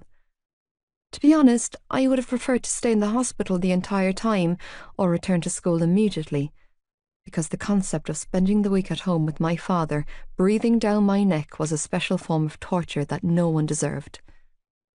Miraculously, I managed to survive the week by holding myself in my room all day, every day, and generally avoiding my father and his tumultuous mood swings like the plague. When I returned to school the following week, I'd been expecting a downpour of mocking and taunting to incur. Shame was a problematic feeling for me, and sometimes it made it hard for me to function. I spent the entire day in a sweaty, panic-ridden mess on high alert, waiting for something bad to happen, something that never came. Aside from a few curious stares and knowing smiles from the rugby team, as in, they knew what I looked like in my underwear, I'd been left generally unscathed. I couldn't comprehend how a humiliating event like that could go unspoken about. It didn't make sense to me. No one brought up the incident on the pitch that day. It was as if it had never happened. Honestly, if it weren't for the lingering headache, I would have doubted it happened at all. Days turned into weeks, but the silence remained. Nothing was ever said to me. It was never brought up again. I wasn't a target, and I had peace. Almost a month had passed since the incident on the pitch, and I found myself falling into a steady routine with Claire and Lizzie by my side. I found myself beginning to look forward to going to school. It was the strangest turnabout of my life, considering for the majority of my life I had loathed school, but Tommen had become almost like a safe place to be. Instead of the usual feeling of dread when I stepped off the bus, all I felt was immense relief. Relief to get away from my house. Relief to be off the bully radar. Relief to get away from my father. Relief to be able to breathe for 7 hours of the day. I was used to coping alone, being alone, sitting alone, eating alone. You get my drift. I was forever alone, so my latest predicament, or should I say the latest development in my social status, was an unexpected one. They say there's solidarity in numbers, and I was a firm believer in this. I felt better when I was with my friends. Maybe it was a teenage insecurity, or maybe it was the result of my past, but I liked that I didn't have to walk to class on my own anymore, and that I always had someone to sit with me or tell me if I had something in my teeth. Their friendship meant more to me than they would ever know, giving me a support system that I desperately needed and a buffer in times of panicked uncertainty. At my old school, I was so stressed and anxious during my lessons that I fell behind a lot in class and had to work late into the night most nights to catch up. Without the constant threat of attack from my peers, I was keeping up in my classes with little problem, inhaling my lessons like crack. I even managed to pass most of my pre-junior cert exams, with the exception of maths and business studies. No amount of studying seemed to help with those subjects, but I had scored my first A since first year in science, so I took comfort in that. During lunch, I had the girls to sit with. Not a pity seat with my brothers and his buddies, but an actual group of people. I'd never had this level of normality before. I'd never felt safe. But I was starting to. And I had a feeling he had something to do with it. Johnny Kavanagh. I mean, he had to, right? I didn't have that kind of power, so that left him.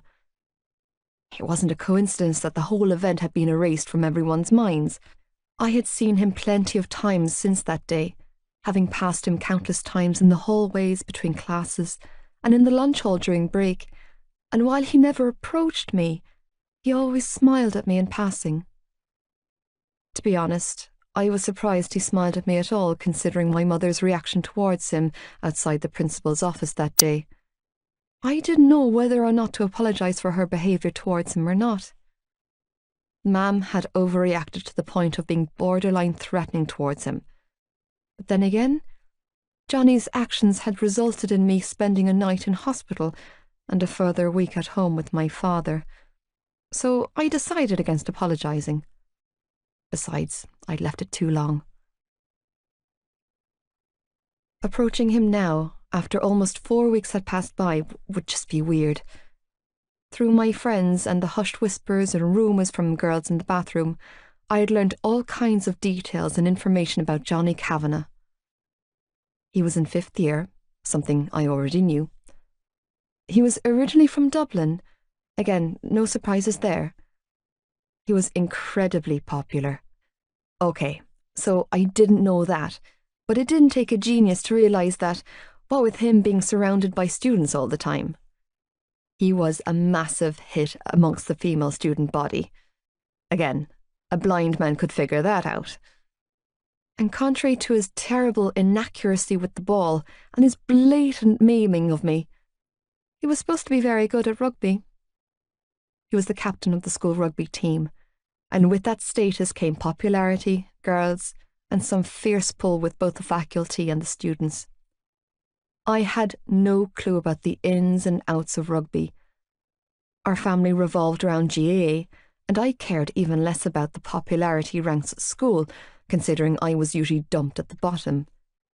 But the way the girls at school portrayed Johnny Kavanagh sounded nothing like the person I met that day. According to the girls, he was aggressive, intense, and a complete snob, with a body to die for and a horrible attitude. They made him out to be a cocky, rich rugby head who was obsessed with sports, playing hard on the pitch, and fucked harder off it. Evidently, much older girls were his thing. Okay, so it's quite possible that he did in fact do all these things, but it was hard to piece that information together with the person I'd met. My memories of that day were still cloudy, the events leading up to my accident still hazy, and the ones afterwards in a jumbled mess. But I remembered him. I remembered the way he had taken care of me, how he had stayed with me until my mother came, the way he had touched me with his big, dirty, gentle hands, how he talked to me like he wanted to hear what I had to say, and then listened to my rambling like it was important to him. I remembered the embarrassing parts too, the parts that kept me up late into the night with flaming cheeks and a mind full of disconcerting images and fumbling words. The parts I didn't dare acknowledge. I did keep the envelope, though. The one I'd found in my locker the week I returned to school, with the hastily scrawled, "From my people to your people," on the front. The 2 €50 notes I'd given Mam when I got home from school, but I tucked the envelope into my pillowcase for safekeeping. I didn't have an explanation for why I didn't throw it out. The same way I couldn't explain why my body broke out in a cold sweat, my hands turning clammy, my heart fluttering rapidly, and my stomach twisting itself up in knots whenever I laid eyes on him. Well, that wasn't technically true. There was an obvious, perfectly logical reason for my reaction towards him. He was beautiful. Every single time I spotted him in the hallways, it was as if every delayed urge, feeling and hormone that had been lying dormant inside of my body for the last 15 years erupted to life. I was achingly aware of him, my body shifting into high alert whenever our arms brushed in the crowded hallways between classes. But it wasn't his looks or enormous muscular build that had coaxed my stubborn hormones out of hibernation. It was the way he had been that day. During small break last week, when Lizzie caught me red-handed staring at Johnny Kavanagh, she decided to dish out all the information she had. According to Lizzie, Johnny Kavanagh was never tied down to any particular girl or branded anyone's boyfriend, though there was Bella Wilkinson to contend with. The pair had been knocking around together for a long time. Bella was a couple of years older than him, more experienced, and from what Lizzie had told me, reported to her by the boys, sucked dick like a Dyson. So, yeah, it was a safe bet to say Johnny had been on the receiving end of a healthy number of blowjobs and God knows what else from her. I was just thankful we had a Henry Hoover at home and not a fancy pants Dyson, so I didn't gag every time I cleaned my room to that particular image. I wasn't surprised by any of it, though. Johnny was almost 18. I had 2 older brothers, so I was quite aware what boys of that particular age demographic got up to behind closed bedroom doors. The information was depressing, but the cool dose of reality I needed to strengthen my resolve and douse out my hopes. It was terribly unfortunate to develop my first crush on a person like him, considering we'd only spoken that one time and he was involved with a suction-mouthed 6th year. Not that he would be remotely interested in me if he wasn't. I liked safe. In my world, invisibility equaled safety. I was happy to be wallpaper and blend in, and Johnny Kavanagh was about as opposite of invisible as I could think of. Before him, I'd never been interested in the opposite sex. I'd never been interested in anyone. But him! Found myself seeking him out at school just so I could stare. It was creepy and stalkerish on my behalf, but I honestly couldn't help myself. I comforted myself with the knowledge that I had no intentions of acting on my feelings or pursuing my first and only crush.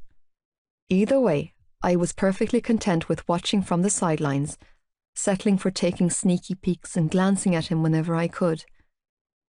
I justified my stalkerish behaviour by reminding myself that I was not the only girl in school to lust after the delectable Johnny Kavanagh. No, I was just one in a long list of many, many girls. But he was so interesting to observe. He didn't act like the rest of the lads at school. He seemed above them in a weird way, like he was older than his years, or bored by the mundane way of school life. It was hard to describe. He seemed to drum to his own beat. He oozed confidence and had a no-fucks-given attitude that was ridiculously addictive. He forged his own path at school, and like most natural-born leaders, everyone else just followed along with him. I guess that was the key to popularity. You needed to not want it, or not care that you had it. The fact that he was beautiful, with a body ripped to perfection, didn't hurt his cause either. It made me a little jealous, if I'm honest. I didn't care about being popular. It was the fact that it was so easy for some people, while others, myself included in the latter group, suffered terribly. He gave out this, "I'm the best, you're fucking with the best right now, you're not going to find anyone better than me, bad luck on you" vibe, and walked around with a constant "fuck you" expression on his face. It was typical banging fists on chests alpha male behaviour, which I presumed had a lot to do with why every girl within a 10-mile radius seemed to gravitate towards him. Thing was, whenever his eyes locked on mine, I never saw any of that fabricated machoism or his notorious glower. It was hard to describe the look I received, because usually when our eyes locked, it was because Johnny had caught me staring at him, be it in the lunch hall or outside classrooms, and I always turned away quickly, mortified. However, on the rare occasion that I managed to steel myself and meet his stare, I was rewarded with a curious head tilt and a small, twitching smile. I wasn't really sure what to make of any of it or how to feel. In a weird way, I kind of felt like one of those baby ducklings who imprint and attach themselves to the first person they see upon being born. I'd watched a movie about this when I was a kid. Maybe that's what was happening here. Maybe I'd attached myself to Johnny because not only was he the first person I saw when I came to, but he was the first person who'd shown me genuine kindness. I wondered if that was an actual thing that could happen to humans after suffering moderate concussions, then quickly dismissed the crazy notion. Thoughts like that were not normal and of absolutely no benefit. Also, I wasn't attached to him. I simply enjoyed admiring him. From a safe distance, when he wasn't looking. Yeah, that wasn't unhealthy at all. "Do you want to come over after school today?" Claire asked me during big break on Wednesday. We were sitting at the end of one of the ginormous tables in the luxurious lunch hall that I was still trying to come to terms with. At BCS, we had a little canteen where people took turns sitting at small round tables. Here at Tommen, it was a glorified banquet hall with 25-feet tables, hot meals on offer, and enough room to seat the entire school. The lunch hall was bursting to the seams with other students shouting and talking so loudly that I had to lean across the table to reply.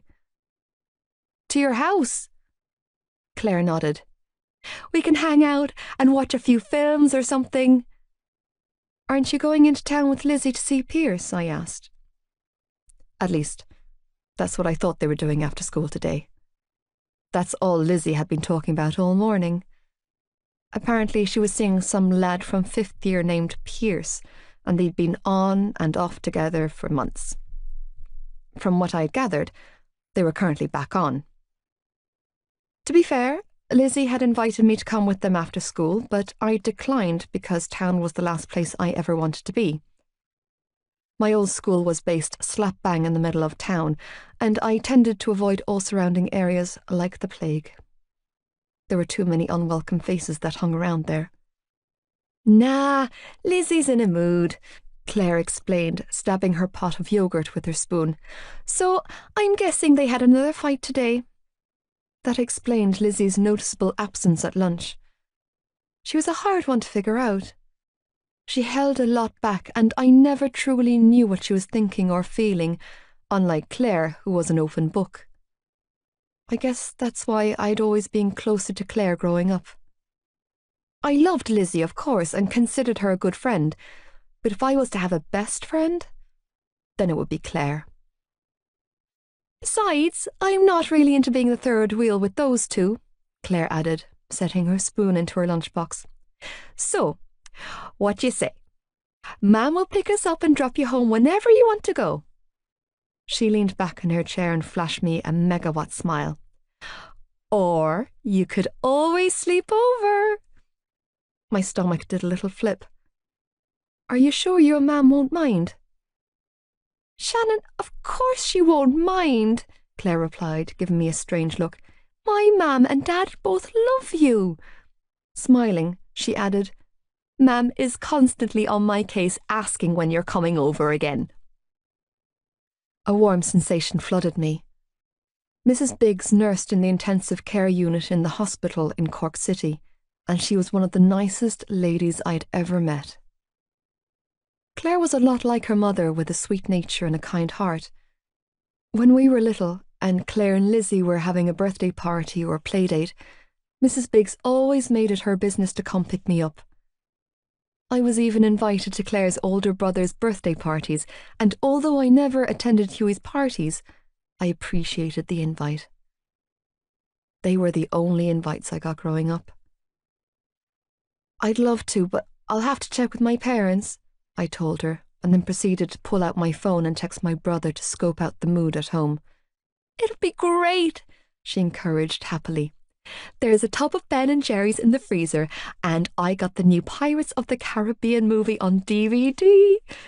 Waggling her brows, she added, "Johnny and Orlando, what girl can say no to that?" Not you, I laughed.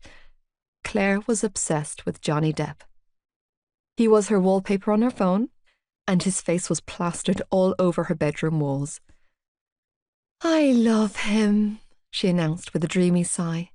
I do. It's real hardcore love, and one day he'll come to Ireland, see me, and instantly reciprocate my feelings, and then we'll run away together and create adorable hybrid pirate babies. That sounds like a plan, I snickered, although you do realise he's not an actual pirate, don't you? Shh, Claire chuckled. Don't take that away from me. Let me enjoy the visual. My phone vibrated in my hand then with a text from Joey. Bad idea, Shan. He's on the warpath. Dejected, I shoved my phone back into my pocket and released a heavy sigh. I can't come over. Your dad? She asked sadly. I nodded. Claire looked as disappointed as I felt, but she didn't push it. Deep down, I think she knew. I never verbalized it, and she never pushed. That's why I loved her. Another time, then, Claire offered me a huge smile that almost masked the concern in her brown eyes. Almost. We'll plan it better next time. Give you some notice, she quickly carried on, tucking her long blonde hair behind her ears. But our Johnny and Orlando session is definitely happening. How's it going, Claire Bear? A deep male voice asked, distracting us both. Oh, hey, Jared, Claire acknowledged in a nonchalant tone as she looked up at the ginormous blonde boy standing at the end of our table. How are you? Better now I'm talking to you, he purred as he walked over and propped his ass on the table, keeping his huge back to me and his attention locked on my friend. You're looking as lovely as always. Claire's gaze darted from his face to mine, and she gave me a what the fuck eye bulge before quickly sobering her features and saying, Didn't I hear you spin that same line to Megan Crean on Wednesday? I swallowed back a laugh as I watched my friend play the indifference card like a pro, even though she was clearly affected by this boy. He was tall and tanned with dirty blonde mussed-up hair and clearly packing some serious muscle beneath his school uniform. I didn't blame her for being affected by a boy who looked like that. Most girls would, just not this girl. Are you jealous? Jared teased, tone highly flirtatious. You know you're my number one. Spare me, Claire fake gagged. I hear you're coming to Donegal with the team, he asked her. Your class got the go-ahead, didn't they? Yeah, our class was picked to go, Claire replied breezily. Ma'am hasn't signed the permission slip for me to go, though. Neither had mine. Tommen College had an away match against some rugby prep school up in Donegal next month after the Easter holidays. It was an important game for the team, a final of some league cup or another, and my class, along with one other class from 6th year, had been selected at random to attend. Because the match was being held on the first Friday, we were due back to school after Easter break. The school bus was departing from Tommen at 10:45 p.m. on the Thursday night to beat traffic and allow for pit stops, since Northern Donegal was at least an 8-hour journey from Cork via bus. According to Lizzie, Tommen's PA were a bunch of tight asses and had only allocated funding for one night's accommodation for the trip. We would be sleeping on the bus on the Thursday night, staying in a hotel on the Friday night, and then travelling back to Cork on the Saturday. Lizzie was thoroughly disgusted with the concept of having to sleep on the bus because the school heads were being stingy and wouldn't cough up the funds for an extra night in a hotel. Personally, I couldn't see what the problem was. It was an all-expenses-paid trip funded by the school and an approved day off school. Aside from the 8-hour bus ride with the majority of the passengers being testosterone-filled teenage boys, it was a win-win. Of course, that part terrified me to my core. But I was beginning to learn how to manage my anxiety, refusing to allow my past experiences to ruin an opportunity at a much-needed break. I was trying really hard to just stand back, take a moment, and read situations and scenarios with clear, rational thoughts rather than the terror-induced paranoia that seemed to control me. Regardless of my enthusiasm at the prospect of getting away from Ballylagan for a couple of nights, I wasn't holding out much hope on going. Because it was an overnight trip, the school required permission slips to be signed by our parents. I'd given Mam the forms that needed to be signed in order for me to attend last week. As of this morning, it still laid unsigned on top of the bread bin at home. "Ah, your mammy will let you go," the blonde god teased, ruffling Claire's hair. "Sure, big brother will be there to keep an eye on you. And myself, of course." He leaned closer and tucked a strand of hair behind her ear. "I always play better when I know you're watching." Now I did laugh at the sheer ridiculousness of the cheesy chat-up line. I knew my stuff about sports, and I had yet to meet a guy who played better because of a girl. However, when I tried to stifle my laugh, it ended up coming out like a snort. Slapping a hand over my mouth, I stared at Claire's horrified expression and mouthed, "Sorry," behind my fingers. As if only just noticing I was present, the blonde guy turned around, probably to seek out the snorting culprit. His eyes landed on my face, and immediate recognition flickered in his striking silvery grey eyes. "Hey, little Shannon," he acknowledged, smiling warmly. "How's it going?" Fine," I strangled out, as I stared up at him and wondered how the hell he knew my name. I glanced to Claire, who shrugged and gave me a look that told me she was as confused as I was. "I didn't know you were friends with Shannon," he said, turning his attention back to Claire. "That would have been useful information." I didn't know you were friends with Shannon," Claire offered blankly. "And useful for what?" "I'm not," he shook his head. "And it doesn't matter." He turned back to me and smiled. "I'm Gerard Gibson," he introduced himself. "But everyone calls me Gibbsy." "I don't," Claire tossed out airily. Gibbsy chuckled. "Okay, everyone except this one calls me Gibbsy." He pointed a thumb at my friend, flashing her an indulgent smile before returning his attention to me. "She likes to be awkward."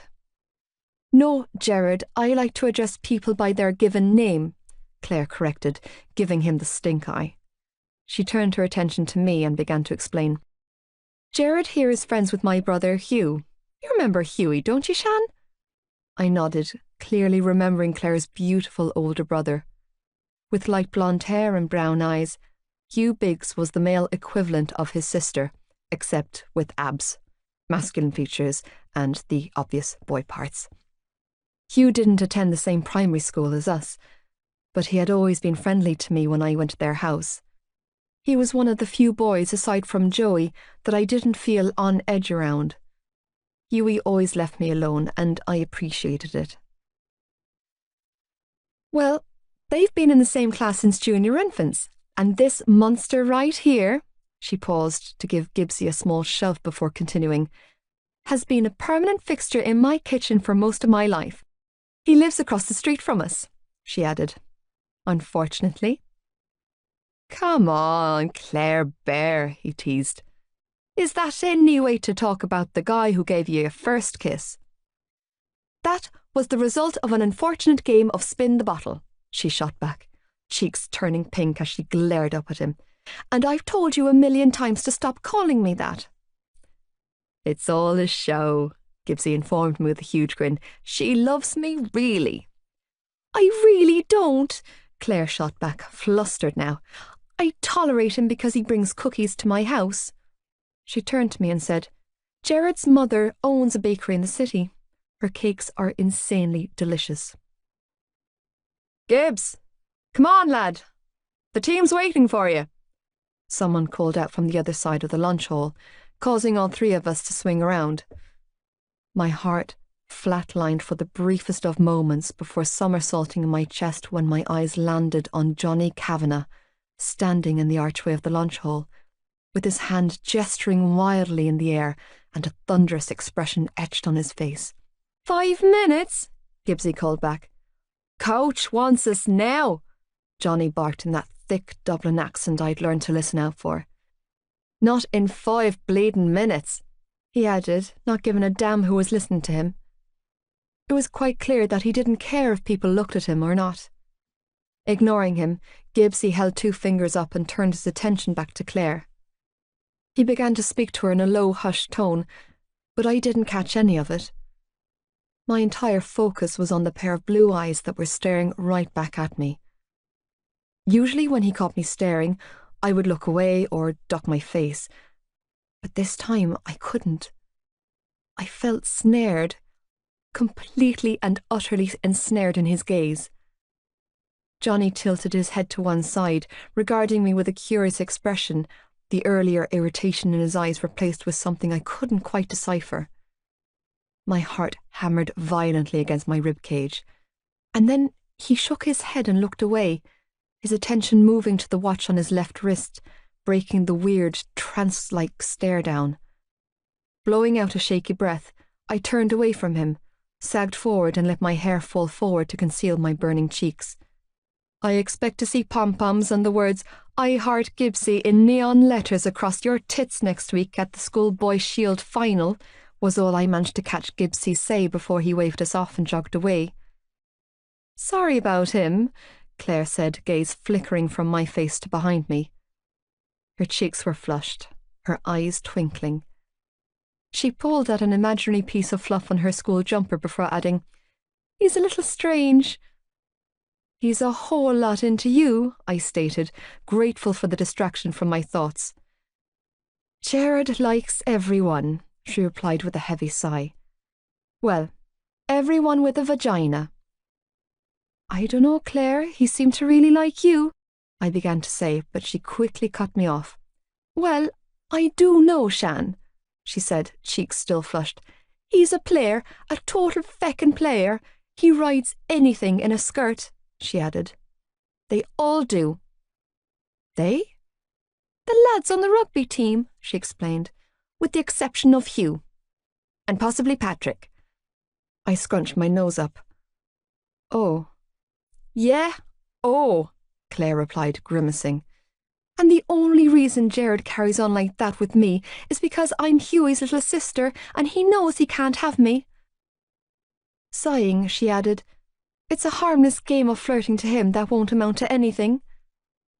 "What about you?" I asked, tone gentle. "What's it to you?" Claire chewed on her bottom lip for several seconds before whispering, "Torment." That was all the clarification I needed to confirm my suspicions. Claire liked Jared, or Gibbsy, or whatever his name was. In that moment, given the recent surge of hormones battering my reproductive system, brought on by the injection of Johnny Kavanagh into my life, I could relate to my friend in the most fundamental way. "Boys with pretty eyes and big muscles mess everything up for girls," Claire huffed. "Yep," I agreed weakly. "They certainly do." "What are we like?" Claire chuckled half-heartedly. "Both liking the worst possible thing for us." "Me?" I shook my head and jumped into denial mode. "I don't like anyone." "Yeah, right," Claire scoffed. "Don't even try to pretend, little Miss Blush. I see the way you watch him." "Claire," I shook my head and sighed. "You're imagining things."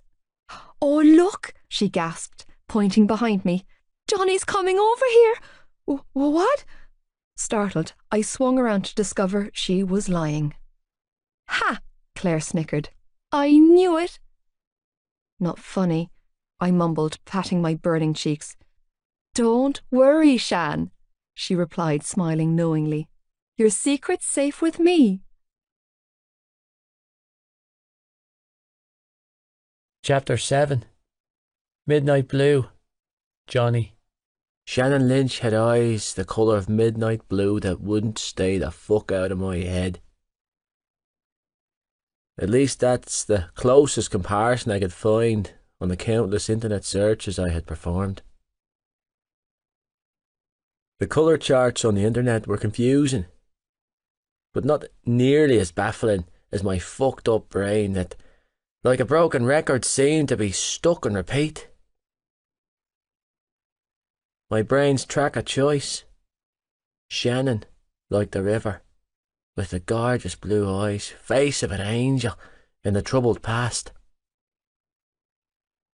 After reading her file, it took me several days to absorb the contents, and several more before I found the strength I needed to not drive down to BCS and beat the ever-living shite out of her bullies. All that first week back after Christmas break, I worried over the girl, waiting to see if tomorrow would be the day she returned to school. My anxiety levels were through the roof by the time Friday hit and she hadn't returned. It had bothered me so much that I stopped by Mr. Toomey's office to check in. It was there I learned I had in fact given the girl a unmerciful concussion, and that she was at home on bed rest for the remainder of the week. When Shannon returned to school the following Monday, I was called straight to the office where I was greeted by Mr. Toomey, Mrs. Nahan, the year head for the third years, and Mr. Crowley, my year head, and a human incubator that was Mrs. Lynch. There, it was explained to me that while they were aware that my actions on the pitch were accidental, it would be best if I kept my distance from her to avoid any future incidents. I was also handed a plastic bag from her mother, with my jersey inside, along with a mumbled apology for shoving me in the hall that day, obviously trying to cover her arse for putting her hands on a student, and another stern warning to steer clear of her daughter. Furious over being cornered in a fucked up and unnecessary intervention, not to mention treated like a villain for an honest mistake, I responded with a sharp, "No fucking problem," before taking my jersey and stalking back to class with every intention of doing just that. I didn't need that kind of hassle in my life. I didn't need the threat of suspension hanging over my head. It messed with my plans, and there was no girl worth putting my future in jeopardy for. Following the rules more for my own sake than hers, I stayed away. I didn't speak to her, and I didn't approach when I saw her between classes or in the lunch hall during break. I kept a wide-ass berth for that girl and the complications that seemed to follow her. But as pissed as I was, I still kept an eye out for her in the hallways. Call it being overly protective of a vulnerable girl, or call it something else, but I kept my ears open when I came to Shannon Lynch and shut down any shite that may be an issue, making sure she had a smooth transition into Tommen. However, after a couple of days, it quickly became clear that she didn't need anyone's help. Shannon was liked at Tommen. Teachers liked her. Students liked her. I fucking liked her. That was the problem. Besides, she had her own little bodyguards in the form of two blondes that always seemed to be flanking her wherever she went. I recognised the more protective one of the two girls as the sister of Hughie Biggs, or team's fly half, and one of my closest friends. The other blonde was a on and off girlfriend of Pierce O'Neill, another teammate of mine.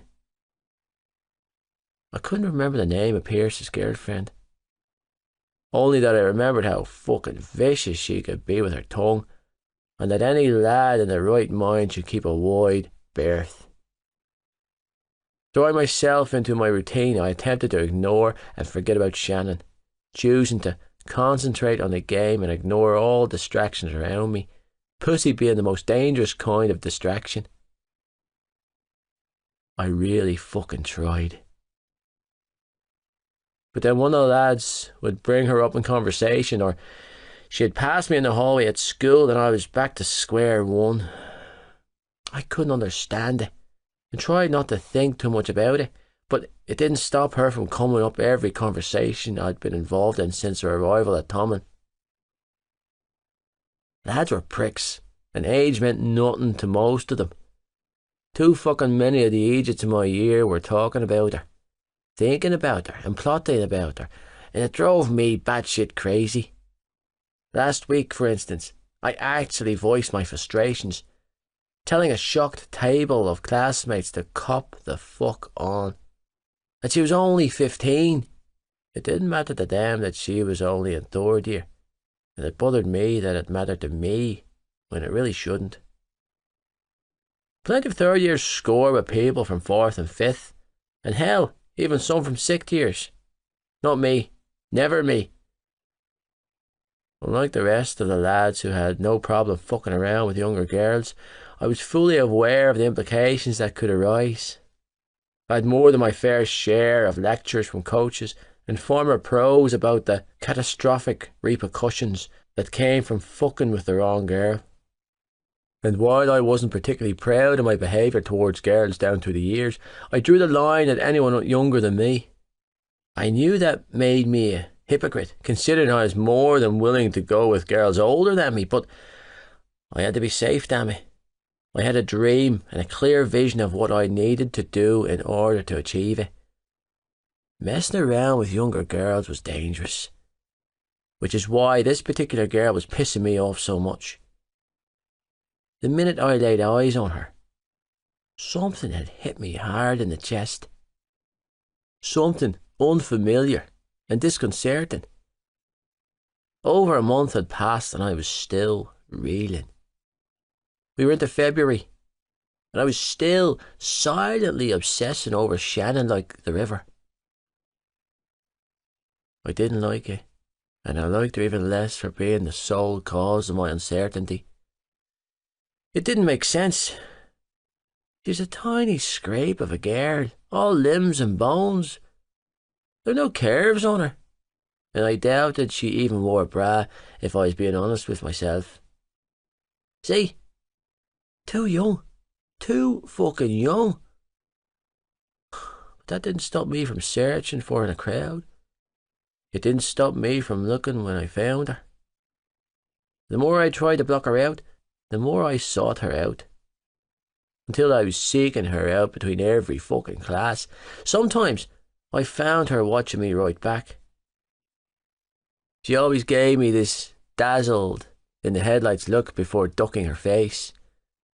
I wasn't sure what to make of any of it. I fully acknowledged that I was having an irrational reaction to the girl. It wasn't normal. Problem was, I couldn't seem to get a handle on myself. I couldn't turn my brain off. Bella was another problem for me. She was sick of what she referred to as being mugged off. Had texted me a couple of weeks ago to call time on our non-hookups. I knew I should have felt something about it. I'd been sleeping with a girl for close to 8 months, but all I felt was empty. There was no connection there, and I was tired of feeling used. It wasn't like we met up for a chat or went to the cinema or anything like that. She didn't want that from me. Not even when I offered. Sure, there were no feelings involved, and I had never been interested in having a relationship with her. But after spending 6 out of 8 months with my dick inside her, I wasn't opposed to buying the girl dinner or taking her to a fucking movie. I'd offered on many occasions, and she had declined every last one. But that wasn't public enough, because Bella only wanted me when I was on full view in a pub or at a school, where she could show me off to all her friends like I was some prize fucking bull. Bella had informed me via text message that she had moved on to Cormac Ryan from 6th year. I'd half suspected something was going on between the two for a while now, because he had been acting shady as fuck round me. Cormac had gotten a call up from the academy during the summer. He had a few sessions with the youth and competed in several bouts at trials. So far, Cormac had been unsuccessful in earning a permanent placement contract, and I wasn't holding my breath out for the guy. That wasn't me being a spiteful prick. It was me stating facts. He was a decent winger, but he needed to pull some serious magic out of the bag if he was to make it onto the main card with the club. If he made it, good on him. If he didn't, I didn't give a shite. Cormac was in the year above me, so we had never been friends, per se, but having played on the same team for the last 5 years, I'd expected a little more loyalty. And if Bella was looking to provoke a reaction out of me by screwing my teammate, she'd be sorely disappointed because I'd never give her the satisfaction. Did it hurt? Yes. Did I feel betrayed? Of course. Did that mean I wanted her back? Hell fucking no. Because I couldn't handle liars, and that's what she was. I also didn't cope well with mind games, which was exactly what she was trying to do to me. Breaking up with me, going off with my teammate, and then turning right round and flooding my inbox and telling me she wanted me back was a prime example of the games this girl liked to play with me. What she failed to understand was that I didn't matter how many games she tried to play or how many times she promised to suck me off. There was no going back there. Not for me. Maybe I was dead on the inside like Bella had suggested, and the million text messages she sent me after I turned her offers of working things out down. I didn't think so. I had feelings. I cared about things, just not liars. I have a confession to make, Gibbsy announced during training on a Wednesday. We were on our 29th out of 30 ordered laps of the pitch, and he was starting to wilt. Actually, I was on my 29th lap. The rest of the team were on their 14th. Gibbsy was on his 8th, and the wilting began in lap 4.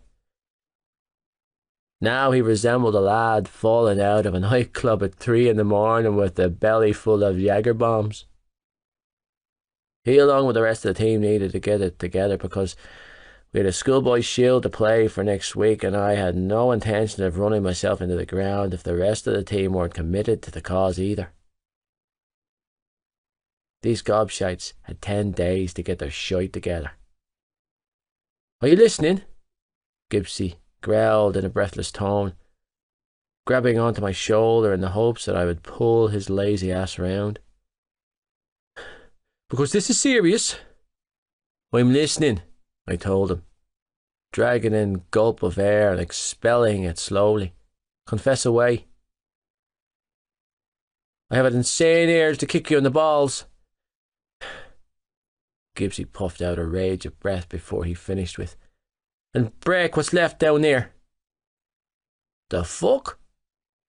Shaking his beefy hand off my shoulder for the 100th time, I switched positions, jogging backwards so I could glare at the bastard. "Why?" "Because you're a freak of nature, Cav," he panted, dragging himself along after me. "There's no goddamn way any fella in your position," he pointed the finger at me and sagged forward, pressing his hands to the back of his head, "with a broken dick should be able to run for this long without dropping dead." Groaning, he added, "My cock is in perfect working order, and it's fucking crying from exertion. Johnny, crying, and my balls have hibernated back into their pre-puberty position." "My dick's not broken, asshole," I growled, looking around to see if anyone else heard us. Thankfully, the rest of the team were on the other side of the pitch. "I want a picture of it," he wheezed, "so I can show Coach and pretend it's mine. He'll never make me run again."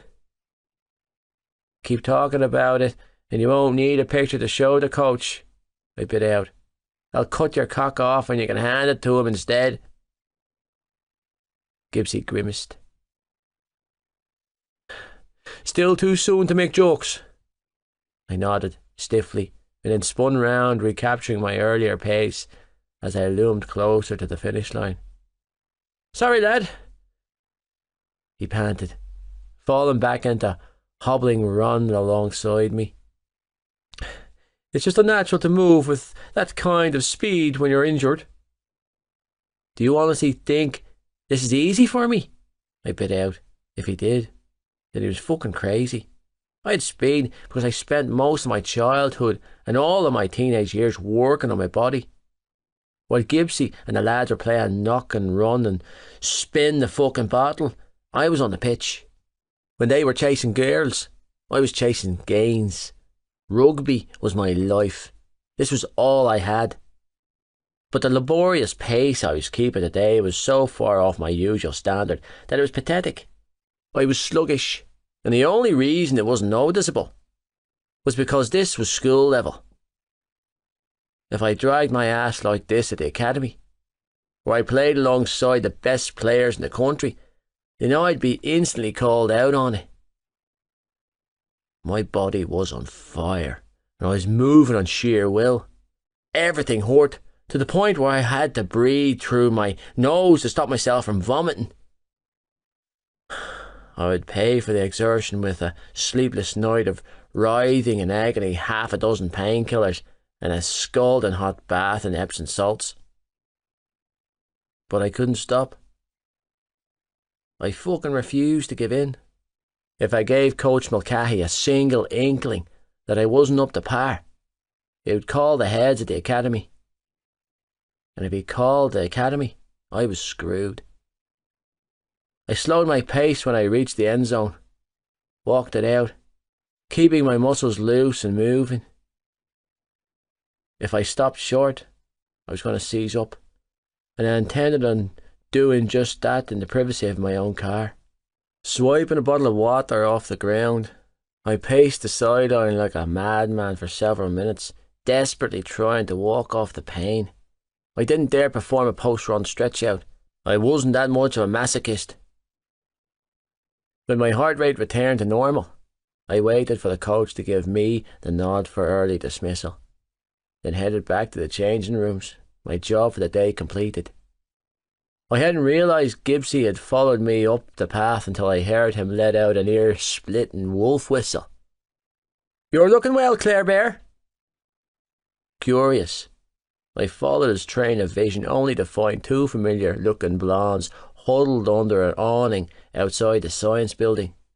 One of said girls was scolding back at us while her middle finger directed towards my best friend. "Watching me in training?" Gibbsy called across the courtyard. "You know I love it when you do that." It took me a few seconds to recognise the leggy blonde as Hughie Biggs's baby sister. "What's that?" Claire called back, cupping her ear with her hand. "I can't hear you. Go out with me." "Get stuffed, Jared. You know you want to."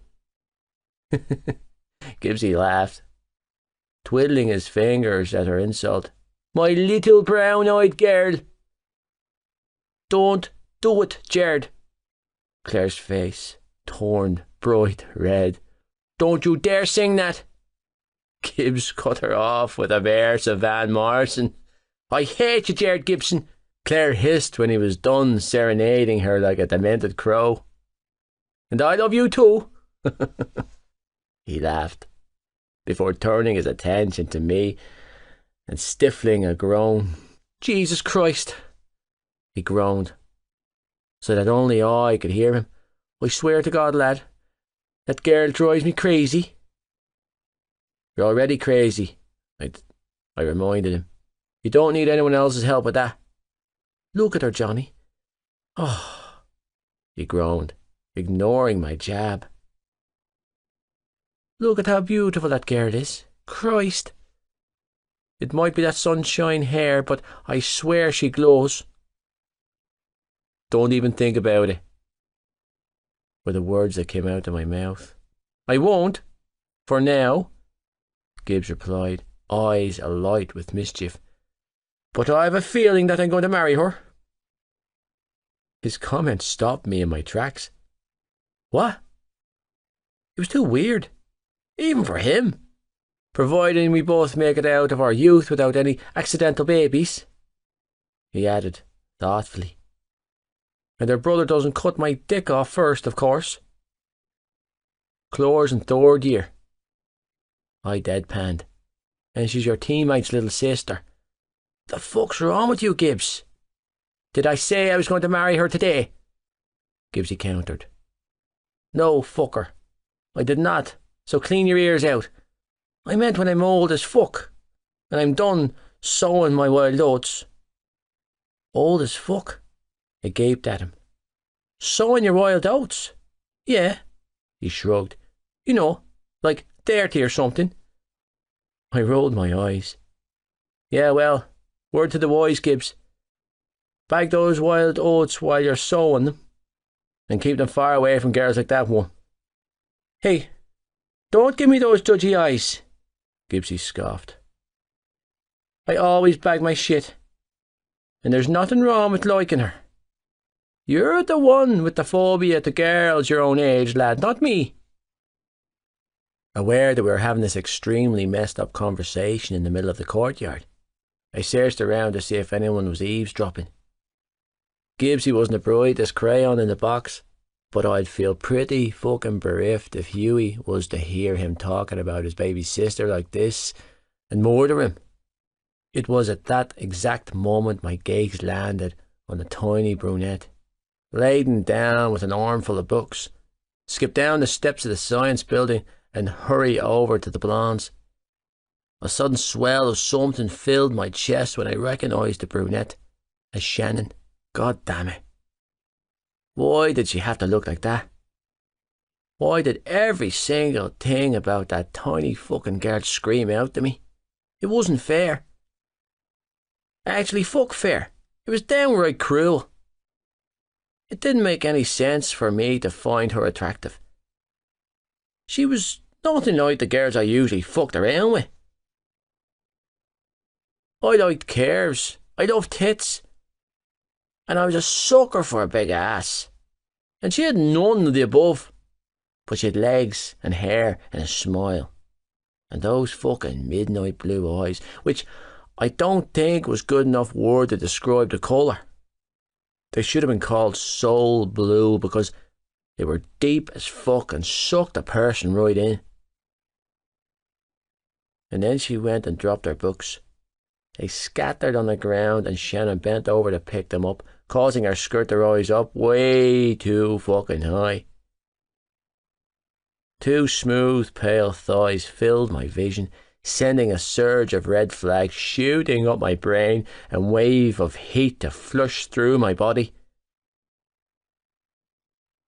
Oh, shite, I muttered, under my breath, caught off guard by both the sight of her and my body's explosive reaction to the sight of her. Dropping my gaze, I inhaled a few steadying breaths, desperately trying to regain control of my problematic dick. What's wrong? Gibbsy asked, looking around us for a source of my obvious discomfort. Nothing, I muttered, running an aggravated hand through my hair. Let's go. Gibbsy, noticing my obvious issue, threw his head back at my reaction and howled, laughing. Do you have a... Holy shit, you do, he choked out through fits of laughter. And you're blushing. He clapped me on the shoulder and I snorted loudly. Oh, lad, I love it. It's not my fault, I snarled as I thundered off in the direction of the changing rooms, walking like a rhinestone fucking cowboy. I can't control it these days. Ploughing into the changing rooms, I stripped off my clothes and went straight for the showers with the intention of burning the pain and discomfort out of my system. It didn't work. My body was still in excruciating pain, and I was still sporting a solid 3/4. Dropping my head, I stared down at the lower half of my body and debated my options. But I couldn't do it. I couldn't touch my own damn dick. It was too freaked out. Vivid memories of the horrific trip to the emergency room and the god-awful warnings the doctors had given me at Christmas had officially screwed with my head. Jesus. I was a goddamn mess. Leaning my forehead against the tile wall, I allowed the scalding water to wash over me while I waited for what felt like an eternity for my problem to resolve itself, biting down on my knuckles to bury my groans of pain. Well, if it wasn't clear before that I needed to keep my distance, it certainly was now. I had to stay away from that girl. Christ. Feeling better? Gibbsy snickered when I finally walked back into the changing room with a towel around my waist. We were all alone in here, thank God, since the rest of the team were catching up on laps. Ignoring the quip, I turned my back to him and dropped my towel. Before the surgery, I wouldn't have thought twice about walking around bollocks naked in front of anyone. Now, not so much. Because aside from needing to keep my problem on the down low, I was self-conscious. It was yet another new and unwelcome feeling. I'd always been proud of my body. I'd always been blessed with natural muscle retention and physical strength, and I'd paid for every ab on my stomach with a grueling training regime.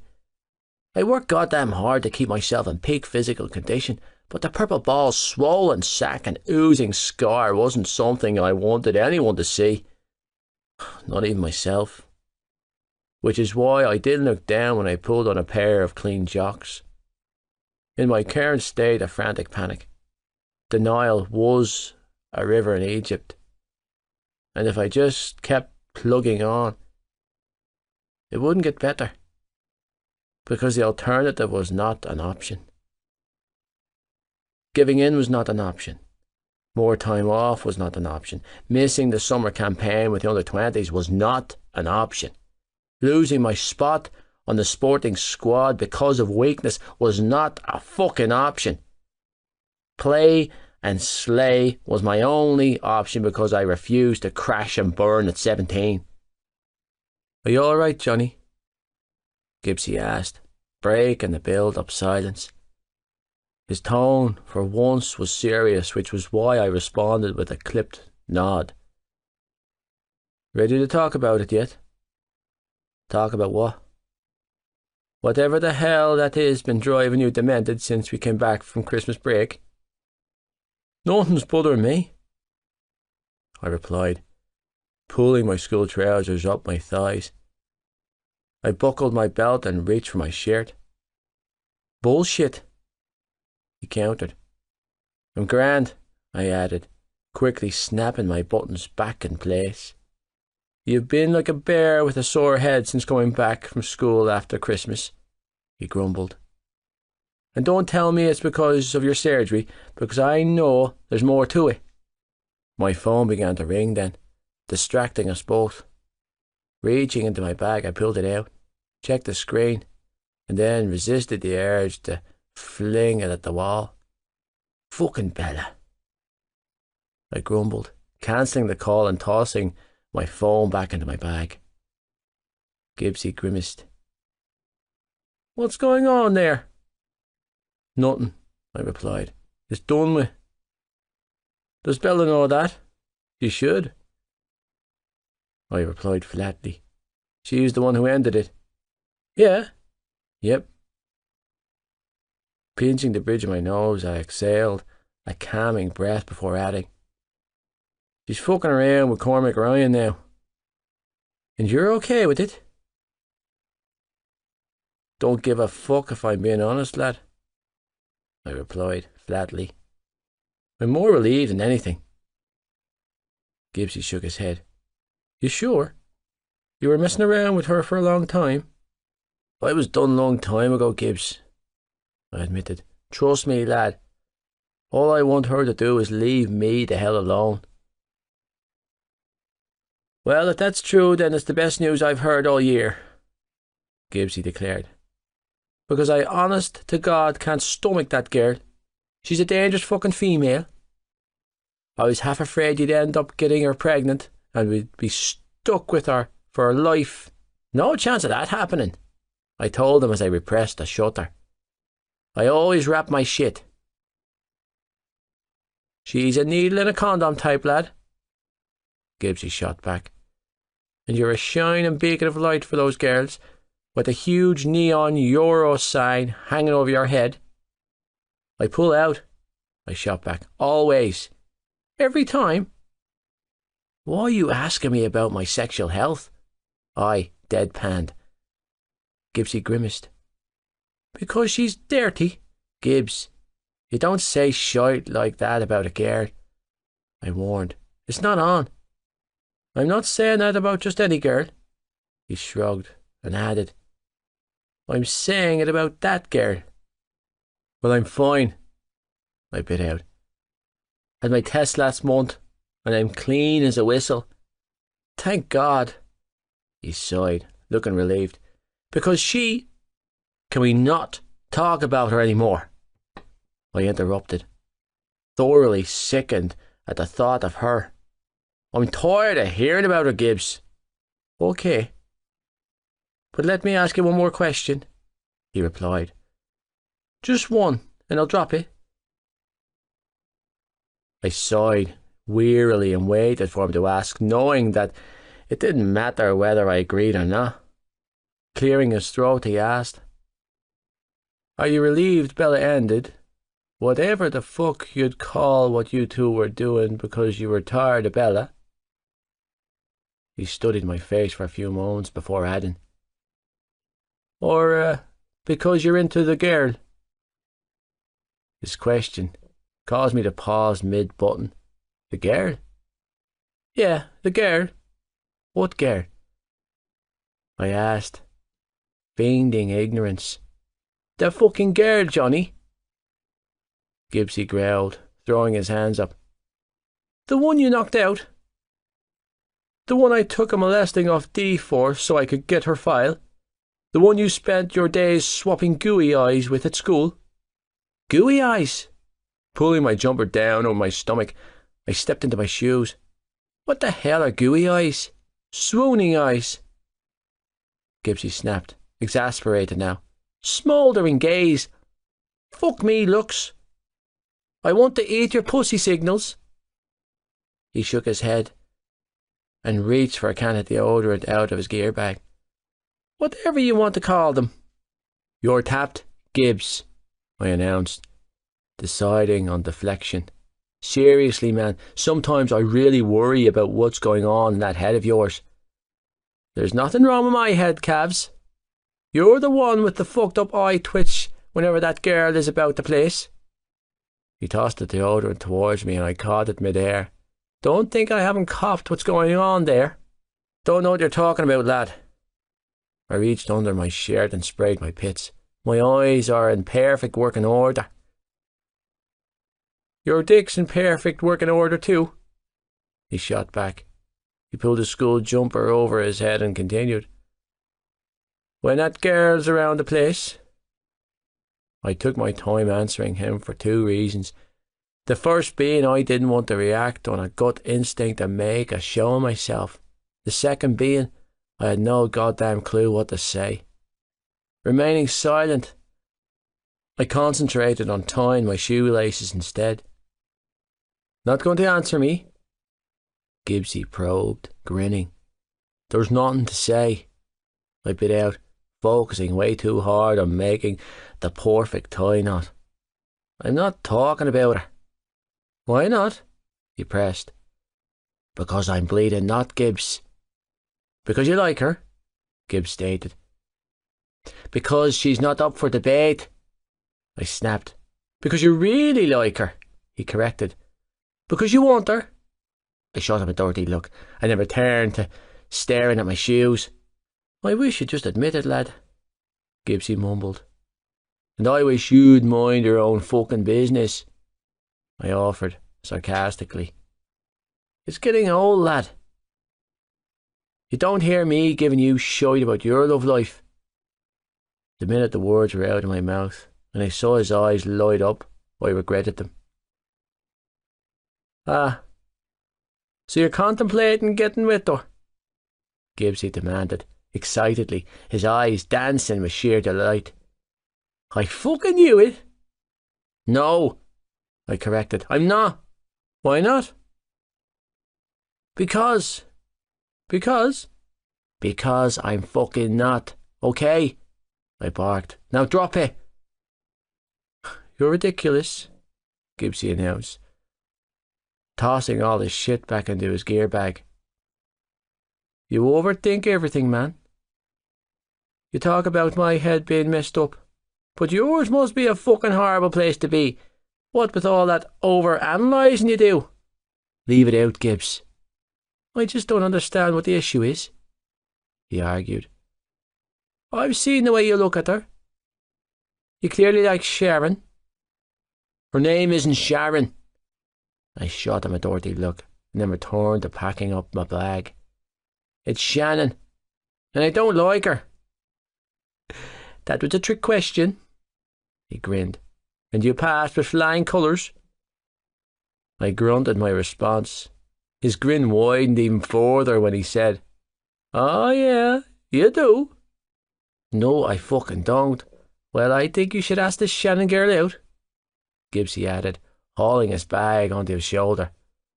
What's the worst that could happen? I could get arrested, I offered sarcastically. She's 15. No, you could not get arrested, he scoffed, rolling his eyes. You're 17, idiot, not 70. For 3 more months.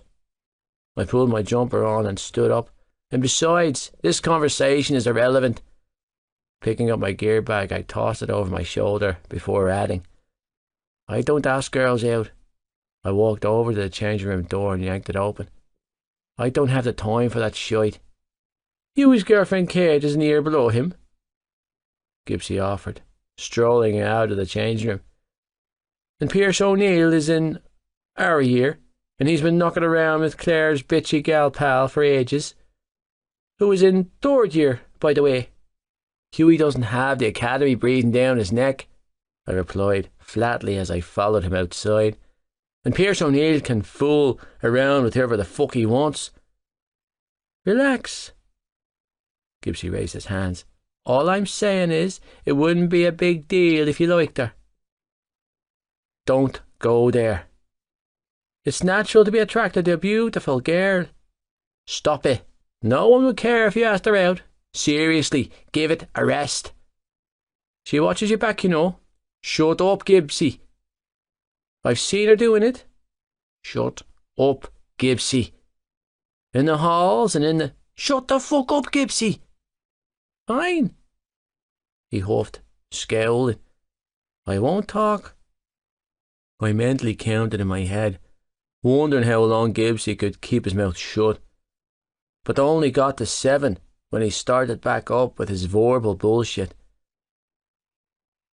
How are you managing with ejaculating? I snapped my head towards him. Excuse me? Ejaculating?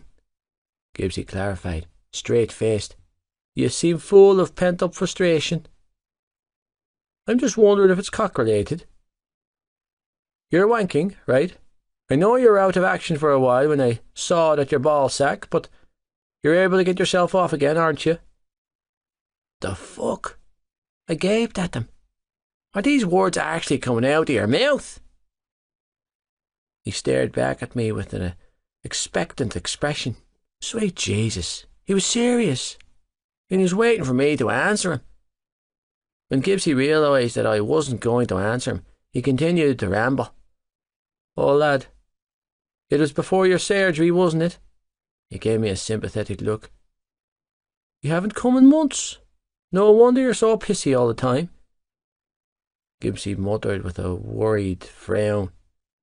That's why you got hard when your Shannon bent over and gave you some bare ass action. Your poor Dick must have thought it was Christmas. Shuddering, he added. You poor, poor bastard. I'm not talking about this with you. I told him as I stalked into the main building. There are some things in life that we don't share, Gibbs. Well, sue me for being worried about my best friend, he shot back, falling back on the step beside me. Come on, Johnny, I've seen it. It being my mangled reproductive parts. You can talk to me. I don't want to talk to you, I barked. And never about this. Do you know how detrimental not releasing can be to your balls? Gibbsy explained, deciding to torture me some more. It's really bad, Johnny. I saw this video on the internet. It was beyond disturbing. This guy's balls just swelled to the point of Stop! I strangled out. Please, just stop. Fine. Just answer me one more question and I'll drop it. Pulling me to stop. Gibbsy placed his hands on my shoulders, looked at me dead in the eyes and asked, Are you fucking yourself? Glaring, I shoved his chest and hissed, Go fuck yourself. I do, Gibbsy hissed, eyes wide. 3 times a day. Can you? Yeah. I'm not listening to this, I announced, desperately trying to mask my panic as images of exploding ball sacks danced across my mind. Swinging around, I stalked back down the corridor towards the entrance. I was going to fuck home, to get away from the absolute mental case that was my best friend, and to check on my balls. Better out than in, lad, Gibbsy called after me. Practice makes perfect. Let me know how it goes. Chapter 8. Explosive Diarrhea. Shannon. Saturday was my favourite day of the week for a whole host of reasons. First, it was the first day of the weekend and the furthest from Monday. Second, there was no school. Third, and most importantly, it was GAA Day. Joey, Ollie and Tig were always out of the house for most of the day on Saturday, with training and matches. Thankfully, that meant my father was out too, participating in activities not pertaining to alcohol consumption. What made this particular Saturday better than most was the fact that not only was my father out of the house all day with the boys, but he was heading to his friend's stag party in Waterford tonight. It was with this knowledge, and Mam's permission, that I agreed to go over to Claire's house on Saturday afternoon to hang out with both her and Lizzie. I had all of my chores completed by 3 o'clock, which consisted of cleaning the house from top to bottom, putting on 6 loads of laundry, and cooking the dinner. And although I had almost had a heart attack when her brother Hughie rolled up outside my house with his girlfriend to pick me up, I had managed to compose myself enough to climb into the back of his car and accept the lift to their house. All evening we had stuffed our faces with junk food, watching reruns of One Tree Hill, and gossiped about absolute nonsense. It was the best Saturday I'd had in years. By 7 o'clock, I was bloated and strewn on Claire's bed, suffering from a sugar overload, and listening to Lizzie drone on about how much she despised Pierce. I don't know what I ever saw in him, she grumbled for the 100th time. But whatever it wasn't worth giving him my V-card. Shut the front door, Claire squealed, jumping up from her perch on my legs to gape at Lizzie. You had sex with Pierce. You're not a virgin, Lizzie. My mouth fell open. But you're only 16. Don't look at me all judgy, she grumbled, just because you've never seen a dick. I haven't, Claire offered, holding her hand up. Not even the tip. Neither have I fully admitted, shaking my head. I've never even kissed a boy. That's just sad, Shan, Lizzie retorted. I flamed, beetroot red. Don't be a bitch, Claire quipped. Tell us about it. Lizzie shrugged. What's to tell? When did it happen? I asked. Thursday. And you didn't think to tell us? Claire squeaked. Oh my God, Liz, we were in school with you all day Friday and you never once mentioned anything. Lizzie shrugged but didn't respond. Claire and I both eyeballed each other before Claire asked, "Where did it happen?" "In his car." Oh, we both groaned in sympathy. No girl wanted her first time to happen in the back seat of a car. Where? "The GA grounds." Oh, we chorused again. "Yeah," Lizzie deadpanned. And word to the wise girls, don't give it up. Settling back on a pillow, Lizzie rested her back against the headboard and picked up her magazine before adding, "It hurts. It's disappointing. There's blood. And the boy turns into a complete spanner afterwards." "He broke up with you," I gasped. "I'll kick his ass," Claire hissed. "No," Lizzie responded. "But he's been acting all standoffish since." "What a fucker," Claire growled. "Yep," Lizzie agreed. "Did it hurt really bad?" I asked, curious. "Like a burning hot poker being rammed in your cooch," she replied. Claire and I winced in sympathy. "Are you okay?" I asked, feeling a deep surge of sympathy for my friend. Lizzie was hard as nails and rarely showed an ounce of emotion, but this was a big deal for any girl. "I'm always okay, Shan," was her clipped response. "See, that is exactly why nothing is going inside my area," Claire declared, with a shudder flopping back down and resting her head on my legs. "I think I'd die if I saw a penis coming towards me." "Claire," I chuckled, "stop." "She's serious," Lizzie informed me. "She's afraid of the D." "It's true," Claire stated without an ounce of embarrassment. "I've only kissed one boy, Jamie Kelleher. We were going out for 6 weeks in second year, and when he tried to push my hand down the front of his jeans at the school disco, I screamed at him." "You didn't," I gasped. "Oh, she did," Lizzie replied, at the top of her lungs, caused a right scene at the disco. "I panicked," Claire defended, grinning sheepishly. "I didn't want to touch his penis." "What happened?" "He called me a frigid bitch and broke up with me right there on the dance floor in front of the entire school," she replied. "What a creep," I spat. "It's okay," Lizzie interjected.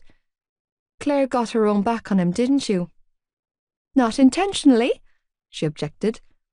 "Oh, come off it," Lizzie rolled her eyes. "You knew exactly what he would do when you went crying to him." "Who?" I asked. "What did you do?" Lizzie smirked. "She went running to her shadow." I arched a brow. "Who?" "Gibbsy," Lizzie filled in. "Oh my God," my eyes lit up. "What did he do?" "What do you think he did?" Lizzie shot back. "He jumped in to defend her honour." "He didn't." "He did," Claire chirped gleefully. "He broke Jamie's nose," Lizzie added. Claire sighed happily. "It was epic." "You could have come to me," Lizzie said. "I would have gladly kneed that Egypt in the balls on your behalf." Claire's bedroom door burst inwards then, startling all three of us. "Oh my God!" Claire shrieked, tossing a pillow at the tall blonde boy who had invaded her privacy. "I have a problem," Gibbsy announced, catching the pillow mid-air. "Jared!" Claire hissed, glaring. "Have you ever heard of knocking?" "There's no time," he replied. "I need your help, babe." "I'm not your babe," Claire grumbled and tossed another pillow at him. "What if I be naked in here?" "Then I would die a happy man," he retorted as the second pillow smacked against his chest. "It's the cat." She frowned. "Brian." "You named your cat Brian?" I chuckled. "He's not my cat," Gibbsy replied. "I don't even like cats." I frowned. "Then whose is he?" "My mam's," Gibbsy replied. "He's her pride and joy." He turned back to Claire and said, "He's had an episode." Another one! Scrambling off her bed, she adjusted her pyjama shorts and padded towards him. Where? Shrugging sheepishly, Gibbsy gestured to the door. He's in my house? Claire squealed. Why is your cat in her house? Lizzie asked, the question on everyone's mind. He wasn't feeling well, Gibbsy replied. I took him for a walk. You took your cat for a walk? Lizzie shook her head. Boy needs institutionalizing. It's not that strange, he huffed defensively. I live across the street. Did you put him on a leash? Obviously. Gibbsy looked at her like it was the dumbest thing he'd ever heard. How else was I supposed to walk him over here? Lizzie shook her head. Then I stand by my previous statement. Wow, you're a barrel of laughs, aren't you? Gibbsy shot back sarcastically. Pierce is a lucky lad. Lizzie responded by flipping him off. Focus, Claire snapped, clicking her fingers in Gibbsy's face. Where is he now? He's in your bathroom. Grimacing, he added. He's had an accident. What kind of accident? Claire growled. He shrugged sheepishly. The explosive diarrhea kind? Jared! Claire screamed, slapping his huge bicep. I told you not to bring him over here after last time. I was worried, he groaned, rubbing his arm. I'm sorry, but you have to help me. Ask Hughie to help you, she growled, planting her hands on her hips. I'm tired of rescuing you. I can't, he groaned. He's dropping Katie home and picking up the lads before we go out. So why are you still here? Lizzie quipped as she flicked through a magazine. Hey, I admonished quietly, poking her rib. Don't be mean. Ugh, Claire growled as she stomped out of the room with Gibbsy hot on her heels. That boy is an idiot, Lizzie muttered, not looking up from her page. Our friend is in love with a Class A idiot. He's not that bad, I replied, and then quickly backpedaled. Hold on, you think Claire's in love with Gibbsy? Now Lizzie looked at me. Isn't it obvious? She asked. What girl in her right mind puts up with years of flirting and tormenting if she doesn't have serious feelings for him? Jared! Claire screamed at the top of her lungs, distracting us both. Your cat is shitting in my bathtub. I know, Gibbsy groaned loudly. It smells so bad and he won't stop. I have to see this, I snickered, scrambling off the bed. Are you coming? Lizzie shook her head. Nope. I've seen more than enough of their antics to last me a lifetime, thank you very much. Shaking my head, I hurried out of the bedroom and across the landing, reaching the bottom doorway to see a huge, and I mean seriously huge, snow-white Persian cat balancing on the edge of the big family bathtub. Standing in the doorway, I watched their strange interaction with my hand clasped over my mouth, partially because of the smell, but mostly because it was so funny. Brian! Gibbsy was roaring. What the hell is wrong with you? He turned on the water and grabbed the shower head. God, that's the worst fucking thing I've ever smelled in my life. Yeah, I know, Jared, Claire hissed, covering her nose and mouth with her hand while using the other to pour bleach into the tub. I can smell it too, you know. He did it on purpose, he told her, tone accusing, because I put him out of my room last night. He's punishing me. He's glaring at you, she told him. I know, Gibbsy shuddered. Just pick him up and put him in the utility room. He's glaring at me now, Claire squeaked, scrambling away from the cat. He's trying to intimidate you, babe, Gibbsy coaxed. Don't look him in the eyes. Christ, he's scarier than Mr. Mulcahy, Claire groaned, shrinking behind Gibbsy's huge frame. Just come up from behind him and scoop him up, he instructed as he held the shower hose in front of them like a weapon. Keep his paws away from you. Hold him away from your body. and run. I am not picking him up, Jared, Claire hissed, eyes wide. He looks like he's 2 seconds away from murdering me. I'll protect you, he vowed valiantly. You're afraid of him? Fine. Hold this, he grumbled, passing my friend the hose. I'll put the fucker out. Do you think we should hose him down? Claire asked. He's got poo all over his fur. Fuck no, Gibbsy exclaimed. Last time I tried to clean his ass, he maimed me. I laughed out loud. It's not fucking funny, Shannon, Gibbsy grumbled, surprising me by remembering my name. I had to get a tetanus shot because of him. I'm sorry, I snickered, clamping a hand over my mouth. I'm not laughing at you, I promise, I chuckled. More at the situation. Studying the furry feline, I added, He looks like the cat from Inspector Gadget. Yeah, well, he's certainly evil enough, Gibbsy replied. Some nights I wake up and he's on my bed, standing over me with those evil little eyes. He shook his head. They should have never neutered him. He's been in a homicidal mood ever since. Would have been easier to let the poor bastard keep his balls. Go on, Jared, Claire coaxed, shoving Gibbsy towards the tub. You can do this. I have every faith in you. Ah, fuck. Okay. With his arms stretched out, Gibbsy prowled towards the cat. Here, kitty, kitty, he coaxed, reaching over the tub to pick him out. Good pussy. That's right, I love pussies. I do. I won't hurt you. Ah! Brian snarled and whacked a paw at Gibbsy, who, in turn, screamed like a girl and dove behind Claire. Bad fucking pussy, he choked out, dragging Claire away from the flailing cat who was hissing and spitting at them both. Did he get me? He demanded, thrusting his hand in her face. I feel like he got me. I don't know, Claire screeched, pushing them both into the corner of the bathroom. But I really hate your cat, she squeezed out, huddling under his arm. Let me help, I offered, stepping into the danger zone. Smothering my laughter, I swiped a towel off the handrail and approached with caution. Don't do it, Shannon, Gibbsy warned as he and Claire clung to each other, cowering from the cat. He's a bastard with violent tendencies.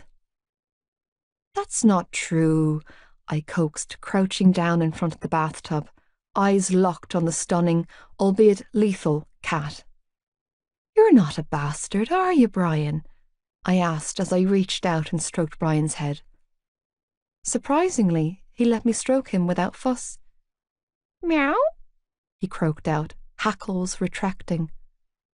It's okay, I soothed, stroking him in a gentle pattern.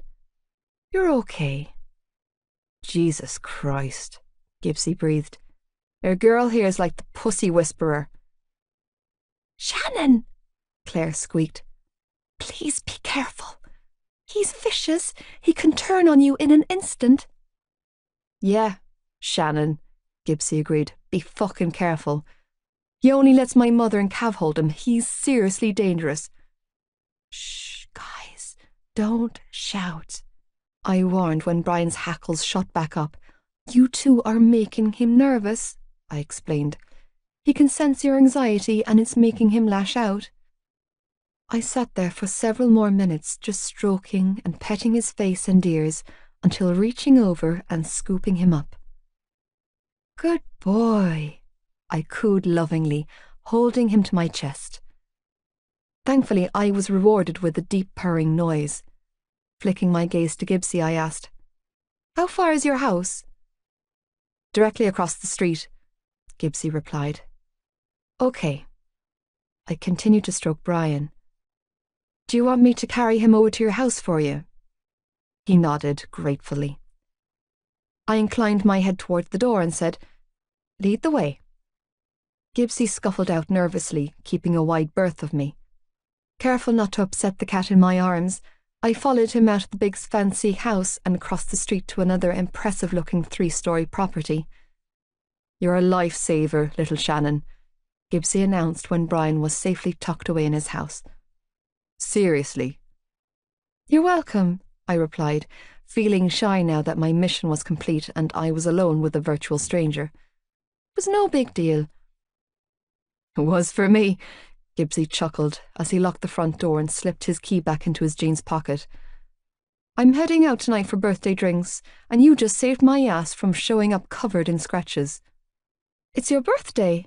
I asked, falling into step alongside him as we crossed the quiet cul-de-sac road back to Claire's house. Today? It is indeed, Gibbsy grinned. The big 1-7. Oh, well, happy 17th birthday, I replied. I hope you have a great night.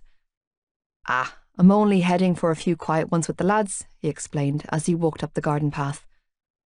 The big celebrations will happen the end of May. What's in May? My best friend's 18th, he told me, smiling knowingly, he added. You know him, right? Johnny Kavanagh? Oh. My face turned a bright shade of red at the mention of Johnny's name. Yeah, we've met. He'll have gotten the call-up by then, Gibbsy added proudly. It'll be a double celebration and a session and a half that night. The call-up? What call-up? I wanted to ask him about it, but I held my tongue, knowing that it wouldn't do me any good. I didn't need to add any more Johnny-obsessed thoughts into my already Johnny-filled mind.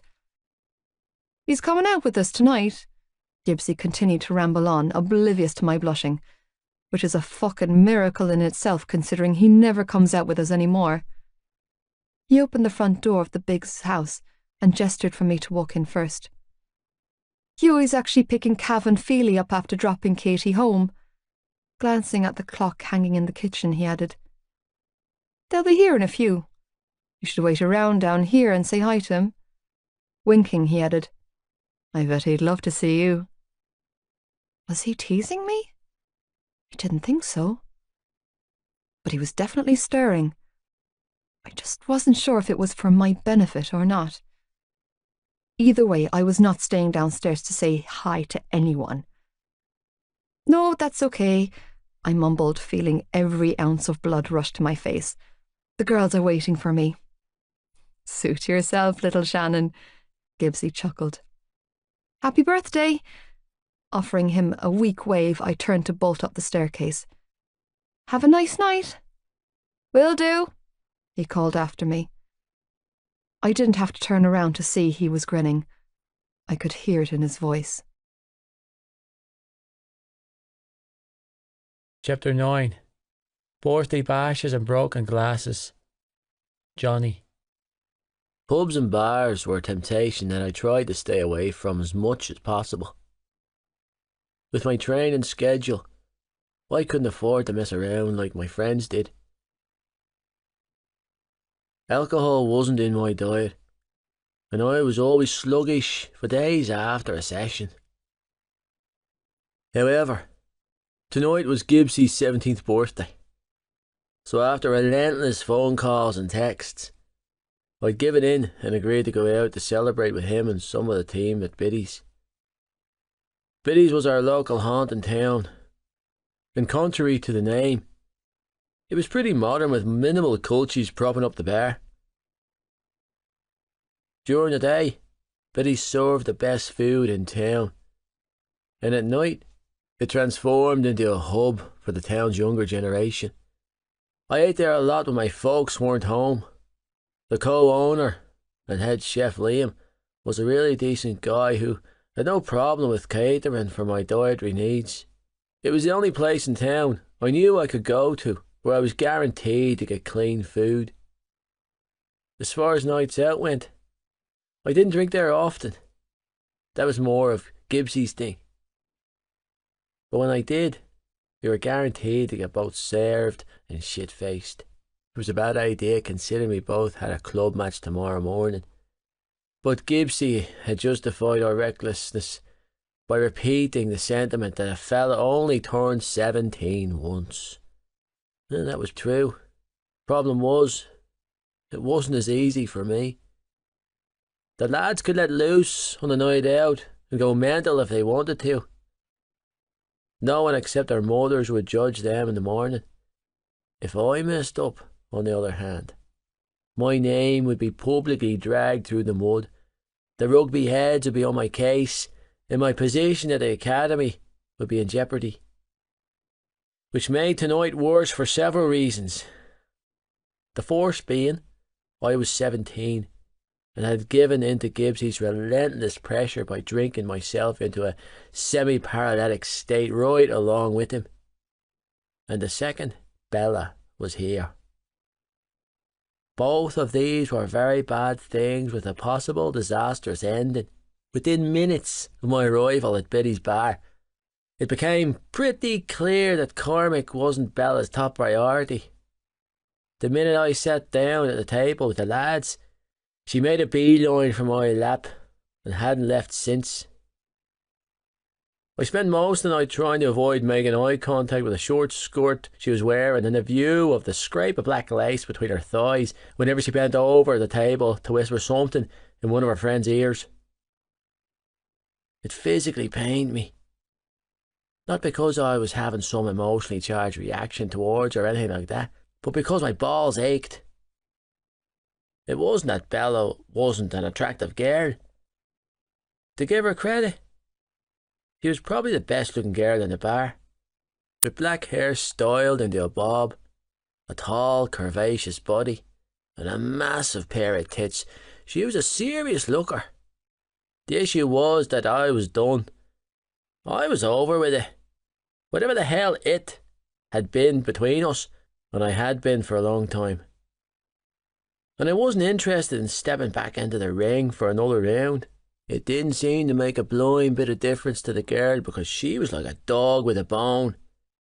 Me being the bone. I lost count of the number of times I'd gone to the bar for another round just so I could reposition myself on a seat far away from her. It didn't work. Her ass always found its way back to my lap. And I just ended up getting drunk faster. No amount of no's, or not tonight's, or never again's seemed to make any difference. She wouldn't leave me alone. I didn't want to embarrass or hurt the girl though. I wasn't a complete prick. Which is why I was tolerating this shit. By 1:30, my head was swimming. The alcohol in the veins, mixed with the strong-ass medication I was still taking, making me clumsy and uncoordinated. On a bright note, I wasn't in pain anymore. I couldn't feel a fucking thing. Super. Do you want to go somewhere else? Bella poured, leaning close to my ear. Sliding her hand into the opening of my shirt, she trailed her fingers over my collarbone. Somewhere a little more private. No. Shaking my head, I brushed her hand aside, the one that was tiptoeing up my arm, and reached for the vodka and Red Bull I'd switched to 8 pints in. My movements were clumsy, causing my drink to slosh over the rim of the glass and onto the knee of my jeans. All fucking night she'd been trying to kiss me and pet me, and all night I'd been turning my head and brushing off her wandering hands. I wasn't a PDA kind of guy, and she knew this. Sitting on my lap like this wasn't something I would tolerate on a normal night when we were on good terms. And the only reason she hadn't been ejected from my lap by now was because I was drunk as fuck and I didn't want to accidentally drop her on the floor and cause damage. I didn't like this though. Drunk or not, I didn't appreciate this touchy-feely crap. Come on, sexy. Unperturbed by my actions, Bella reached for the collar of my shirt again. We could always go to the car, she suggested, flicking another button open. It had to be the 4th fucking button she'd managed to undo. No, Bella, I grumbled, my words coming out slurred. Stop doing that. Capturing her hand, I removed it from my shirt and put it back on her lap. I'm not in the mood. I can get you in the mood, she teased, hand moving to my belt buckle. Stop! I snagged her hand and placed it firmly on her lap. Again.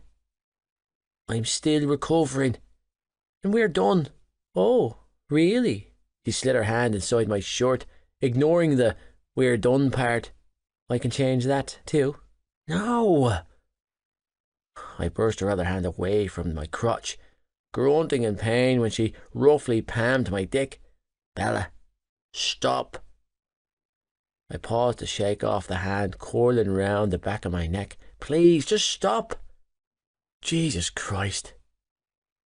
If I kept touching her after she told me to stop, there would be war. Double fucking standards. Stop, she snapped, glaring at me. Yes. Setting her hand back down on her thigh, I shifted out from beneath her. I'm tired. You're always tired, Johnny, she bit out. And you're never in the mood anymore. I wonder fucking why, I thought to myself, but made no move to answer her. I was careful with my words round girls. They could and would be misconstrued to her advantage. Drunk as I was, I remembered exactly what I had been taught at the academy. And this girl wasn't going to get a rise out of me. Not tonight, Satan. Shrugging, I cast a bleary glaze around our table. Our friends were watching. No surprises there. My gaze landed on Gibbsy, and I gave him my best "You're a fucking bastard" glare. His returning grimace was an apologetic one. Don't ignore me when I'm talking to you, Bella demanded, voice high and pitchy. Let me know, even in my drunken state, that she was in a worse condition. I'm not ignoring you, I replied, trying to remain calm through the haziness. Yes, she hissed, voice rising. You are. No, Bella. I released a weary sigh. I'm not. Fine. Cupping my face with both her hands, Bella dragged my face down to hers, pressing her mouth to mine. Then prove it, she growled, before smashing her lips to mine. Because of the alcohol coursing through my veins, it took me an extra few seconds to register what was happening. The feel of her tongue sliding against my lips was like a douse of water. I jerked my head away, but she had a death grip on my hair, keeping my lips on hers. Temper rising, I stood abruptly, knocking the table in the process and thankfully freeing myself from her hold. Drinks smashed to the floor, glasses shattering around us, drawing the whole room's attention to our table. What the fuck, Johnny? Bella screeched, glaring up at me from her seat. What's your problem? When I tell you no, I growled, wiping the back of my mouth as I glared down at her. I fucking mean no. I just wanted you to kiss me, she screamed. Is it too much to ask? I don't want to fucking kiss you, I roared back, losing control of my temper. I don't want your mouth on mine. I don't want your hands on my body because I don't fucking want you. I regretted my words immediately, but it was too late. Bella burst into tears, and of course, I was the bastard who made her cry. Dirty looks from half a dozen girls at the table, all directed at me, and I was done for the night.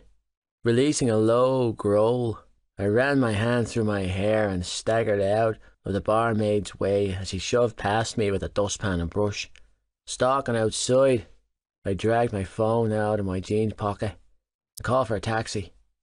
Relieved as hell when the voice on the other end said, 5 minutes. I need out of here and far away from my poor decisions. The poorest of those being that dangerous fucking girl that I've tangled myself up with. In this moment, I was glad my body was broken. I was glad that I hadn't been able to have sex since Halloween. Maybe it was fate. Without my cock blinding my ability to make good choices in lieu of pussy, I was able to see through Bella's facade, and it wasn't pretty. Knowing that I would rather peel my skin off than touch her again gave me some semblance of comfort. Never again, Johnny. Never a fucking again, lad. Leaning against the wall of the pub, I allowed my thoughts to wander back to those lonesome eyes. I wanted to see those eyes, and the girl they belonged to. The alcohol running through my veins provided a block on my conscience, making it easier for me to obsess about Shannon Lynch without feeling like a piece of shite. Tomorrow, when I woke up with a clear head, I would no doubt feel every ounce of the implications of my wayward thoughts. But for now, while I was temporarily void of a mortal compass, I envisioned all the terrible fantasies in great, colourful detail. It was nice. She was nice to think about. She was fucking beautiful. Her voice, her hair, her smell, the way she spoke, every single part of her.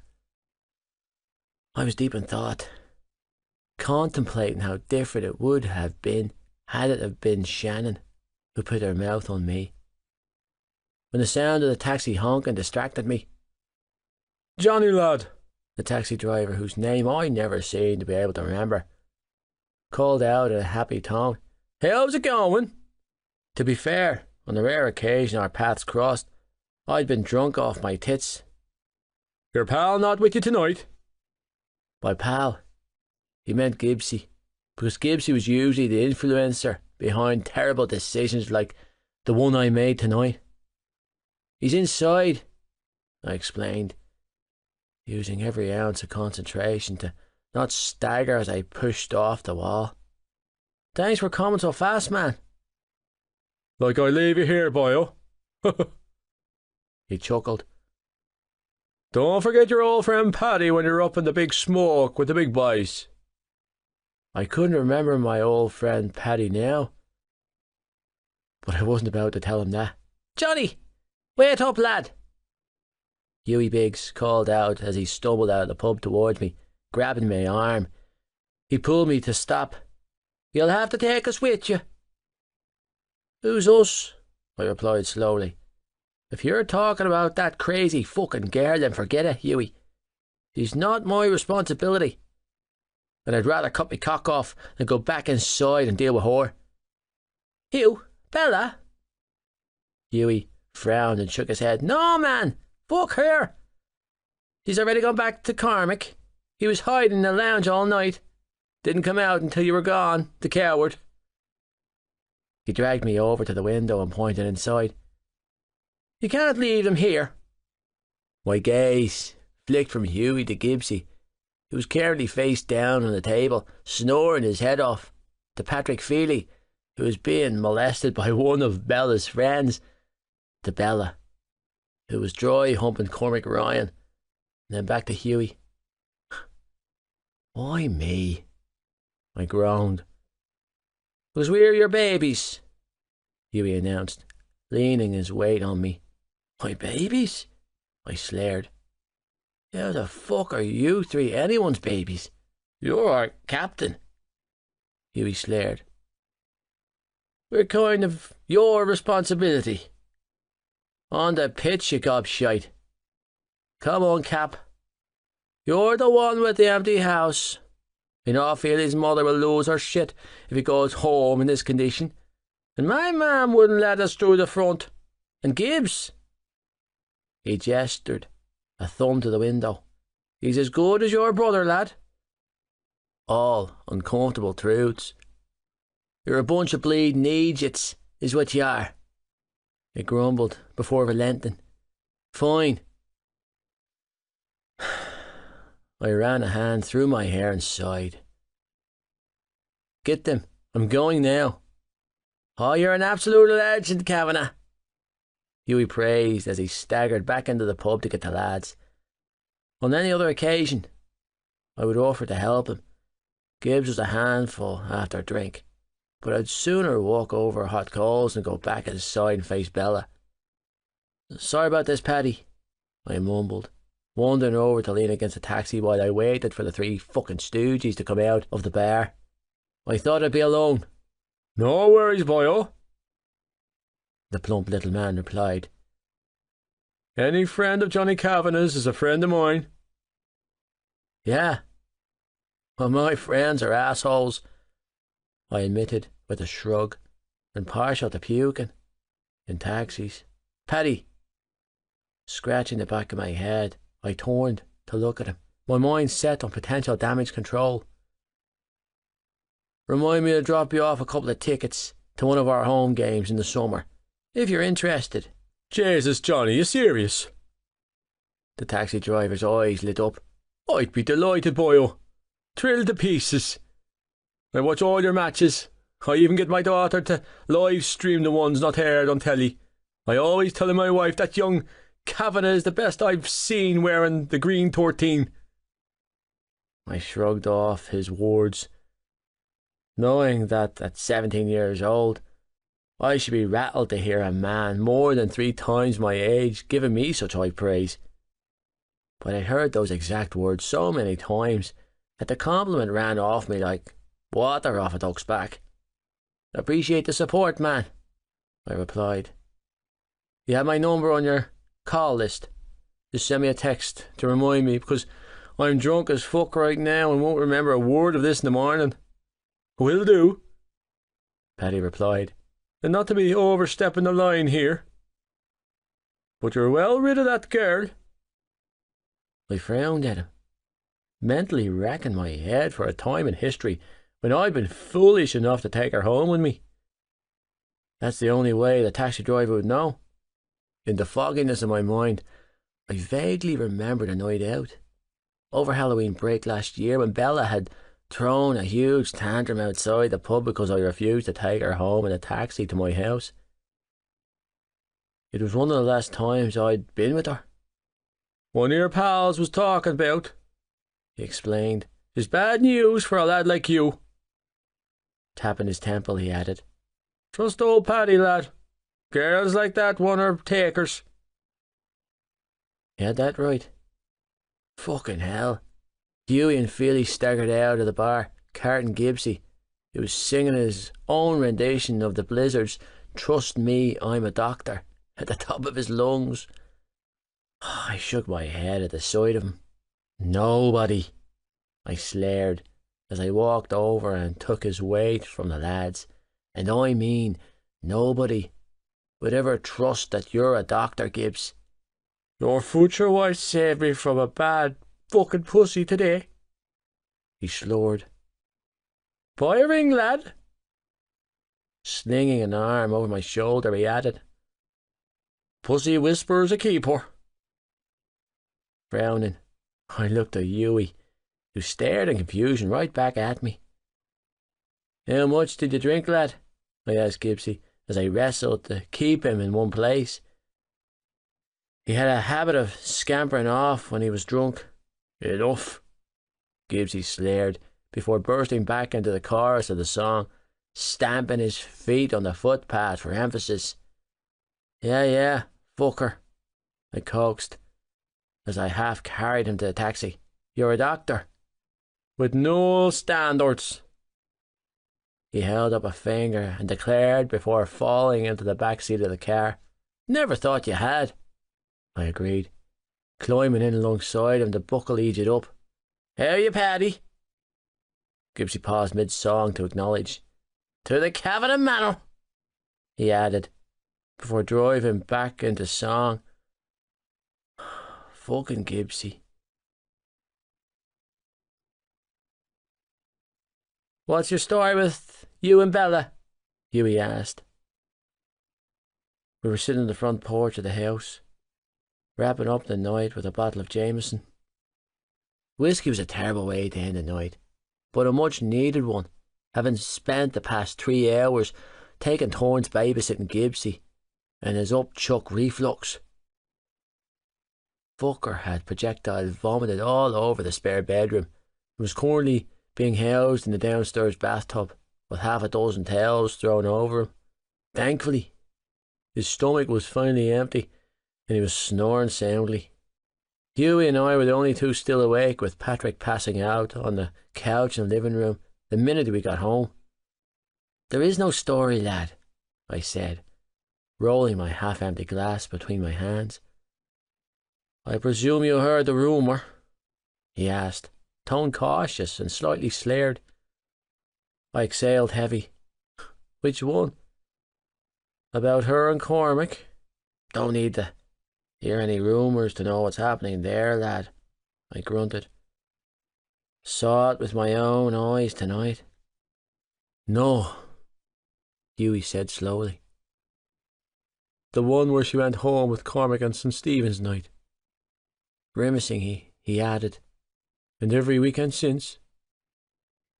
"No." I deadpanned. "I didn't know. I would have said something, but you were just out of the hospital." He sighed heavy. "I didn't want her messing with your recovery." "Don't worry about it, lad."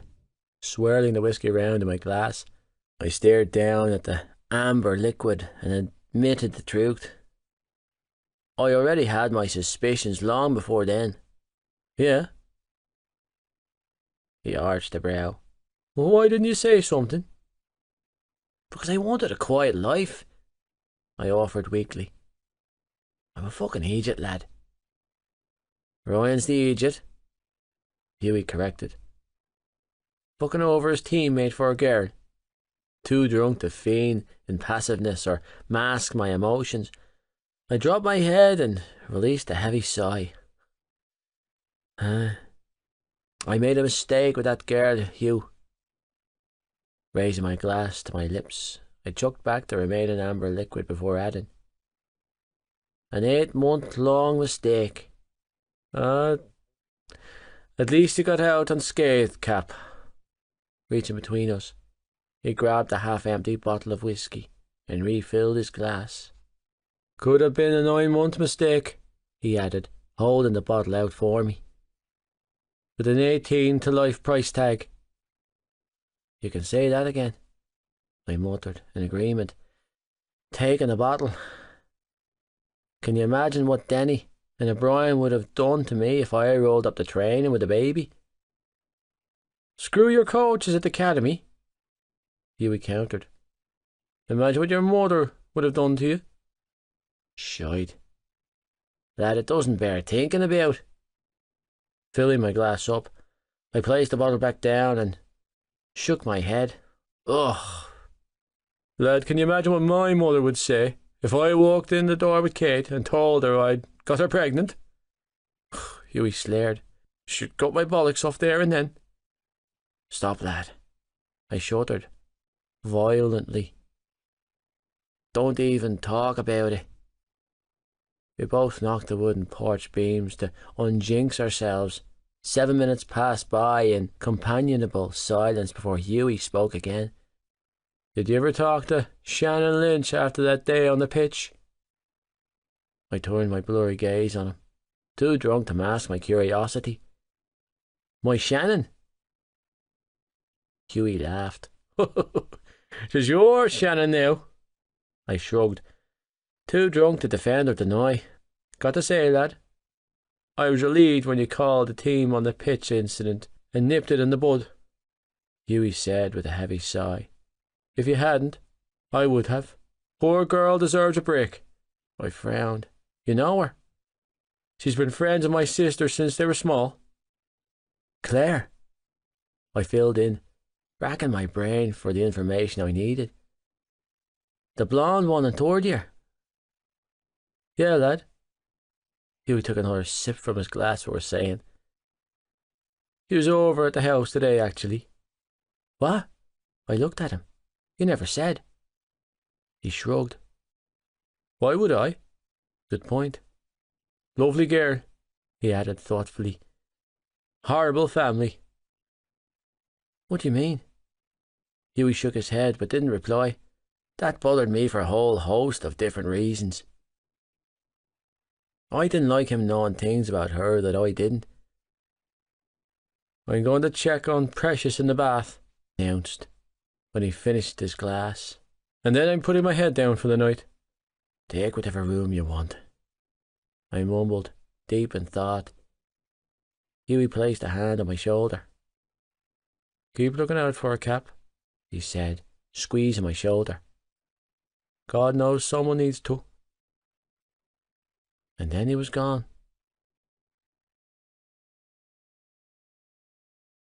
Chapter 10. Boys Gonna Shine, Shannon. On the last Friday in February, Tommen College were playing rival school Kilbeg Prep on school grounds for the schoolboys' shield. Because it was one of the few home games of the season left and a prestigious cup to win, all classes were invited to attend to support their team. According to Claire, the schoolboys' shield that was up for grabs today was nowhere near as important or lucrative as the League Cup the team would be playing for the next month in Donegal, but it was still pretty silverware, and Tommen loved silverware. It didn't take me very long at Tommen to realise that what my father had said about the school being a glorified rugby prep school was true. It was plain to see that everything revolved around the sport. Personally, I could have thought of a million places I would have preferred to be than watching oversized boys from Tommen bulldoze their way through oversized boys from Kilbeg. But life had a funny way of screwing with a person. Wrapped up in my winter coat and woolly hat, I sat between Lizzie and Claire, who was draped in our school's colours, grateful to have snagged a seat in the stands. Hundreds of other students had to stand along either side of the pitch. Not that any of them seemed to care about standing in the pouring rain. They were too busy screaming and cheering on our school senior rugby team. 10 minutes into the game, and I witnessed firsthand what all the fuss over Johnny Kavanagh was about. Could literally feel the electricity crackling in the air when the ball was in his hands, and from the sounds of screaming, so did everyone else. He seemed to be completely at home on the pitch, and when they got that ball in his hands, magic occurred. Beautiful things happened. He was so tall it didn't make sense for him to be so light on his feet. He was broad and strong, thick and muscular. But he was also light and nimble. It was almost like he danced around the opposition with fancy legwork and agile body movements. He had some crazy pace, and the way he could sprint, it was insane. It was unbelievable to watch. You could see the wheels of his brains in motion as he scoped out every play, pass and attack with expert precision. He was an intelligent player with a keen eye for intercepting play and self-discipline that seemed to rival a saint. It didn't seem to matter how much he was knocked around or targeted by the opposition, and he was clearly targeted. He managed to keep his cool. The hits he took, the physical attacks on his body, and he just got back up and kept going. I was in awe. The way he moved was extraordinary. I found myself entranced with the way he moved on the pitch. No wonder everyone talks about him, I thought to myself. He was clearly miles ahead of the boys he was playing alongside, and I thought he deserved to be on a more prestigious playing field. If he could play like this at 17, I could only imagine what a few years would do for his game. "Yes, Hughie!" Claire cheered, distracting me from my thoughts when her brother, Tommen's number 10, kicked the ball over the sideline. The ball managed to touch off the opposition's fingers before going out of play. "Yes!" Claire hooted, thrusting a fist in the air. "Good job, guys!" "What's happening now?" I asked, unsure why she was cheering when her brother had obviously kicked the ball wide. "Is this good for Tommen?" It was clear that she was as much into the game as I was, considering she'd spent the last 15 minutes rotating between explaining the rules to me and screaming profanities at the top of her lungs. It went clean over my head, my nerves too frazzled to take in anything more than the bare basics that I'd already knew from watching the Six Nations every year, but I pretended that I understood for her sake. "This isn't football, Shan," she laughed. "That's an excellent play. It's our line-out." "Line-out?" "Watch." she encouraged, and then began to scream her head off when Tommen's number 2 threw the ball, and Gibbsy, who was wearing number 7, was thrust into the air by his teammates and caught the ball mid-air. Yes! Claire cheered, clapping like a demented seal. Go on, Jared! It sounded funny hearing Claire call him Jared when everyone else around us was cheering the name Gibbsy. Literally no one called him Jared except for Claire. The ball came whizzing out of the field then and into the hands of Johnny, and my heart leapt. My pulse instantly sped up at the sight of him on the move. "Oh my God!" I screeched, heart racing erratically in my chest, when 4 of Kilbegg's forwards tackled Johnny to the ground, burying him beneath a mountain of muscle and dead weight. Are they allowed to do that? Limbs were flying, football boots digging into the crumpled-up heap beneath the ruck. I watched the antics unfold on the pitch. "They're trying to murder him!" I screamed, unable to believe what I was witnessing. "Holy shit!" Clutching both girls' arms, I squeezed tightly. "Is that illegal?" "Don't ask me about it," Lizzie replied with a shrug. Disengaging her arm from my hand, she returned to flicking through her magazine. I could think of a million better things I could be doing with my time than sitting here pretending to cheer on a sport I couldn't care less about. At least she was honest. I had thought I would feel the same, however. He was playing, and I was reluctantly mesmerised. "They are clearly targeting him," I growled, watching as the referee blew his whistle and jogged over to the now pile-up of boys. "Of course they're targeting him," Claire chimed in, squeezing my hand back. "Johnny is Tommen's best player. Take him out and the game is freed up," she continued to say. "They'd be fools not to try."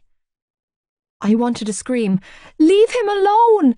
at the top of my lungs, but I settled for, "That's horrible," instead, as an overwhelming amount of concern for him filled my chest. "That's rugby," Claire agreed. "I hate rugby," Lizzie offered up. "No one cares about what you hate, little Miss Pessimist," Claire shot back. "Go back to your horoscopes."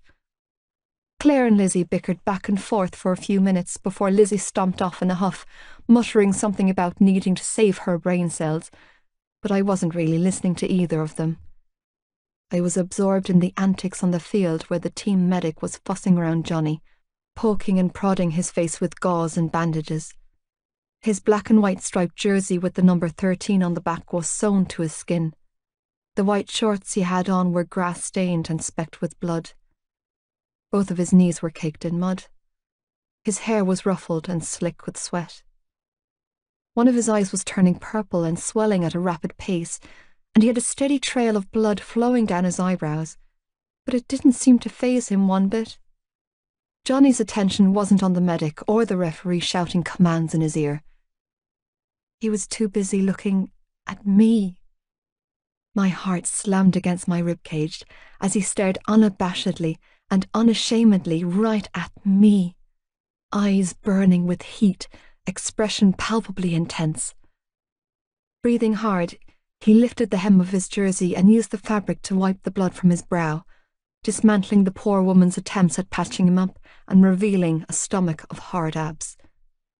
The move was so primal, so decidedly male, that it hit me straight in the chest. My face began to flame, and I felt my shoulders sag as I buckled under the weight of his intense gaze. "What the hell is that?" Claire hissed excitedly, gripping my hand. "Johnny Kavanagh is staring at you, Shan. Like, seriously, girl, that boy is staring at you." Crap. Unsure of what to do, but knowing that I needed to do something, I turned my face into Claire's neck and hissed, "Hide me?" "What?" she squeaked. "Just tell me when he's gone, okay?" I begged, focusing my attention on the freckle on her neck. "Pretend you're talking to me, or something." Less than a minute later, Claire said, "Okay, he's gone." Blowing out a breath, I turned back in time to watch Johnny running back into position as the referee called for a Tommen scrum. "What's going on with you two?" she demanded. "I thought you said you haven't spoken to him since that day in the office." Nothing is going on with us, I shot back, cheeks burning. And I haven't. Claire gave me a disbelieving look. Well, that look he just gave you didn't seem like nothing to me. It was nothing, I assured her, and myself. Seriously, Claire, I don't even know the guy. Loud booing and jeering erupted around us then, and we both turned to see Kilbegg's number 15 had scored a try. Their number 10 converted easily, bringing the teams level. Oh, crap, I muttered, feeling far more anxious than I should. How much time is left? About a minute and a half, and don't think we're not talking about this later, Claire told me before turning her attention back to the game and screaming, Come on, Tommen! Woo! Kilbeg, you're total shit! Kilbeg won the restart, gaining possession of the ball and gaining several yards.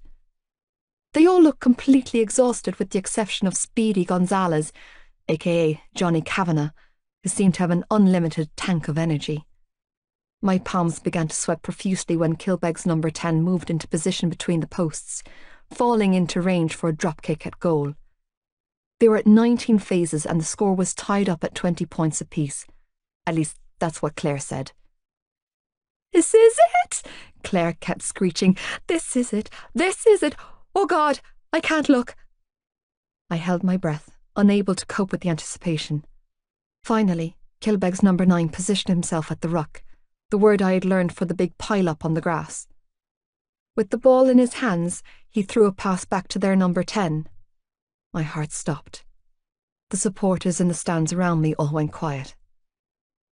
Miss it. Miss it. Fuck it up. Go wide.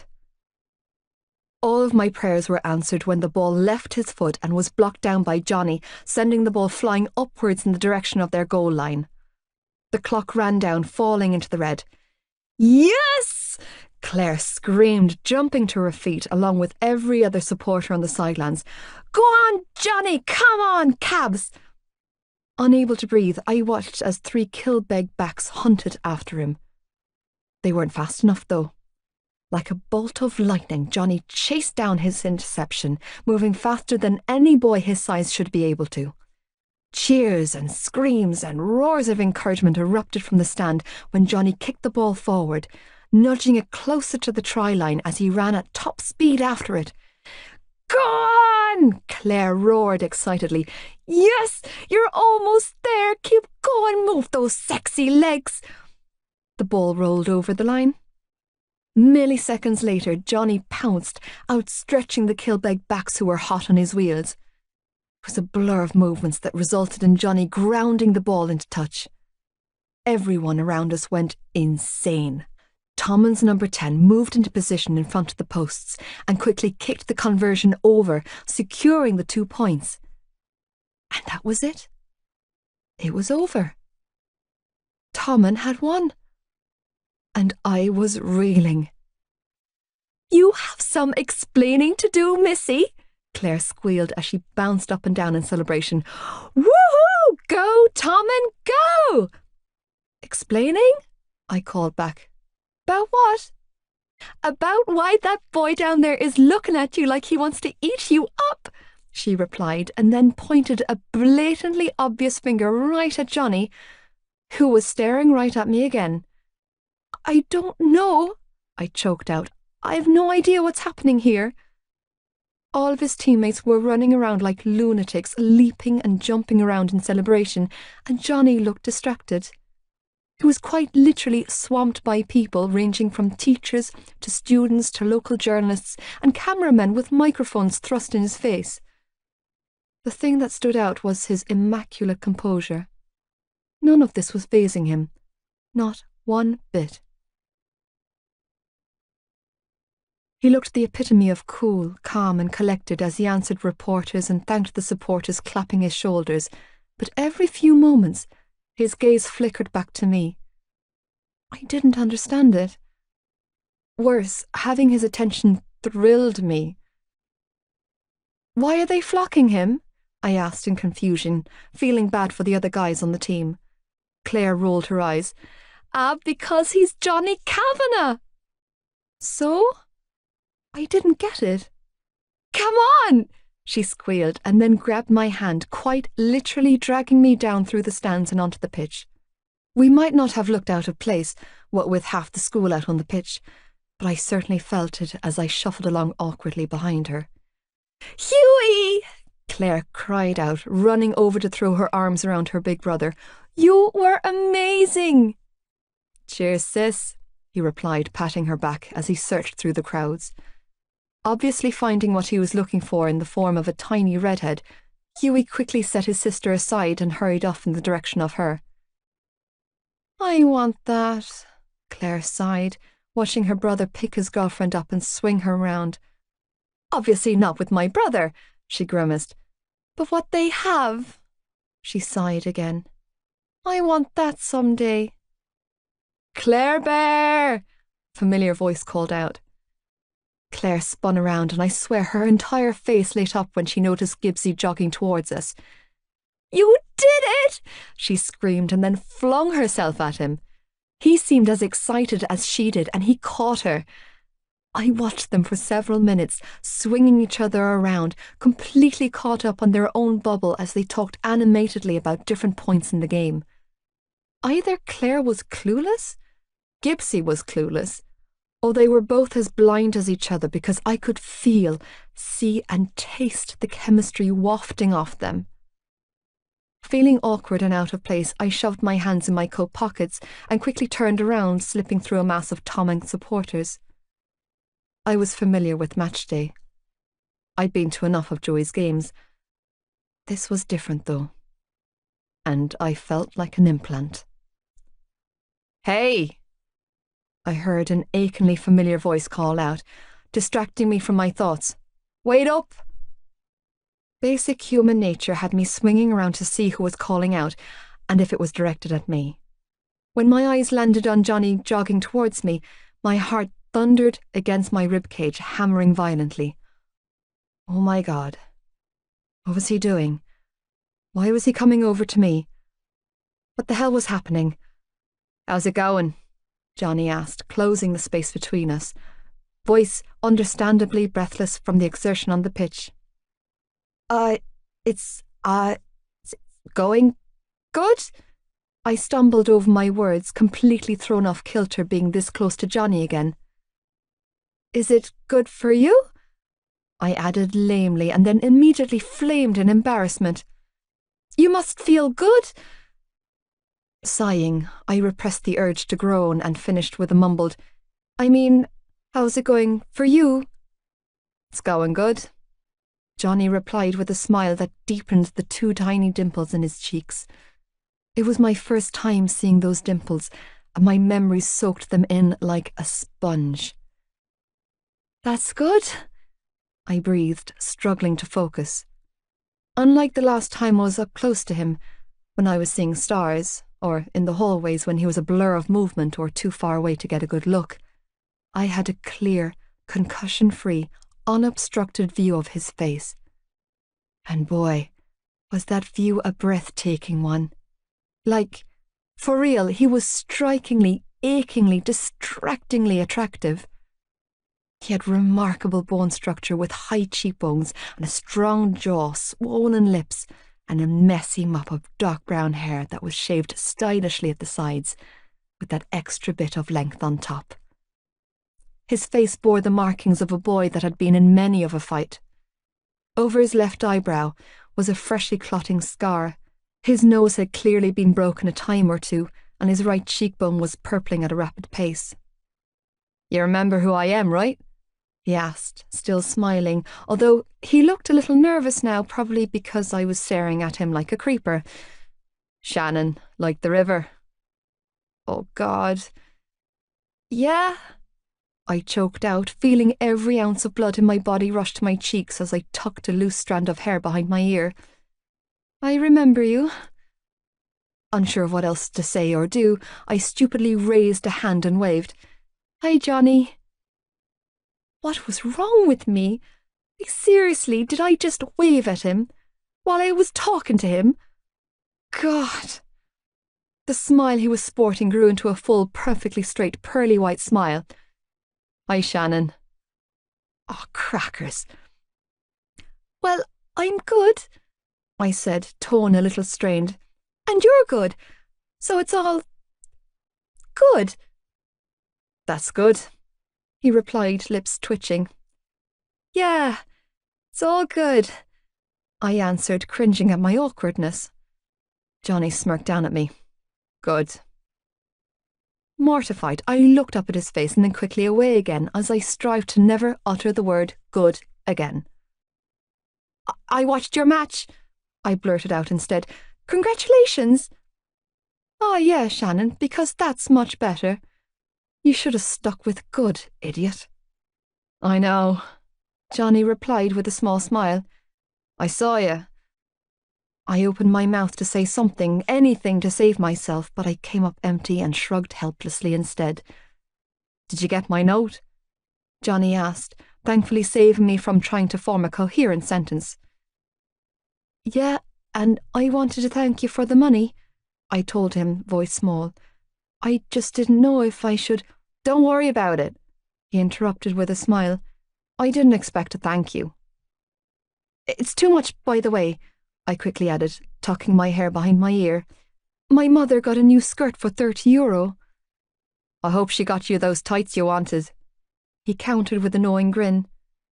Oh, dear God. That boy's smile was something else. Yeah? I blushed scarlet. Those were only a £5.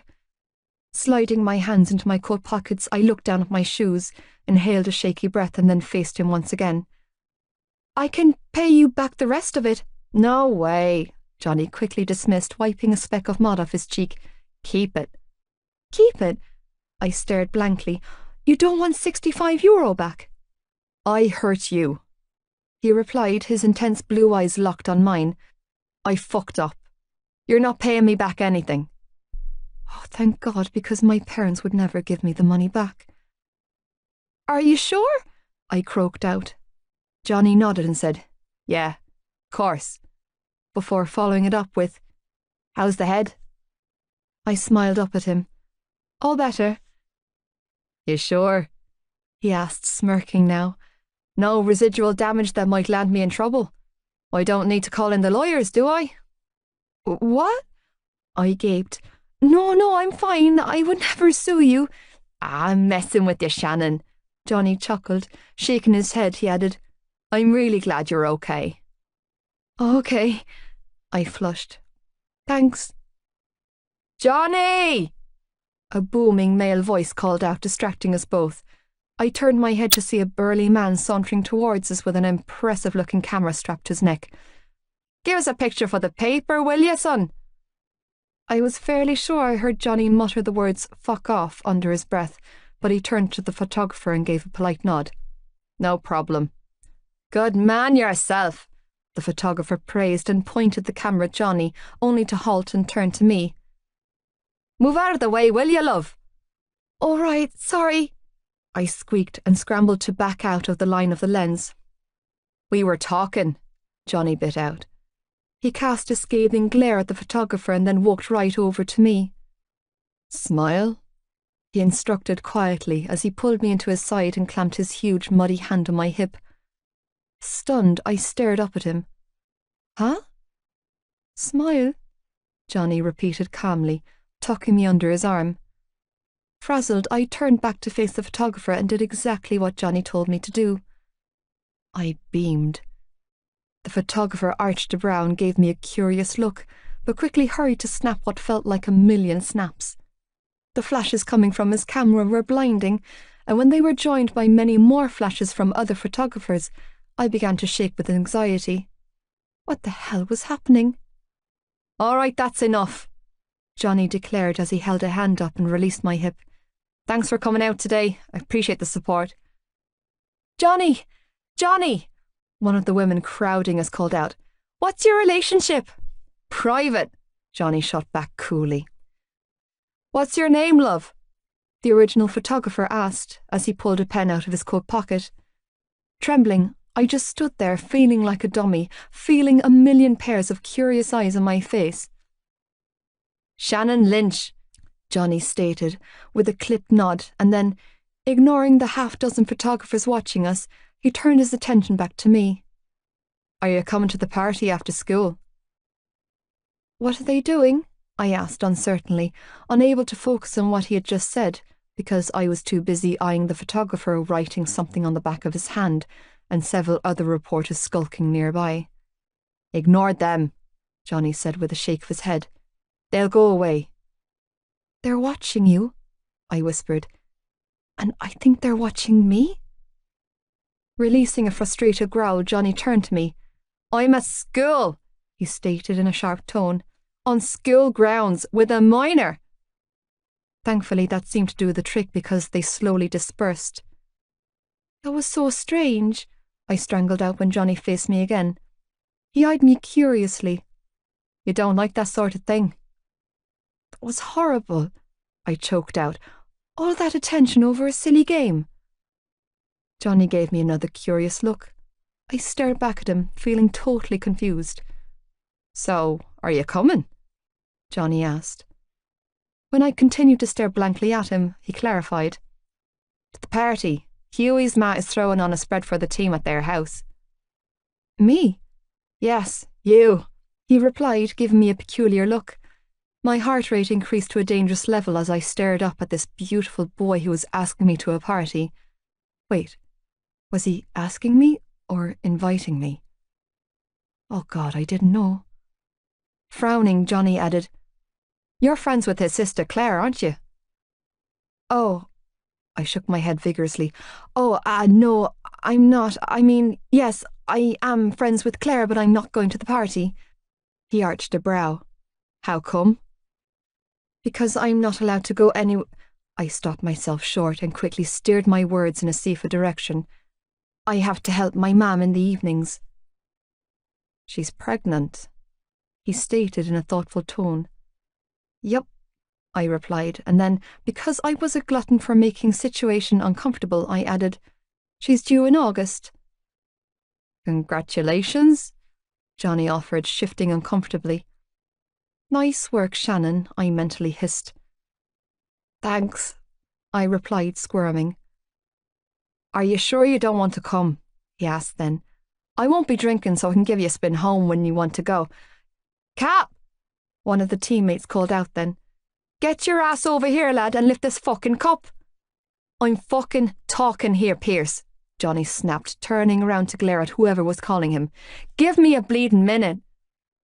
Your friends are calling you, I hurried to say, knowing that I needed to get away from this boy before I did something incredibly stupid like accept his invitation. 'Cause I wanted to. I really, really wanted to. And if I stayed here and kept looking at him, I knew I would.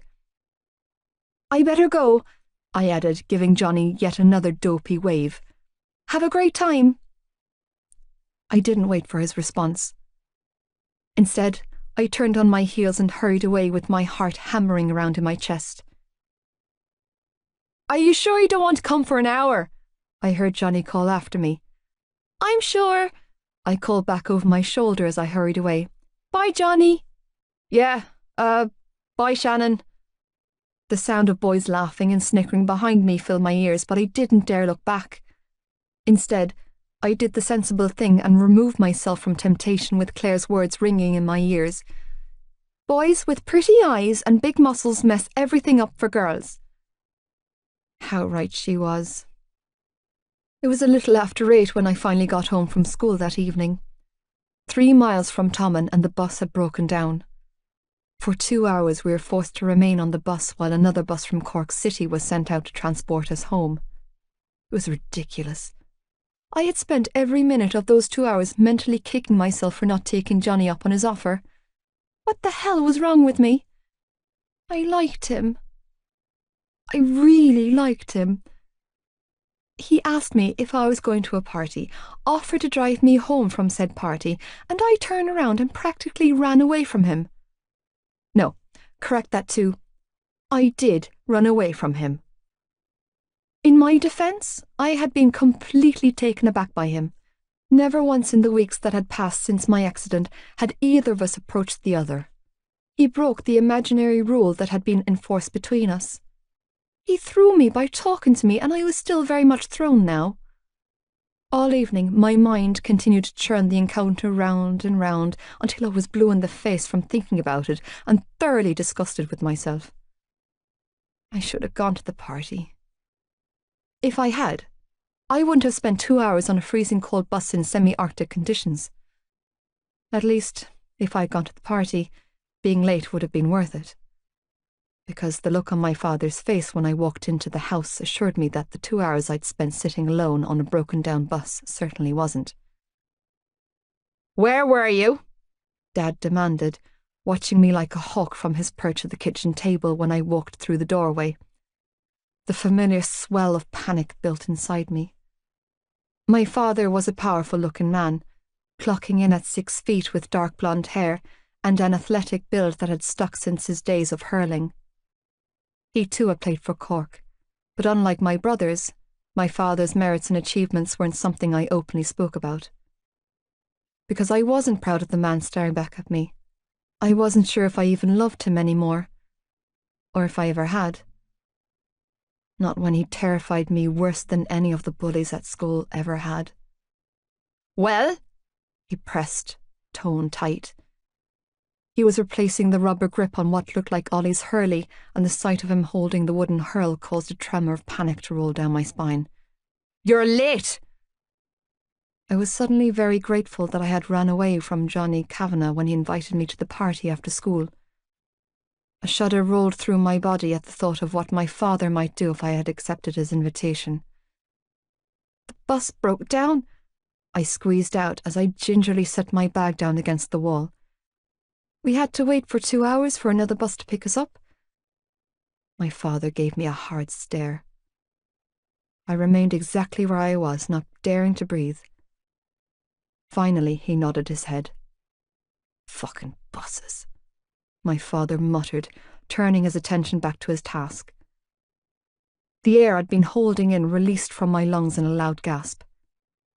"It's okay, Shannon," I told myself. "He's not slurring. There's no smell of whiskey and no evidence of broken furniture." But I wasn't foolish enough to push my luck when it came to my father, and moved for the bread bin with the intention of making a cheese sandwich to go. Getting out of this kitchen and up to my bedroom without confrontation was my goal for the next minute or so, while I hurriedly pieced together a lopsided sandwich and poured myself a glass of water from the tap. "Night, Dad," I whispered when I had my sandwich and water ready. "Don't be late again," was all he replied, not taking his eyes off the hurley in his hands. "Do you hear me, girl?" "I hear you," I croaked out, and then scrambled up the staircase to the sanctitude of my bedroom. Once inside, I flicked the lock and sank down against my door, desperately trying to get my heart rate under control. Today was Friday. Friday was a safe day. Chapter 11. A fist in the face preferable to a pie. Johnny. My head was wrecked. My body was in bits. I couldn't enjoy the win or truly celebrate with the team because I was sulking. Sulking over something I couldn't figure out. Refusing the countless bottles of beer thrust in my face. I sat, brooding on the couch in Hughie's living room, with the man of the match trophy propped up on the cushion beside me, my winner's medal around my neck, biding my time until I could slip away, drive home, and drown myself in an ice bath. It was my duty to be with my teammates after a big win like this. Being the captain, I was supposed to be leading the celebrations. Dance music was blasting from the stereo in the corner. Gigi D'Agostino's "I'll Fly With You." And I knew that stupid duh foghorn chant would be stuck in my head all night. The house was littered with the team and people from school, all drinking, eating and dancing around the place. Instead of joining in the banter, I was icing my thigh because putting the ice on my balls wouldn't be socially acceptable. Shoving around a piece of steak Hughie's mash and aid cooked me around my plate. And thinking about a girl who couldn't seem to get away from me fast enough. That showed it all right there. Everyone else was drinking and enjoying themselves, while I refueled on protein and drove myself demented over a girl. Was that what rejection felt like? If so, it fucking sucked. What possessed me to go over to Shannon? I'll never know. But everyone was screaming round me. The crowd was in my face. I needed a reprieve, and I saw her standing there, all big eyes and lonesome, and something just shifted inside of me.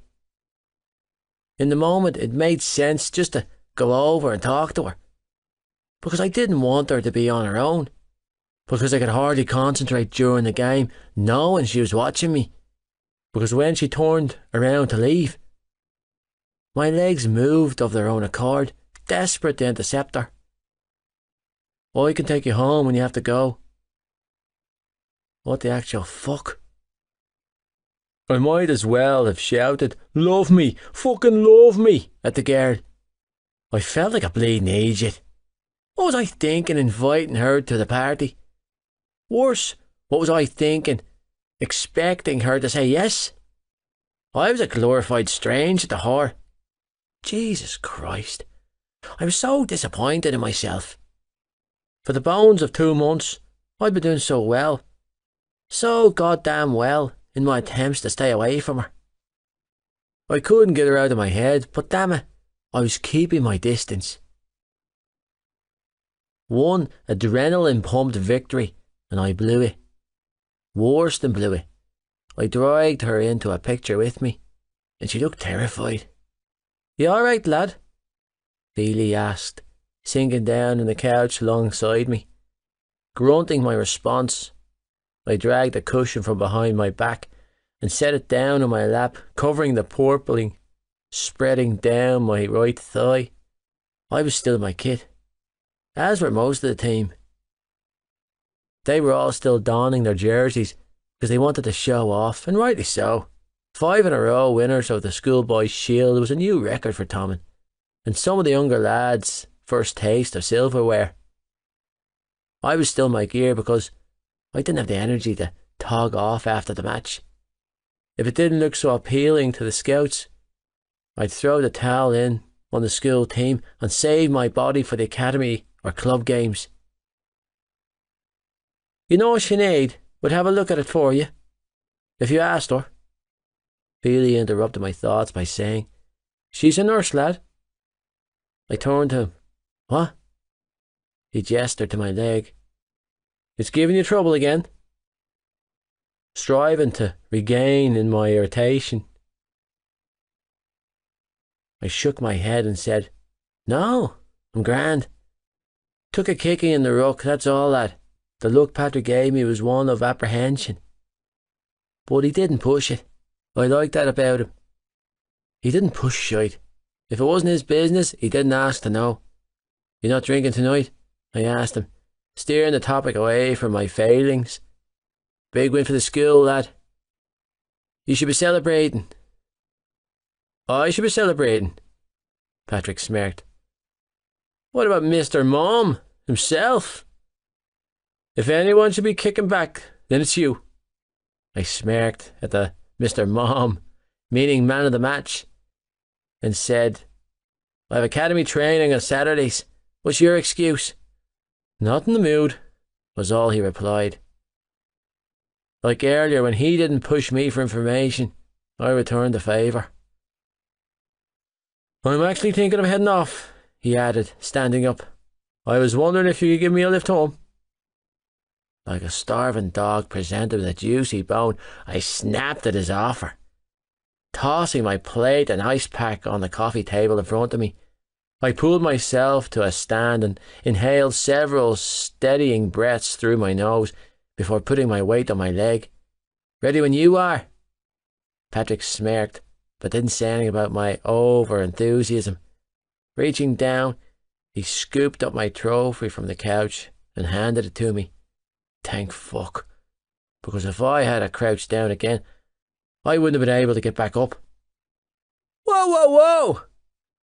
Gibbsy called out over the music. Noticing my attempt to leave, "Sit your ass down there, Cap," he ordered, ploughing through the crowd towards me. "You're not going anywhere yet." I opened my mouth to tell him to shag off, but two of the lads from the team, Luke Casey and Robbie Mack, came barrelling towards me, dragging me back down on the couch before planting themselves down either side of me. I looked at Patrick, who shrugged in resignation. We both knew we weren't getting out of here anytime soon. Not when Gibbsy turned the music off and announced, "I have a speech to make." "Sorry, Cap." Robbie Mack snickered. "But you have to hear this." Resisting the urge to roar from the pain searing through my lower calf, I shook my head and reached for my ice pack. "For fuck's sake, Gibbs." With his championship medal still dangling around his neck, Gibbsy dragged the coffee table over to the stereo and hopped up.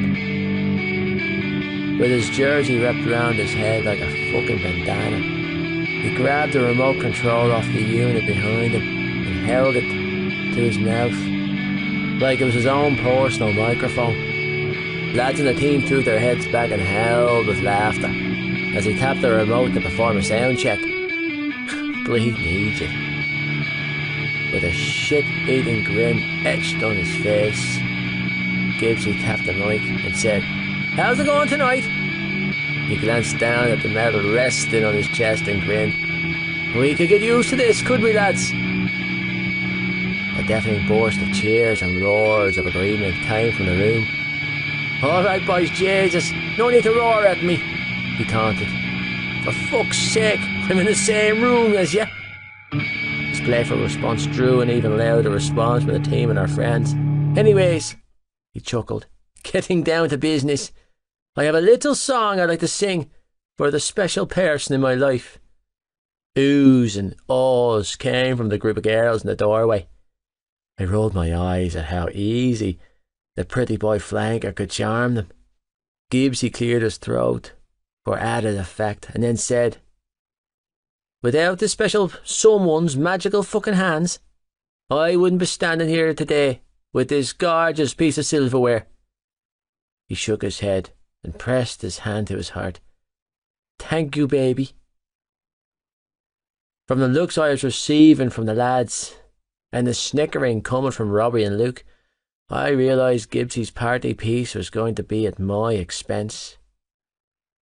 "Don't do anything stupid," I warned Gibbsy, just as he reached over and pressed a button on the stereo.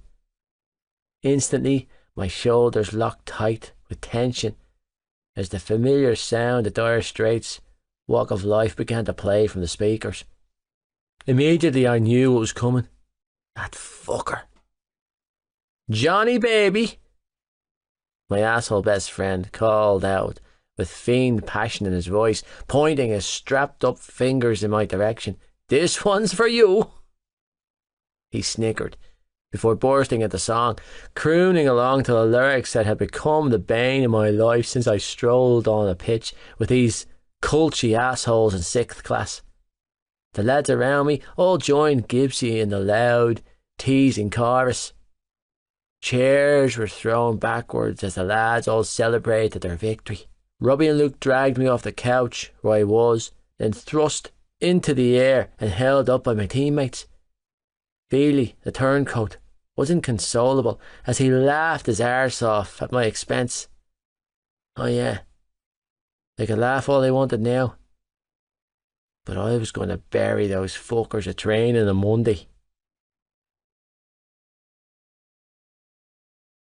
Chapter 12.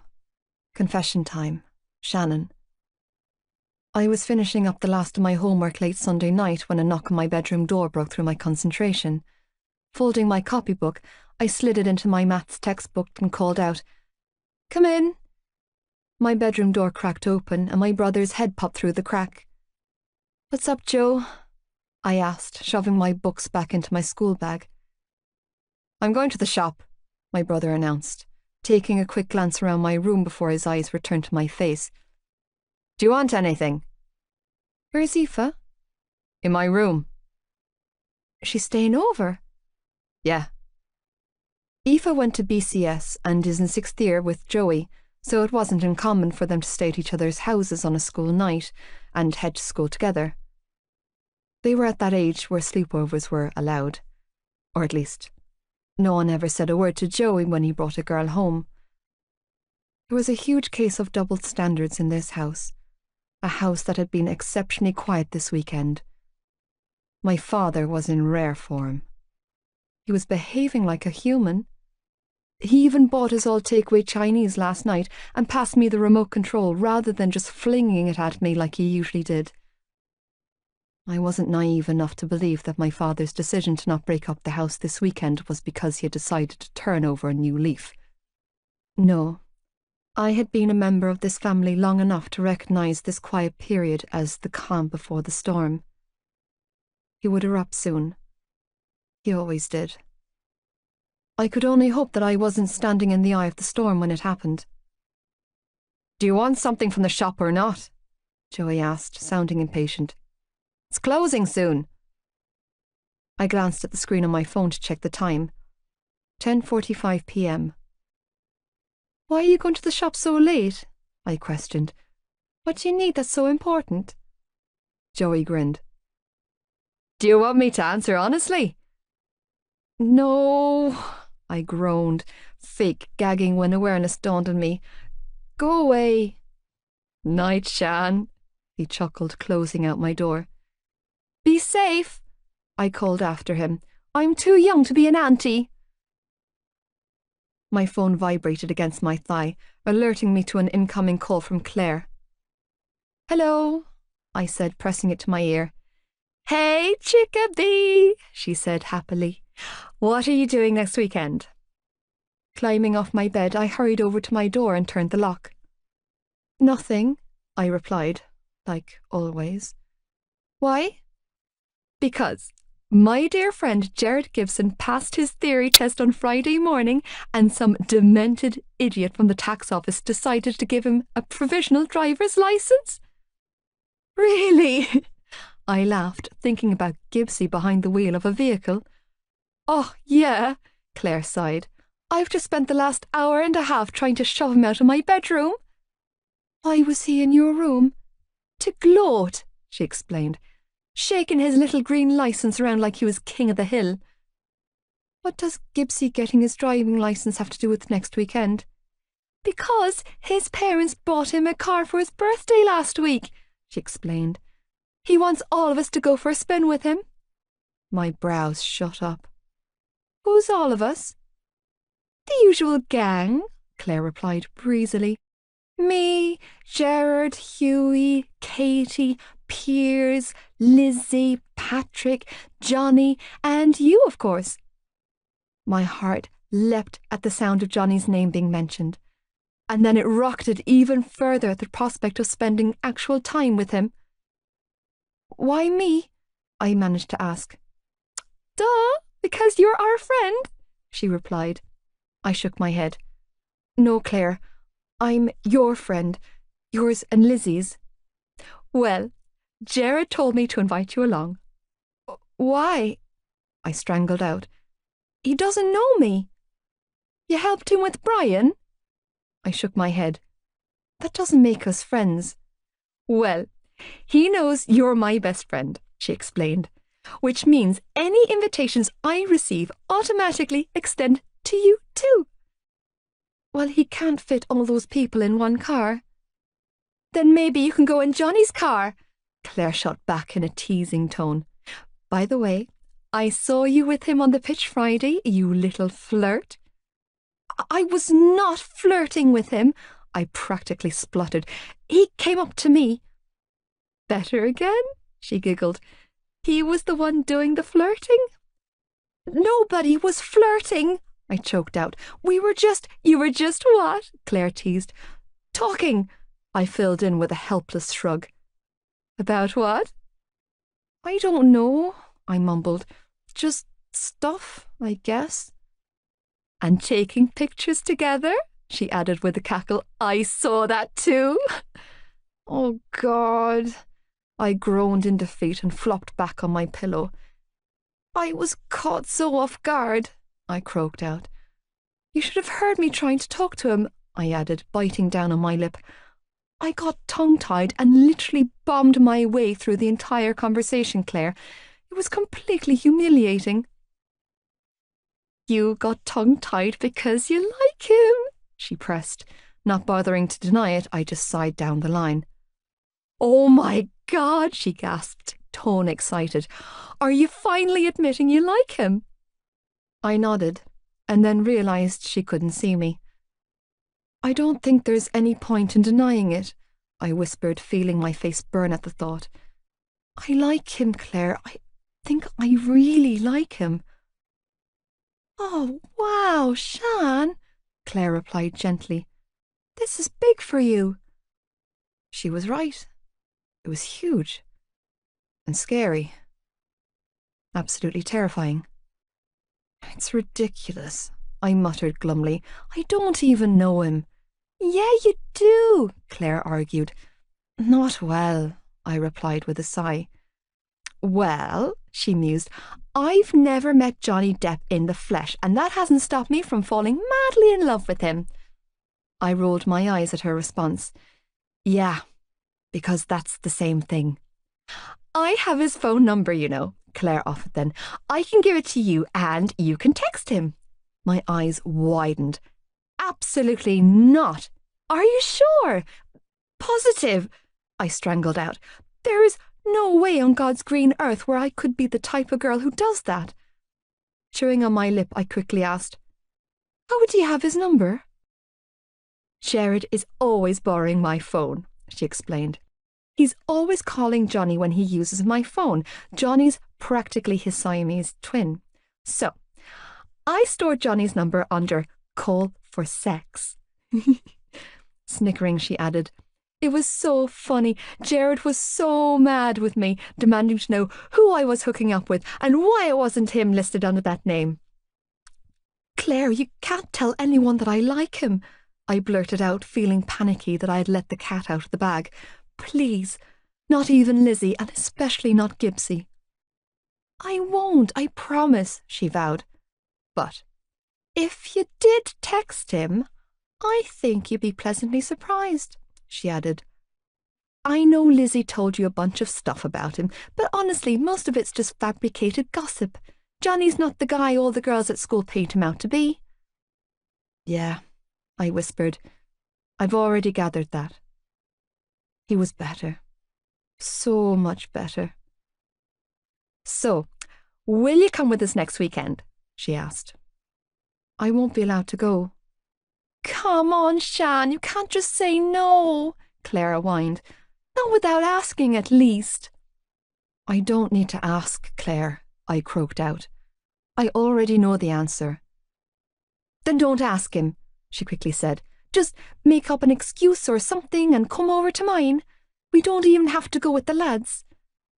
I sighed heavily. Claire, we can have dinner at my house, she hurried to say. And, you know, if Johnny just happened to stop by because of a rogue text message sent from my phone, then maybe you two could go up to my room and— Stop it, I warned her, shivering at the thought. Claire laughed down the line. I'm kidding. You better be, I grumbled, because I would die.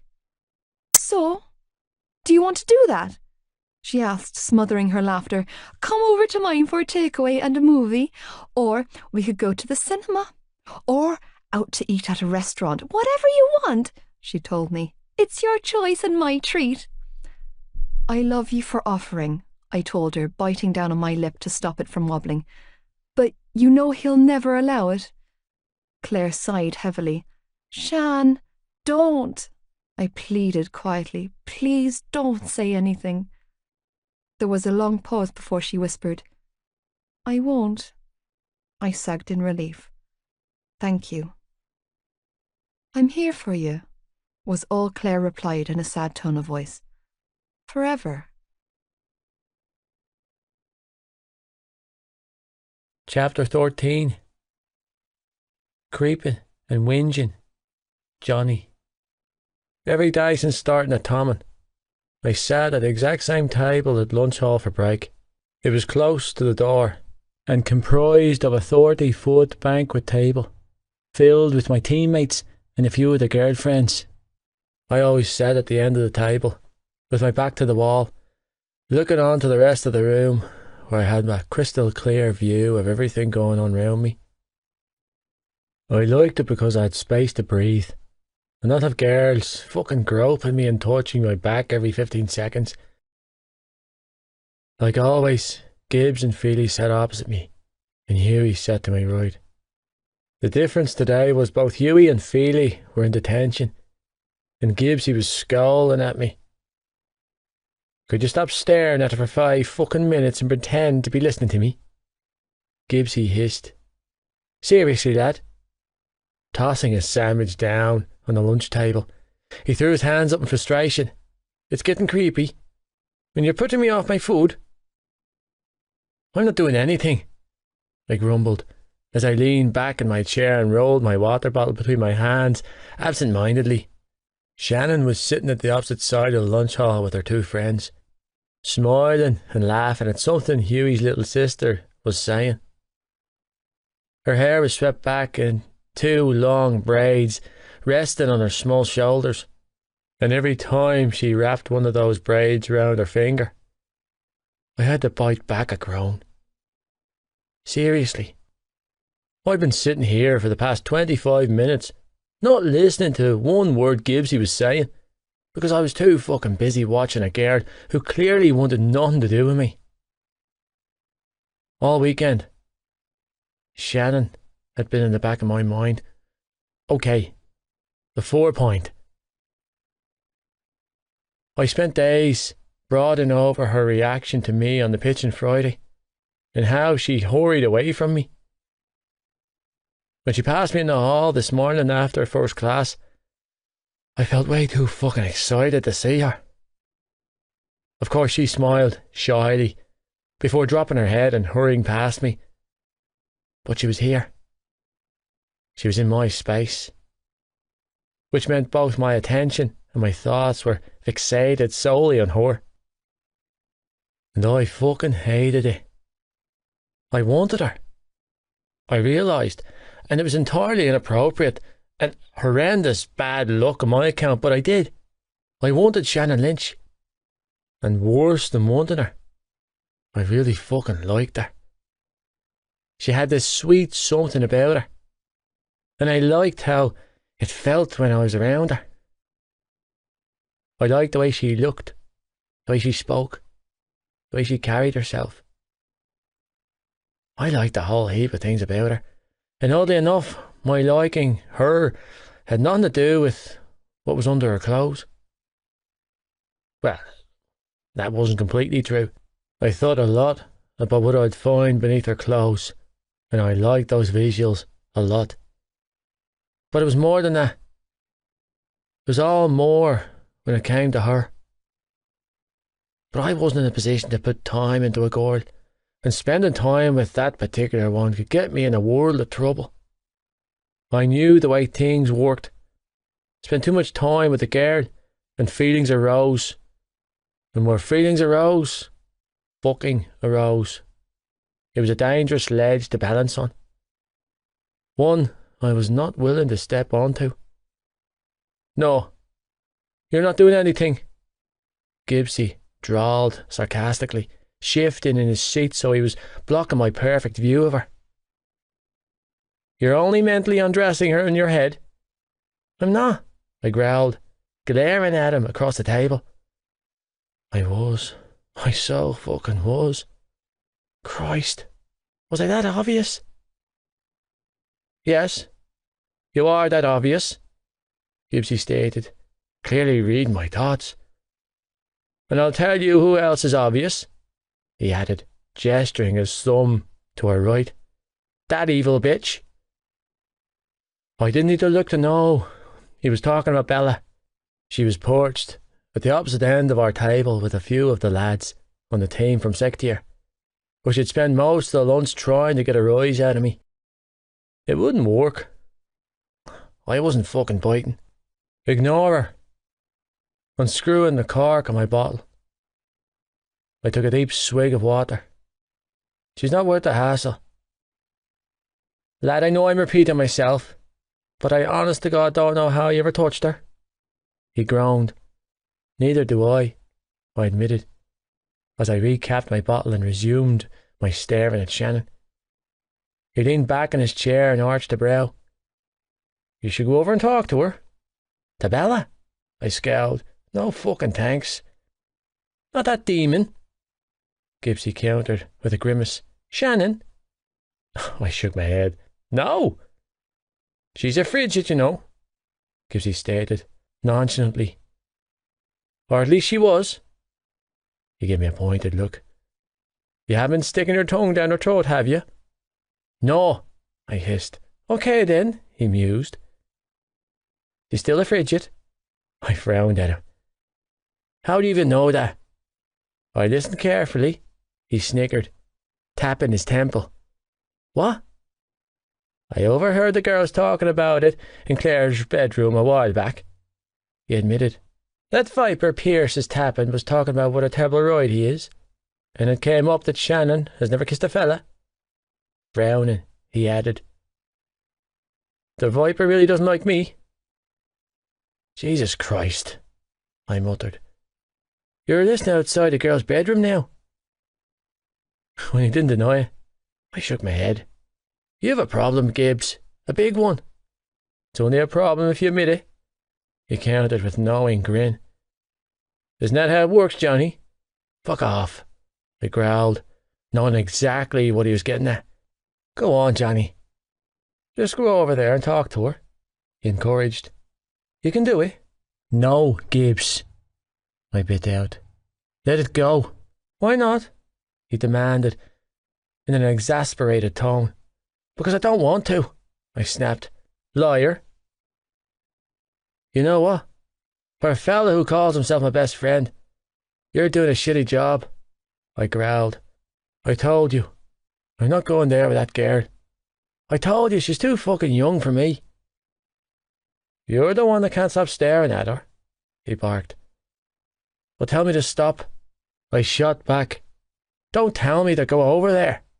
I did tell you to stop, Gibbsy hissed, sounded exasperated. Like 2 minutes ago, I told you to stop staring at her like a creeper, and yet here you are, still fucking her with your eyes, and still looking like someone shitting your cornflakes. He threw his hands up. What am I supposed to do with you? You're supposed to remember that I'm the idiot who almost died this morning being Desi driver for your learner arse, I grumbled. So instead of encouraging me to make bad choices, why don't you try and support me for once? I'm a good driver. I rolled my eyes. You're a liability.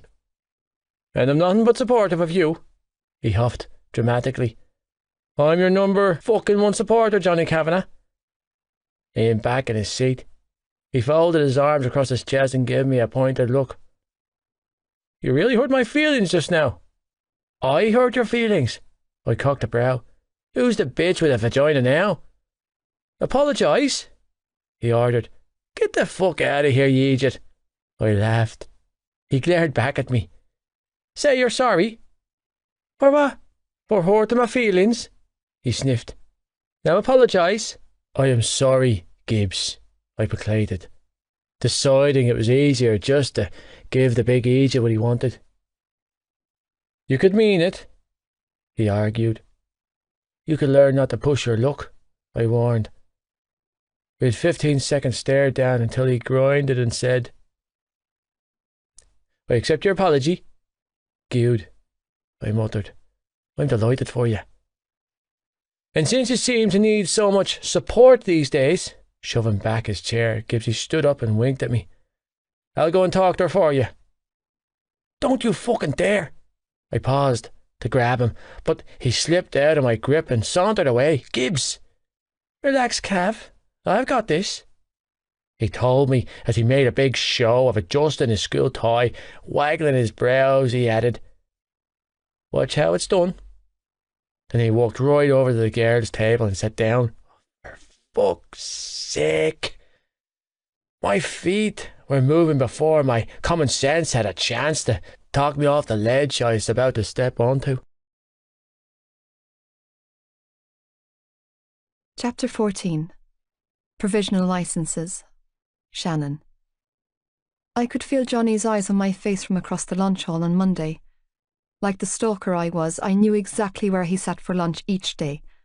The last seat at the end of the glorified rugby table, on the inside row, next to the archway exit. All through lunch, I dutifully ignored the burning sensation on my cheeks, the same burn I could feel all the way down to my toes, and concentrated on Claire and Lizzie. Because I knew what would happen if I looked back at him.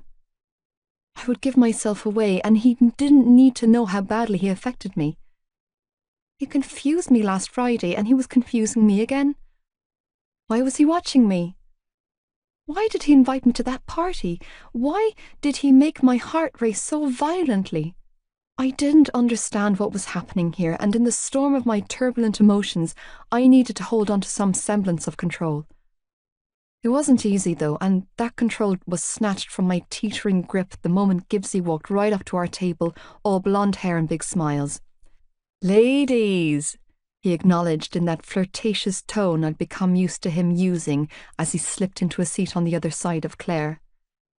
"How are we doing today?" "What do you want, Gerard?" Claire groaned, slipping out of his hold when he wrapped his arm around her shoulder. "We're trying to eat here." "I have something to show you," he told her, brows waggling. "I'm not looking at your penis," Claire hissed, "so stop trying to show it to me." "Not that," Gibbsy snorted, and then proceeded to pull a set of keys out of his pocket and dangle them in Claire's face. "These." "Oh my God," Claire gasped, snatching the keys out of his hands. "Your parents gave you the car early. I thought you weren't getting the keys until the weekend." "They caved," he told her, grinning, "which means a maniac has been let loose on Irish roads," Lizzie interjected. "Jesus," Gibbsy muttered, frowning across the table at Lizzie. "You're a barrel of laughs."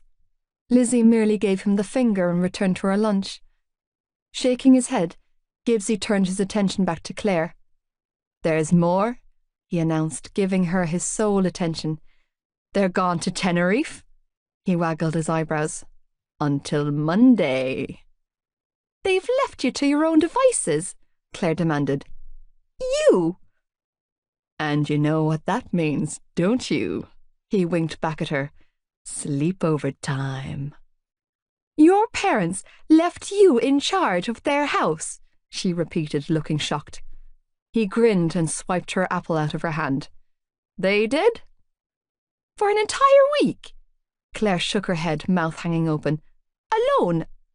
Unsupervised?" His grin widened as he tossed the apple up in the air. "You sound surprised," he added, catching the apple effortlessly. Intrigued by the interaction, I leaned against the table and watched with interest. "Because I am," Claire spluttered, staring back at him. "Do they know you at all?" "Obviously not," he snorted. "Now, go home, pack your shit." He waggled his brows before taking a bite from Claire's apple. "Because you're checking into Hotel Gibson for the week," he added mid-chew. "Fun times." "Oh, really?" Claire leaned back in her chair and smirked. "And does Hotel Gibson come with good reviews?" "It comes with cock, Claire Bear," Gibbsy announced, and not quietly. "An unlimited supply of 5-star cock." "Say it louder," she hissed, slapping his shoulder. "I don't think everyone heard you." "It comes with cock, Claire," he taunted, accepting her challenge without an ounce of shame. "My cock." "Fuck your cock," Claire growled, looking mortified. "Course you can," he nodded with a grin. "But here's not really the place." "I don't know why I'm friends with you," Claire muttered, cheeks burning. "You're so inappropriate." "You are friends with me because you love me," he purred. "Because I'm the only one that makes your cheeks turn pink." He paused and stroked her cheek with his finger. "In more ways than one." "I was 11, Gerard," she shot back, "and it was one bloody kiss." "I'm ready for a repeat performance," he told her. "Say the word, Claire Bear. Tell me you're ready for us, and I'm all yours." "Can you stop doing that?" Lizzie barked then, glaring at Gibbsy. "Doing what?" "Screwing around with her feelings," she huffed. It's not a game. Lizzie, it's okay, Claire began to say, but Lizzie cut her off. It's not okay, she snapped. He's been doing this since we were 4. It's wrong. I'm not screwing around with her feelings, Gibbsy replied, looking confused. She knows I love her. Claire turned beetroot red, causing Lizzie to growl. Yeah, asshole, Lizzie hissed. You love her loads, don't you? That's why you're going around shagging half the school, isn't it? What is your problem? Gibbsy growled, glaring now. You, Lizzie snapped. You and your shithead friends thinking you're cock of the walk, going around playing girls like it's all a big game. You're all disgusting, every last one of you rugby heads. Gibbsy gaped at her, looking affronted. What did Johnny do out of the way to you? Yeah, a familiar voice asked. What did I do? My heart skyrocketed in my chest at the sound of that achingly familiar Dublin accent. It stood out from everyone around us, just like he stood out from everyone around us. You're as bad as the rest of them, Lizzie hissed, not missing a beat as she turned her furious glare on Johnny, who, much to my detriment, was pulling out the chair next to me. Worse, you're their leader. Well, that's news to me, Johnny countered calmly. He sat down beside me then, and I felt the piece of bread I was chewing on wedge itself to the roof of my mouth.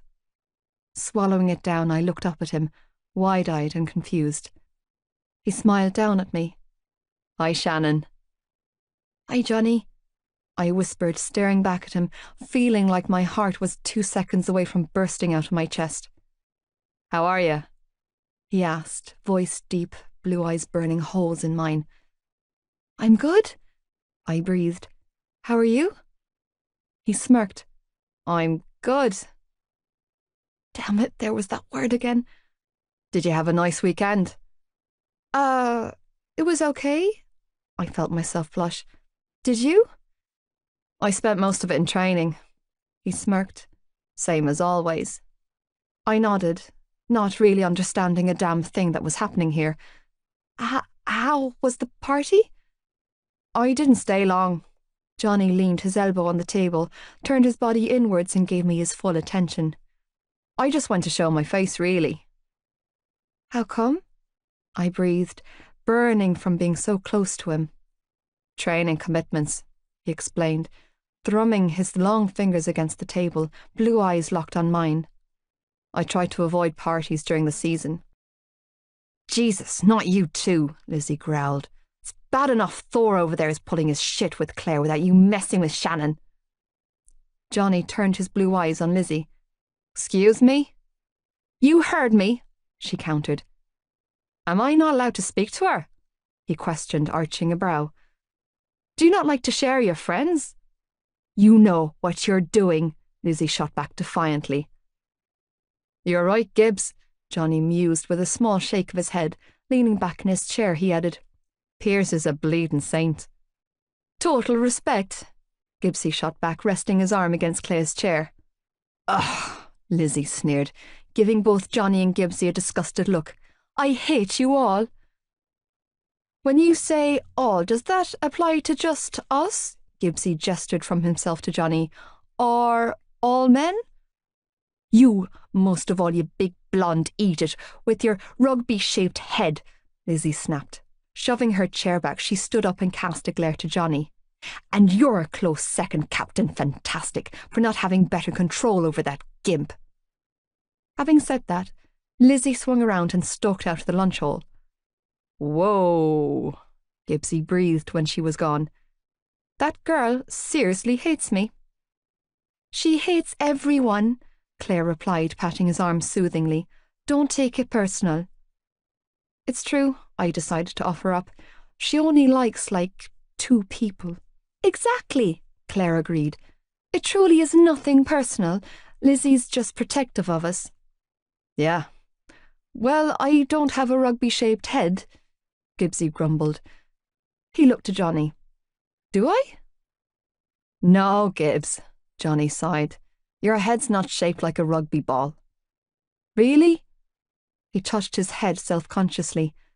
Because I weighed like 12 pounds when I was born, and my mum's always bitching to her friends about how I wrecked her with my big head. It's a perfectly normal head, Gibbs, Johnny coaxed. Very circular.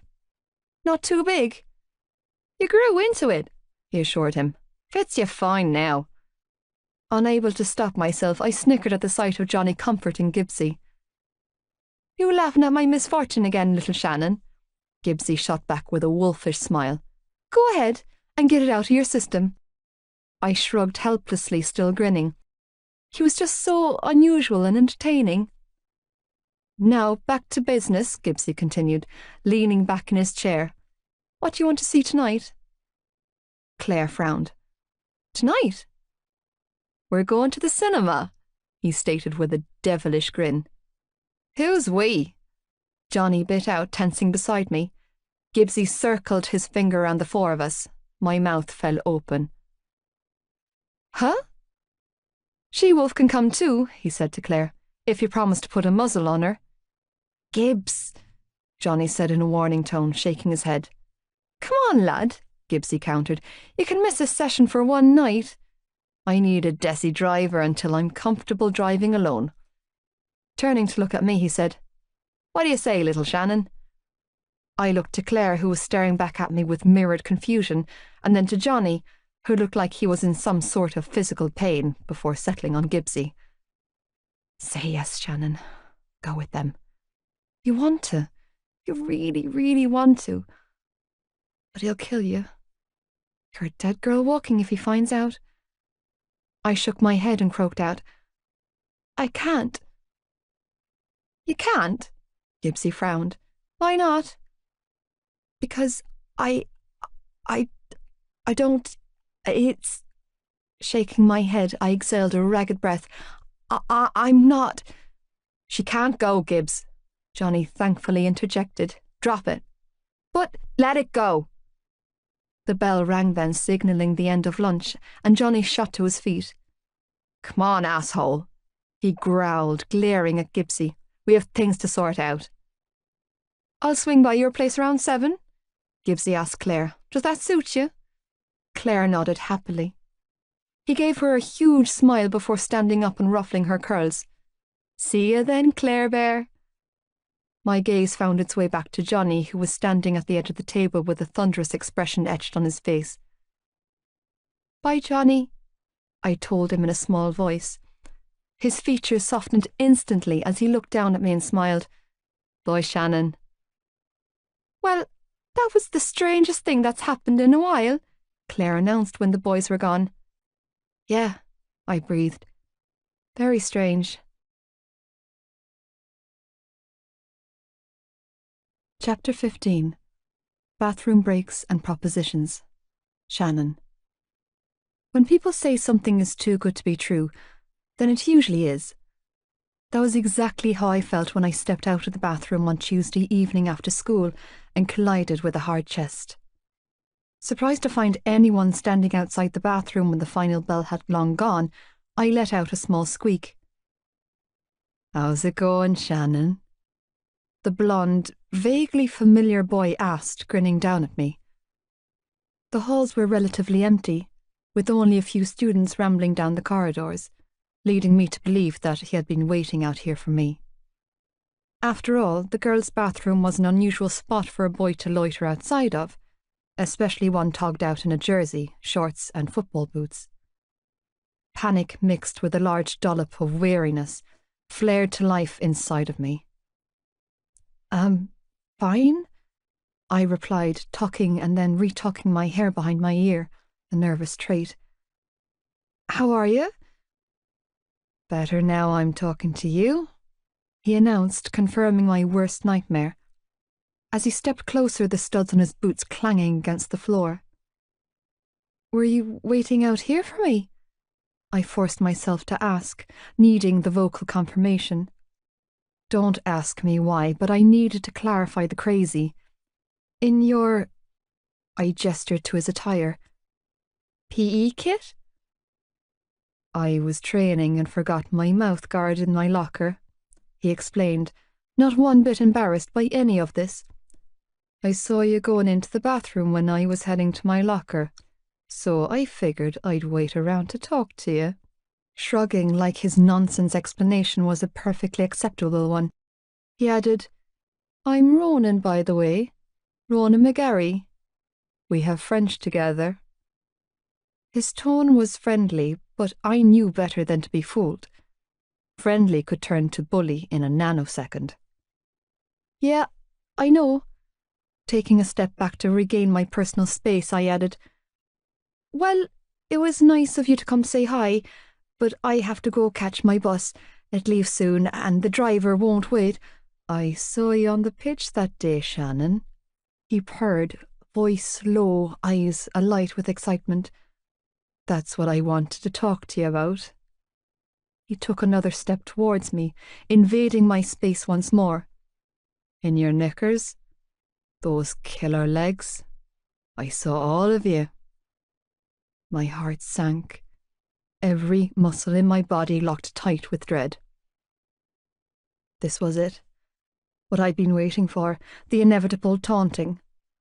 I was vaguely aware of Ronan McGarry, having sat in front of him in French class the past few weeks, but I hadn't realised he was on the rugby team. I hadn't noticed him on the pitch last week, but then I hadn't noticed anyone other than Johnny that day. I guess it made sense, though, what with the muddy kit he was currently wearing and the bruised cheekbone. But I didn't have anything to say to him, so I kept my mouth shut and waited for him to speak.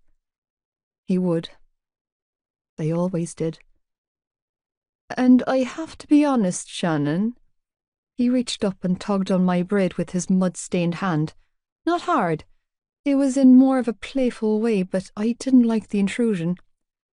I haven't been able to stop thinking about you since. Vain indifference, Shannon. Pretend you don't care. Stepping sideways to free my hair from his grasp, I brushed off his words with a small shrug and readjusted my bag on my shoulders. He stared at me for a long time, eyes dancing with excitement, before saying, You're a shy little thing, aren't you? No, I replied, voice small, and it was the truth. I wasn't shy. I could be as outspoken and verbose as anyone when I was with people I trusted. But I was cautious. I had good reason to be, and I didn't trust him. Well, shy or not, you're fucking gorgeous under those clothes, he stated lowly, dragging his bottom lip into his mouth as his eyes roamed shamelessly down my body. I would really love your number. My mouth fell open. Was he serious? I gaped up at his face, trying to gauge him. He looked completely serious. No, shaking my head, I narrowly avoided his hand once more when he tried to tug on my braid again. I'm sorry, Ronan, but I don't give out my number to strangers. The very last thing I wanted to do was give anyone aside from Claire and Lizzie my phone number. Giving out my details meant the bullies had a direct line to my psyche 24/7. And while I'd made that mistake once before in my old school, a new phone number and the burning remnants of hard-earned wisdom meant that I would never do so again. Ronan scoffed. I'm hardly a stranger. You are to me, I replied, forcing myself to stand strong. Come on, Shannon. I don't bite. He continued to smile at me, but it was harder, his eyes a little cooler now. Just give me your number. No, I shook my head. I'm sorry, but I don't know you well enough to give you my number. You could always get to know me, he purred, placing a firm hand on my shoulder. Even though I couldn't feel his touch through my thick winter coat, I immediately recoiled from the contact, but he didn't move his hand. I have a bus to catch, I strangled out, repeating my earlier words. My shoulders were stiffer than concrete when I added, I need to go now or I'll miss it. I was clutching at straws, but I wanted away from this boy. Seriously, the driver won't wait for me. There'd be another bus, he shot back. There won't be another me. Dear God, I hope not. Listen, Ronan pressed, tone taking on a flirtatious lilt. I'm supposed to be at an after-training talk with the team down on the pitch. Coach likes to get us all together to talk strategy after our training sessions. He told me this like he actually thought I cared. I didn't. I only cared about him getting the hell away from me. But I don't have to go. His hand trailed from my shoulder to my elbow. I could blow it off for you. His hand moved lower, tracing the hem of my skirt. What do you say? He asked, leaning into my ear. Fancy going back into the bathroom and getting to know me a little better? No, I snapped, jerking away from his touch. I'm not interested. Come on, Shannon, he snapped, tone heated now, eyes flashing with frustration. Look around. Clamped his hand on my shoulder again, not gently this time. No one's going to see us. Ronan didn't have the chance to finish that statement when he was carted off, literally dragged away by the scruff of his neck by a much bigger, much older boy. You're a suicidal little fucker, aren't you? The boy was saying in an oddly light tone as he sauntered down the hallway with his huge hand cupping the back of Ronan's neck, forcing him to double over and waddle to keep up with his long strides. He was dressed in the same attire, a black and white striped jersey, white shorts, and boots that made clickety sounds against the floor as he walked, suds of muck and grass falling away from the studs. The only contrast was a number 9 on the back of Ronan's jersey and a number 7 on the big guy. Immediate recognition hit me. Number 7. Gerard Gibbsy Gibson. Claire's crush. The catwalker. Strange one. Thank God. The students still loitering in the hallway all stopped what they were doing to watch the drama, but no one stepped in. Not one person intervened on Ronan's behalf as the giant, fair-haired man-child marched him through the corridor. Get the fuck off me, Gibbsy! Ronan was screeching, trying and failing to break free of the monster man's hold. I was only messing around. You know he's going to kill you, don't you? Gibbsy asked, tone laced with humour, as he walked Ronan over to the front entrance and then ceremoniously tossed him out of the double glass doors. Gibbsy! Ronan screamed, red-faced, as he battled with the door handle. Stop messing around. I was only being friendly with her. That didn't sound friendly, kid, Gibbsy taunted. That sounded desperate. And a little rapisty. Right now, both boys were pulling, with Ronan furiously trying to pull the door open and Gibbsy pulling it closed with reasonable ease. Let me the fuck in, Gibbsy! Ronan roared, yanking on the handle like a lunatic. It was a push-and-pull system, and he was failing to push it inwards. I need my inhaler. Nope, don't even try that shit with me, McGarry, Gibbsy called out with a laugh, holding the door shut when Ronan tried the handle. You knew the rules, and you don't have asthma. So what? Ronan demanded, looking outraged. You're just going to lock me out of the school because he said no? What? Absolutely. What the hell were they talking about? He's not my captain, Ronan snarled, pressing his forehead to the glass. I was so confused. Oh, but he is, Gibbsy called back, still laughing, and I was sure he was finding the situation highly amusing. And dogs that can't behave themselves around Cap's new buddy stay outside. You're going to pay for this, Gibbs, Ronan hissed. I swear to God, if you don't let me in, I'm going to tell my uncle about this. Is that so? You'll be thrown off the team for this. For the threat, I'm going to fuck your mother, McGarry, Gibbsy shot back. And then I'm going to come all over her tits, and she's going to love every minute of it. With another chuckle, he said, Go and tell Uncle Coachy all about what I have planned for his sister. I'm going to kill you, Ronan screamed, slamming his fists against the glass. Suck my balls. What's going on? A familiar male voice boomed through the air. Recognition immediately dawned on me. I knew that accent. Without conscious decision, my eyes searched frantically for the owner of the voice, and when I found him, walking stiffly out of the lunch hall, holding an ice pack to his right thigh, my heart hammered wildly against my ribcage. Standing a good 20 or so feet away, I was at a visual disadvantage, but I was close enough to see how every inch of Johnny's upper body strained against the confinement of his jersey, from his broad shoulders to his tree-trunk-sized biceps and long, lean torso. His legs were long, his thighs thick and muscular, all of which were caked in grass and mud. I noted the small tear on the sleeve of his jersey where his bicep was bulging. Lord, he was quite literally bursting out of the fabric. He was dressed identically to the other boys in the same jersey and shorts, but was incomparably different because of the sheer size of his body. He was almost too big, too muscular, too scary, too beautiful, too much. Shaking my head to clear my wandering thoughts, I focused on the heated discussion occurring at the far end of the hall. "What the little bollocks do now?" Johnny demanded as he closed the space between himself and Gibbsy. I mentally noted that he was walking with that same slight limp I'd observed on countless occasions. It was barely noticeable, but if you look closely enough, like I constantly seemed to do, it was clear that he tried to keep weight off his right leg. My gaze danced between all three of them, moving from Ronan, who wasn't yanking on the handle anymore.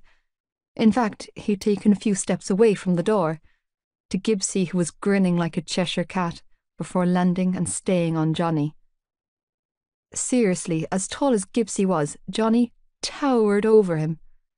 There was a streak of dried mud on his cheek that he attempted to bat away with the back of his free hand.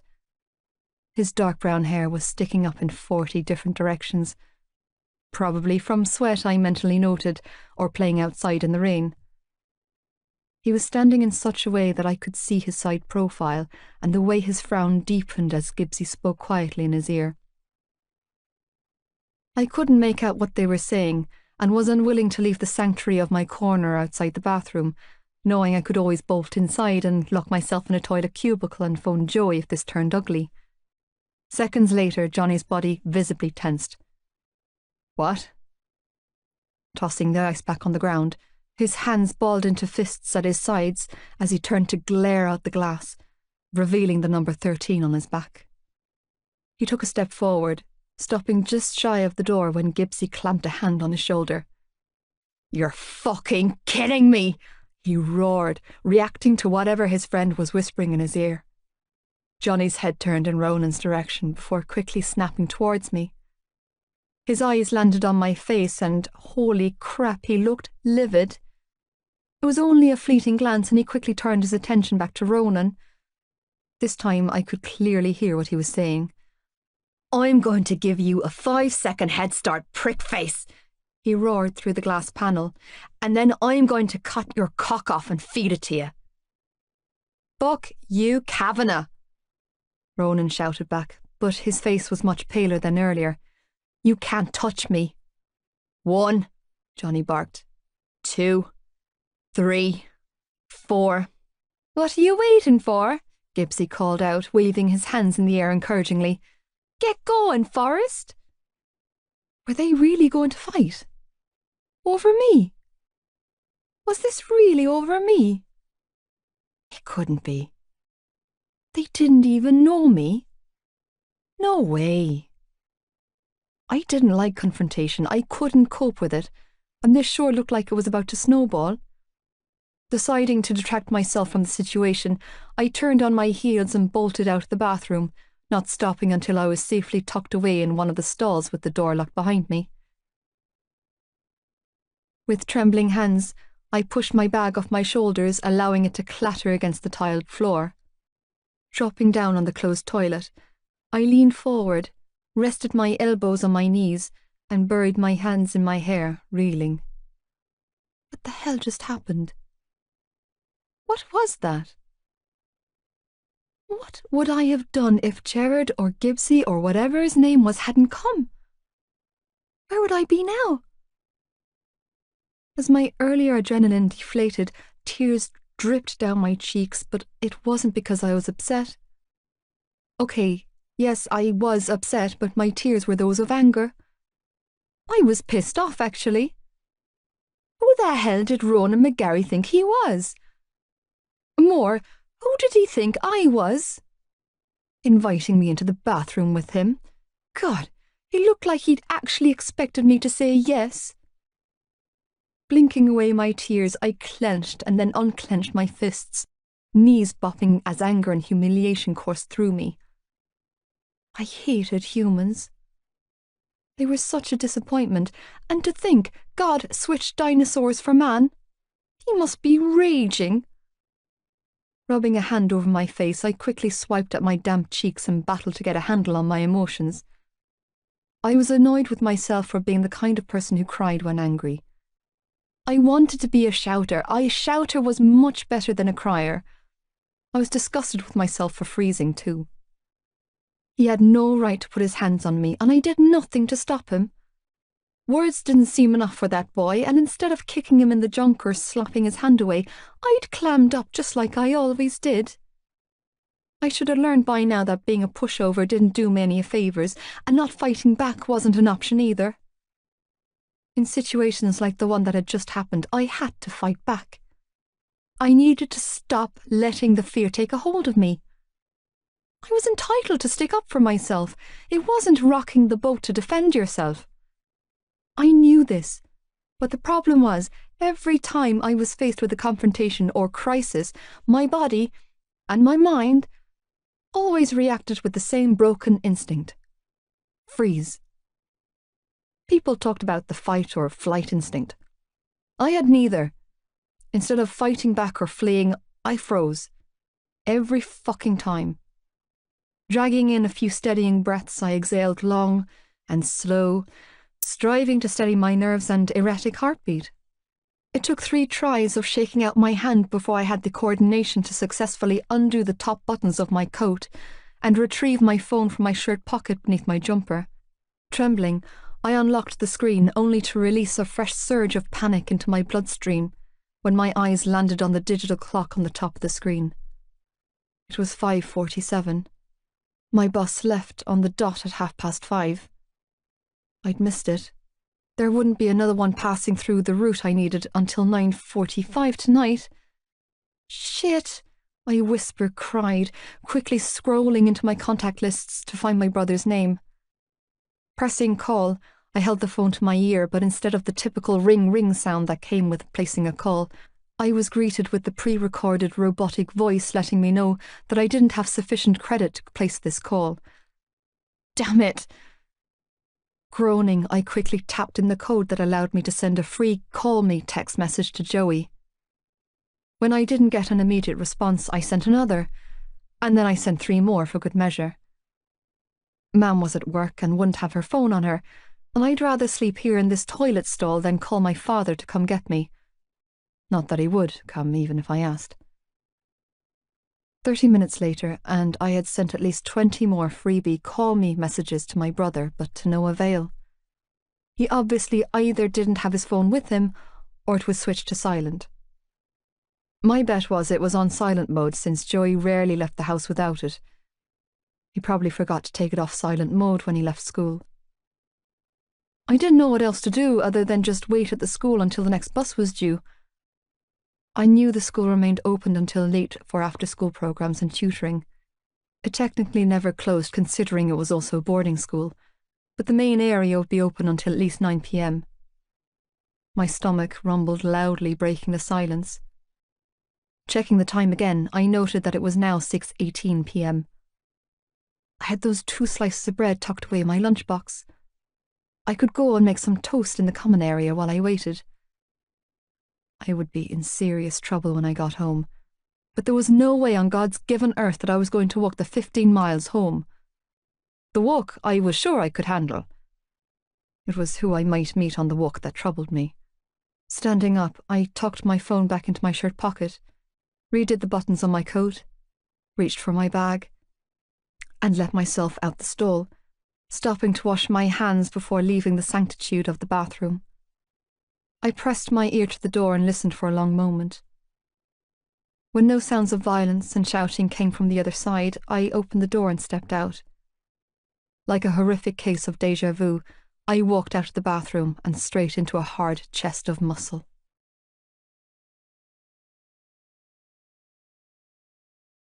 Chapter 16. Keep your hands off, Johnny. My groin was on fire, and my body was simmering with barely restrained anger. Taking a boot to my crotch while at the bottom of a ruck during training was not my idea of a productive practice session.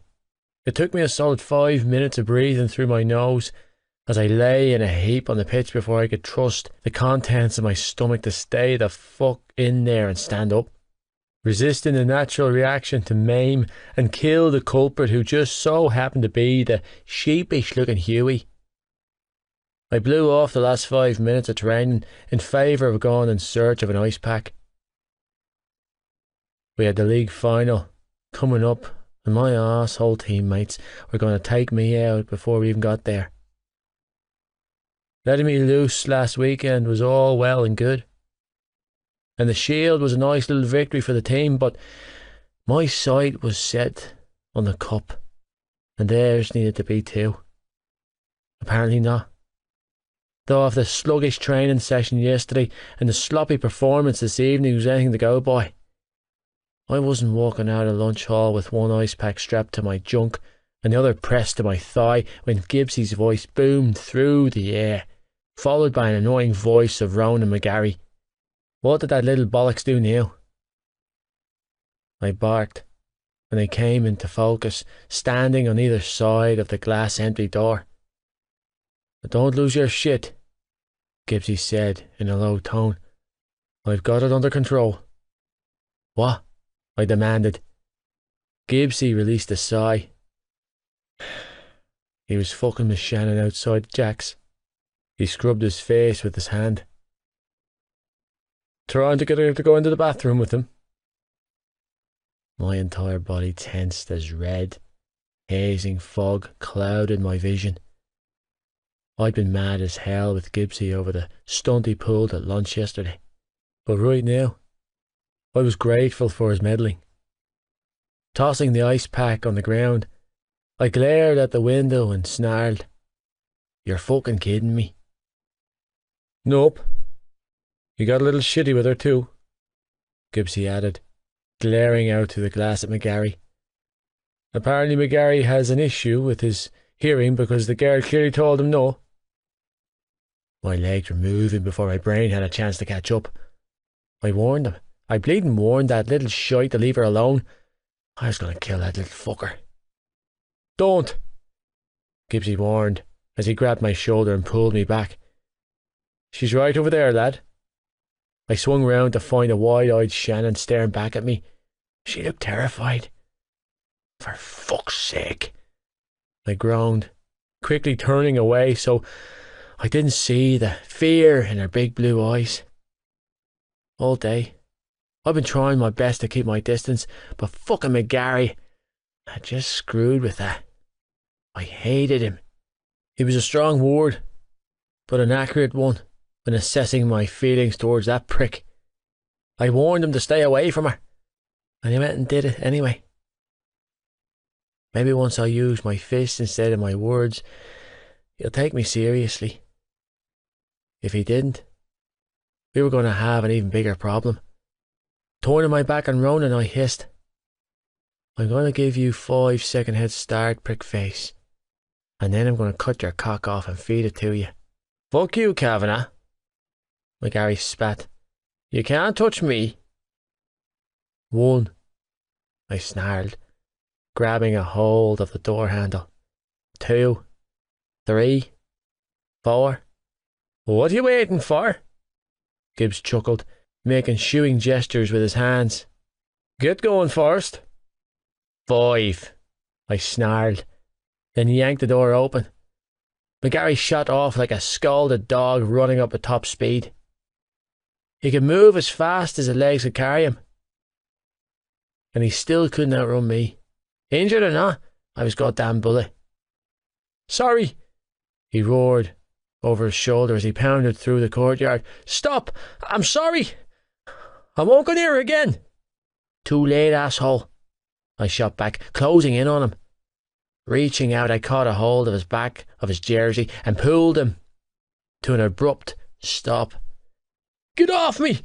he hissed, bucking against my hold. "Come here, you little shite," I barked as I dragged him up the steps to the PE hall. "Stop him!" Ronan screeched at Gibbsy, who trailed after us. "Gibbs, come on, lad!" "Bad chance of that happening, kid," Gibbsy called back. "Unlike your stupid ass, I'm not suicidal and have no intention of putting myself in the firing line." Stalked into the hall.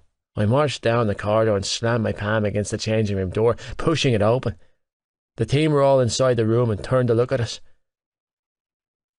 "Oh, for Christ's sake," Hughie groaned, watching us enter with a resigned look on his face.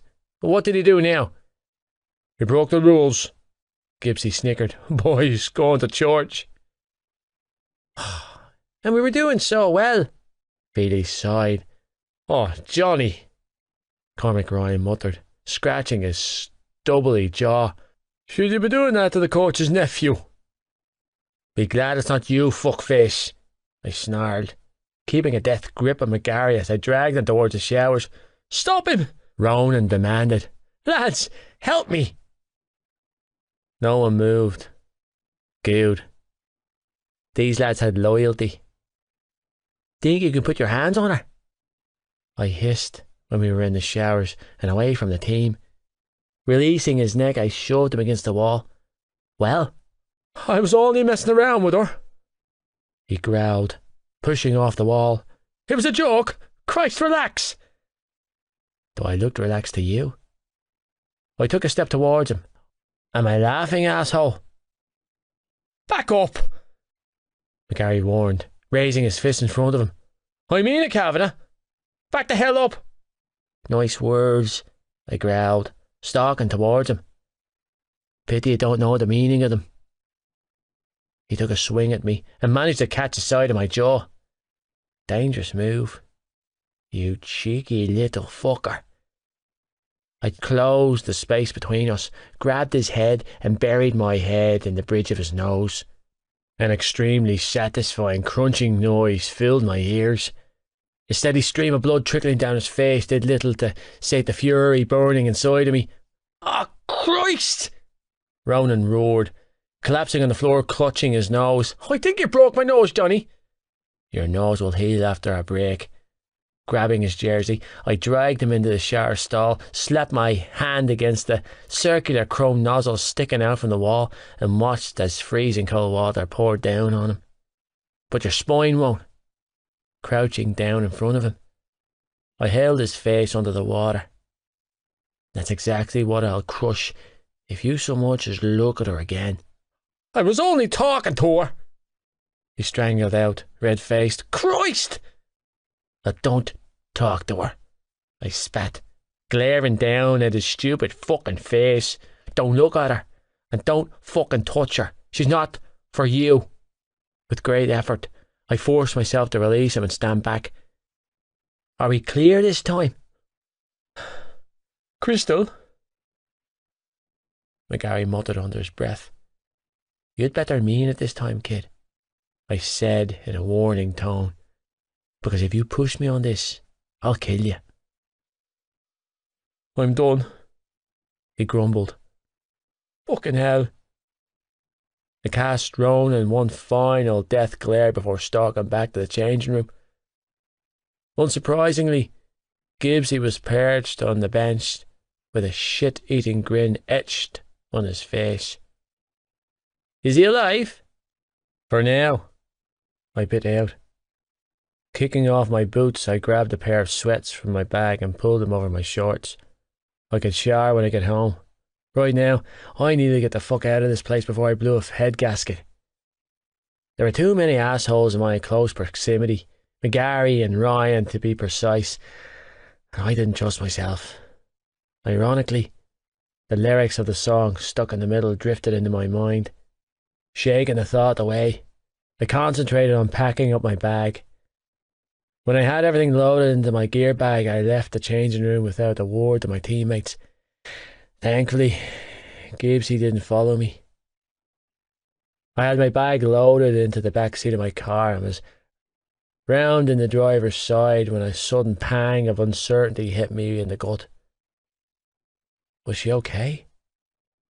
Should I go back and check on her?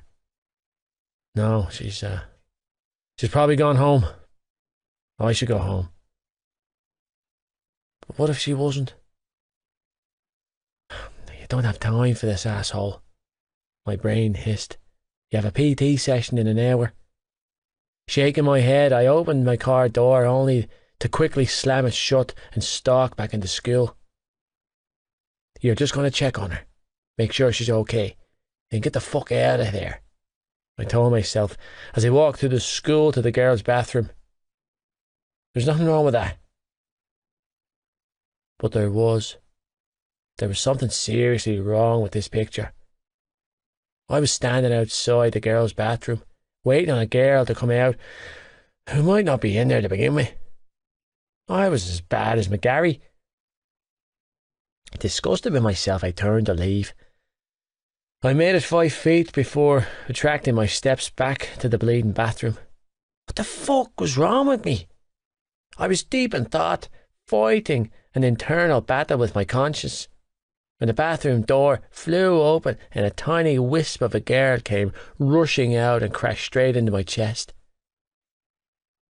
The minute my eyes landed on her, I knew I was in trouble. You should have gone home while you could, EJ, my mind hissed. There's no leaving now. Wasn't that the truth? Chapter 17.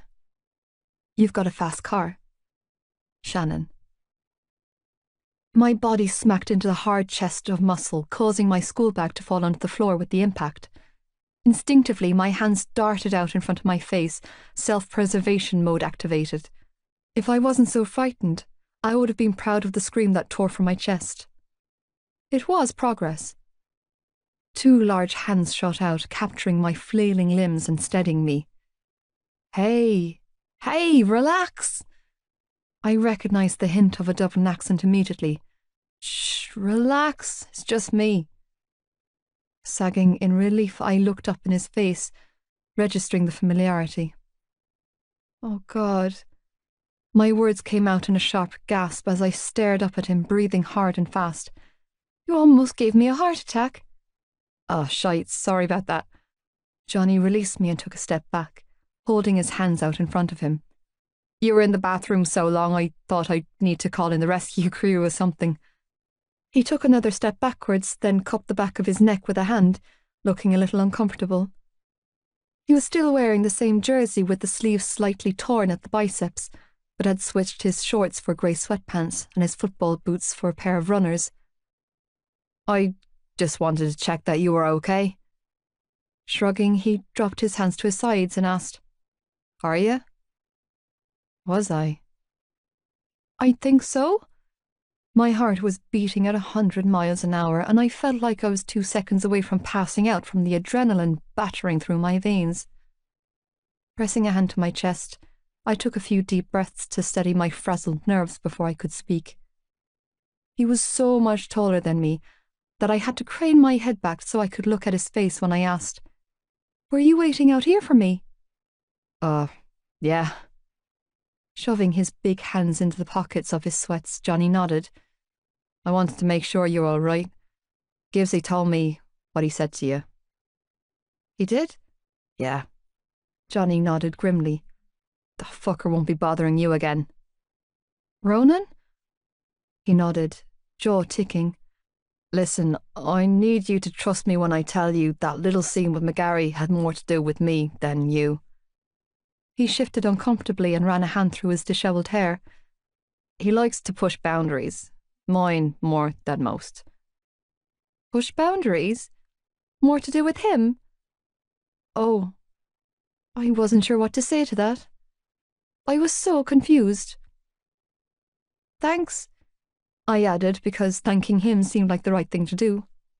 No problem. Did you, catch him? I asked, then immediately regretted my question. Why was I making conversation with him? That was my cue to leave. Why wasn't I leaving? And why wouldn't my heart stop trying to beat its way out of my chest? Was this going to happen every time I bumped into him?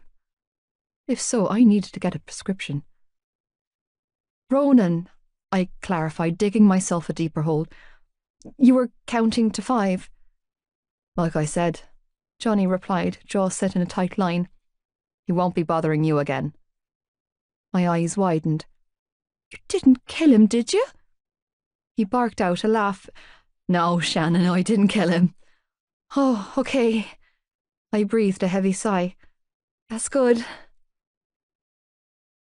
He tilted his head to one side, expression curious, voice soft. Is it? Well, yeah? I choked out. I guess it's always good to avoid a murder charge. I guess that's true, he replied with a smirk. Well, I'm, okay, I said, tone a little strained. Thanks for checking. He arched a dark brow. You sure? Yep. Good. Good. He made no move to walk away, and weirdly enough, neither did I. We both just stood there a few feet apart, with him looking down at me and me staring right back at him. It was hard to explain what was happening, but it almost felt like he was rememorizing what I looked like. At least, that's what I was doing. His dark blue eyes were on my face, moving from my eyes to my lips and back up again. He was openly taking me in and made no attempt to be discreet about it. It was disconcerting and exciting all at once. My phone vibrated against my chest then, startling me, and thankfully giving me a much-needed reprieve from the strange tension enveloping us. Unbuttoning my coat, I dragged my phone out of my pocket, glanced at Joey's name flashing on the screen, and quickly pressed accept. Shannon! What's going on? My brother demanded down the line. Are you okay? Did something happen? His voice broke off, and he growled down the line. If one of those posh bastards did something to you, I will lose my... I'm fine, I blurted out, interrupting him mid-rant. I'm okay, calm down. My eyes flickered to Johnny, who was still there, watching me with a considering look. I missed my bus, I continued to say, turning my back on him to gain some much-needed composure. And the next one's not until 9:45 tonight, I quickly explained, keeping my voice low and hushed. It's already dark out, and I don't want to walk in case...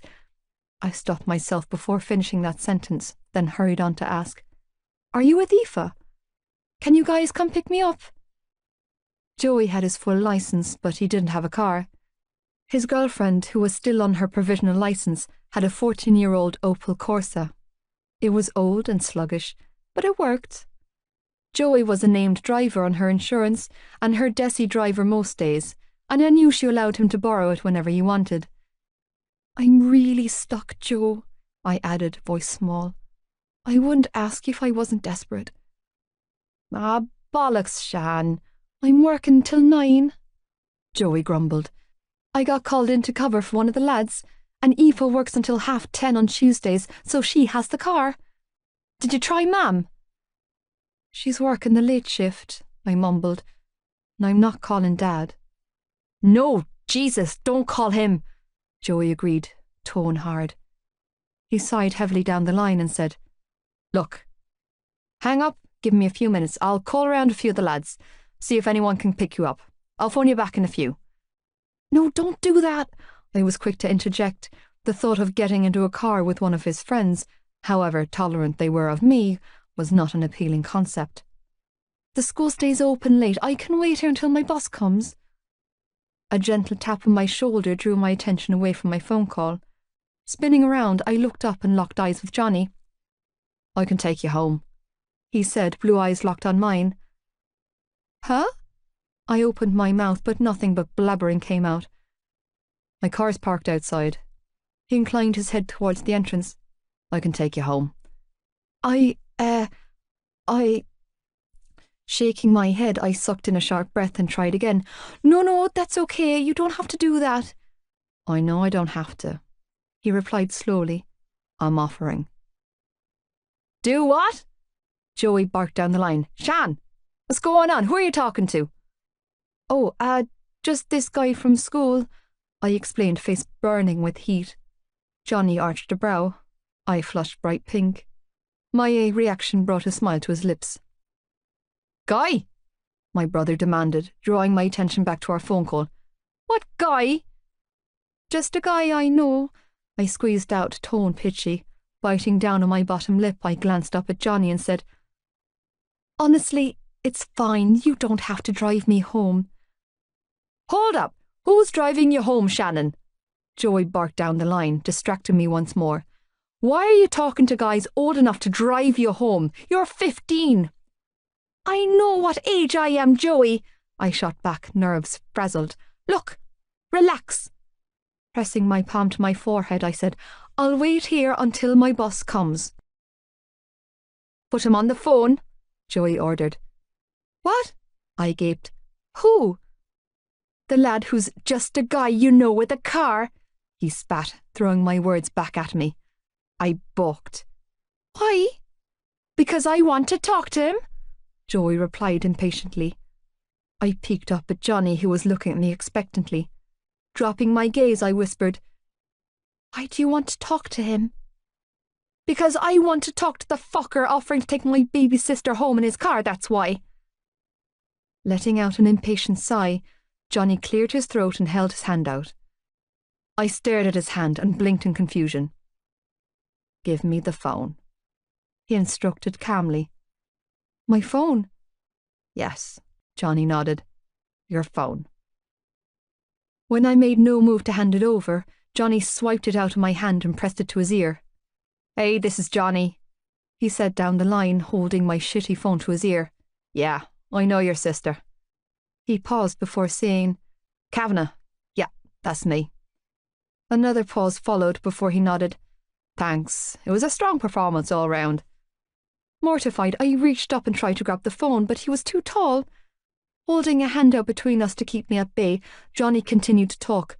To my brother. Probably, he said into the phone. Yeah, it's a risky move. No, tickets don't go on sale for the summer tour until May.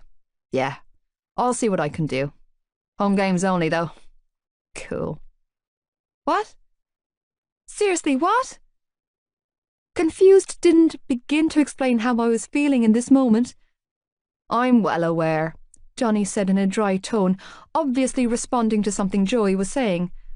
No, I don't. We're friends. Obviously, yeah. Full license, yeah. His gaze flickered to my face. 17. I know that. Yeah, I get it.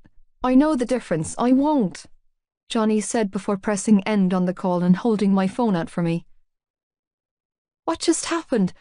I balked, staring down at the black screen of my phone. What did he say to you?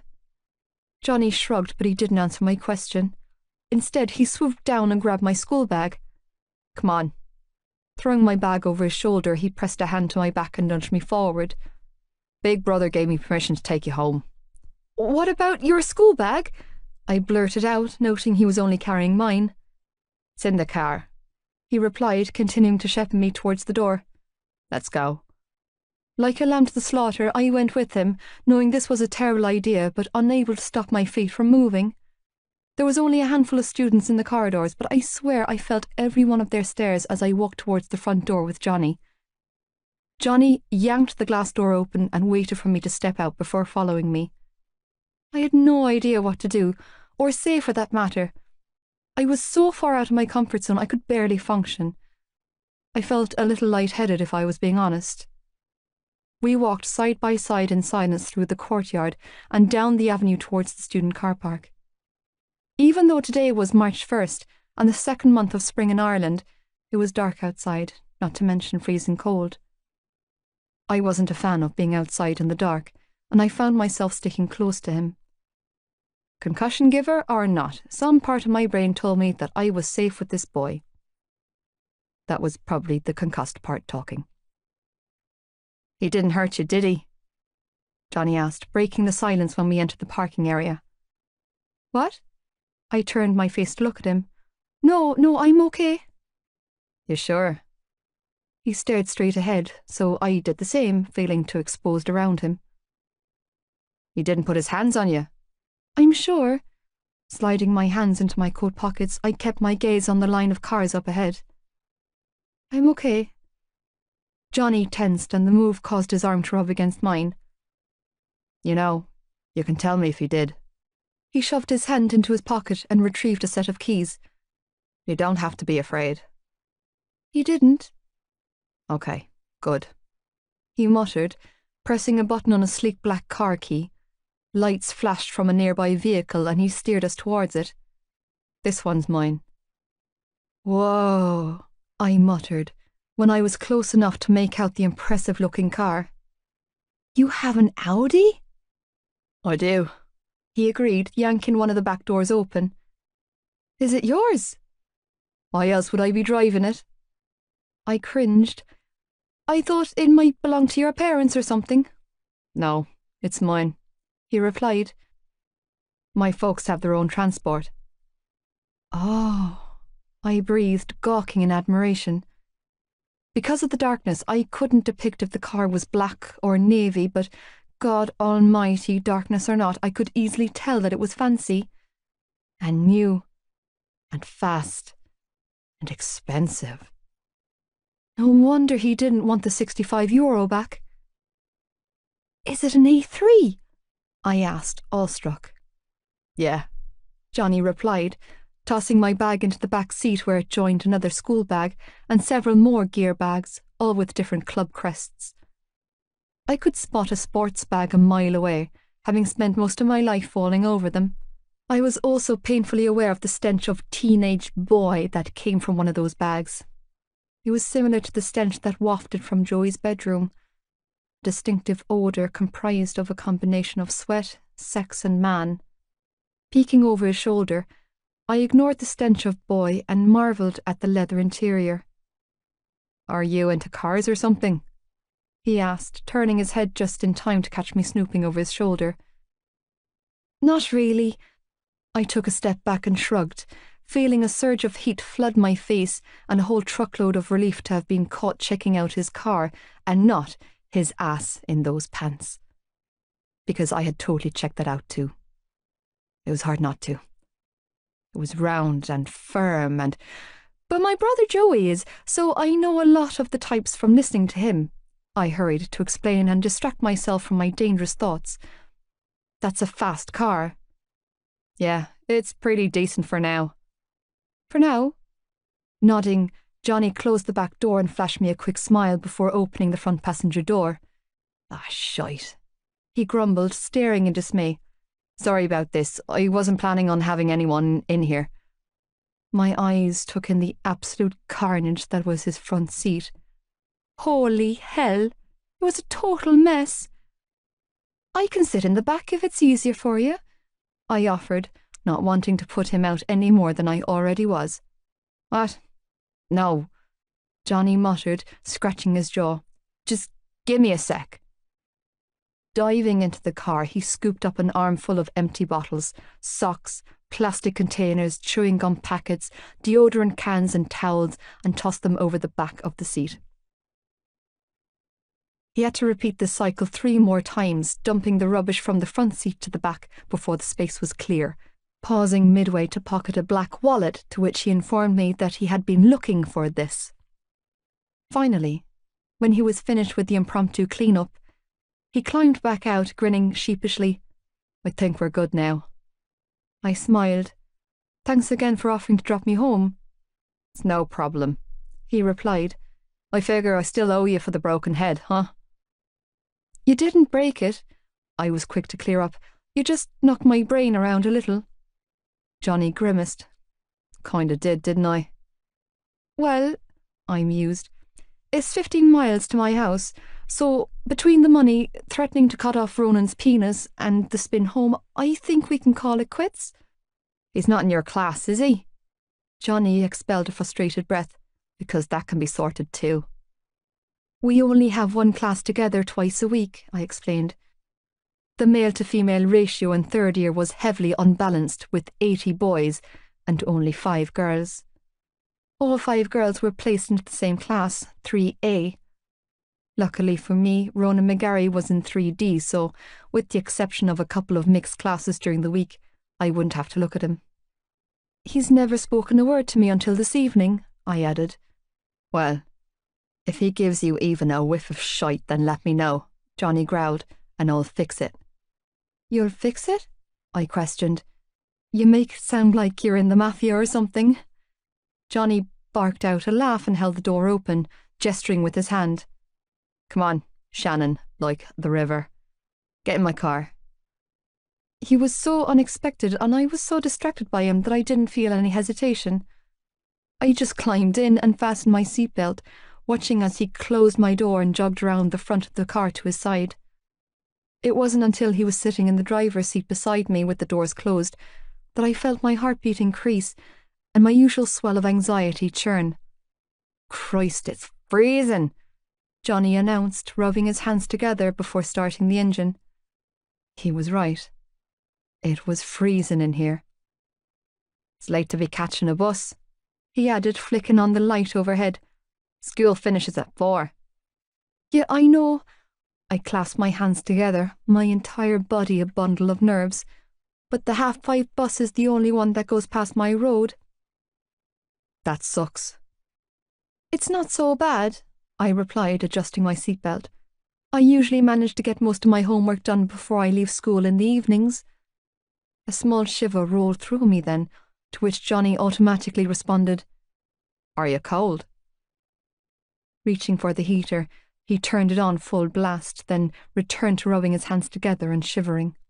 Shouldn't take long to melt, he added, pointing to the thin layer of ice on the windscreen. I'm okay, but you should probably put a coat on, I stated, eyeing his bare arms. Or at least a jumper. It's like 2 degrees out there. You'll end up getting sick. Nah, I'm used to it, he told me. I spend most of every winter on a pitch in the pissings of rain. Playing rugby? I filled in thoughtfully. Yup. Cupping his hands close to his mouth, he blew a breath into them and continued to rub. Do you play any sports?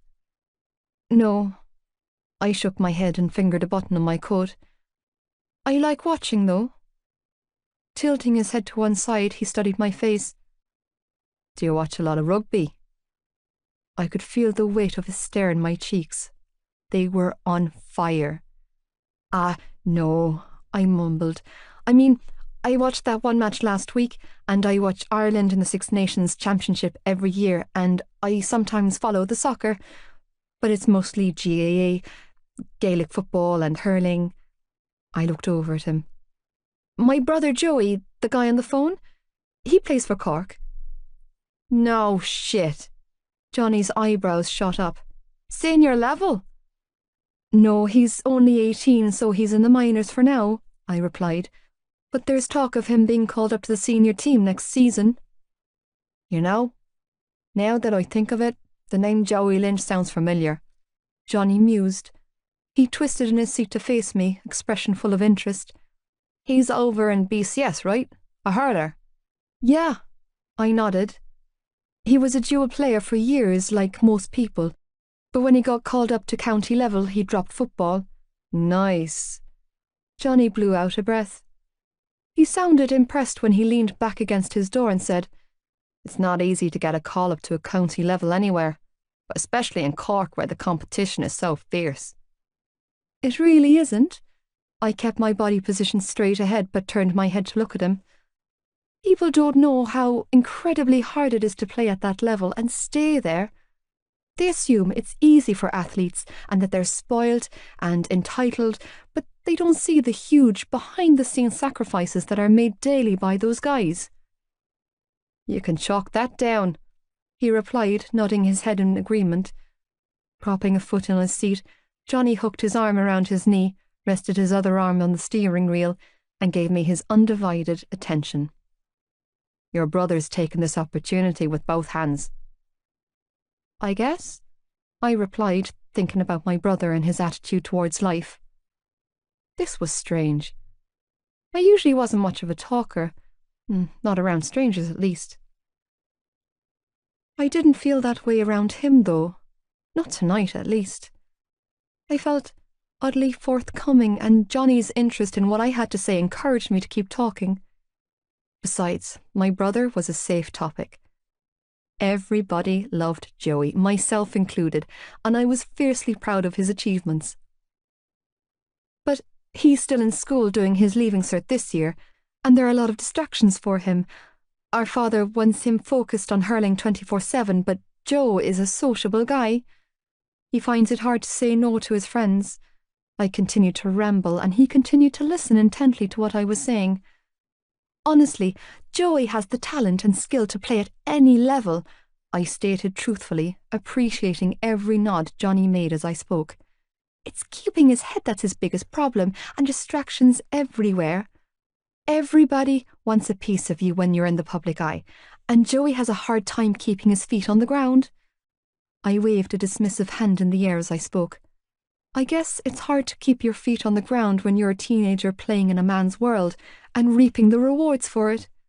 I paused, exhaling a heavy sigh before adding, You know how it is with parties, girls, special treatment and all that. Yeah, Johnny replied, rubbing his jaw almost absent-mindedly. He had this strange expression etched on his face as he looked at me, one I couldn't quite depict. I do now. It was the same for Darren, I added thoughtfully, thinking back to how similar my brothers' lives were at 18. Johnny's brows knitted. Darren? I flushed. Oh, he's my eldest brother. He played a year of senior level before giving up. No shit. Johnny's brows shot up. Why'd you give it up? The pressure? I offered weakly, unwilling to delve into my family's issues. I guess he lost heart in the game. There was a long pregnant pause after that where neither of us spoke. It was unsettling and brought with it my earlier anxieties. Sorry, I mumbled, tucking my hair behind my ear. I probably just bored you half to sleep with all that.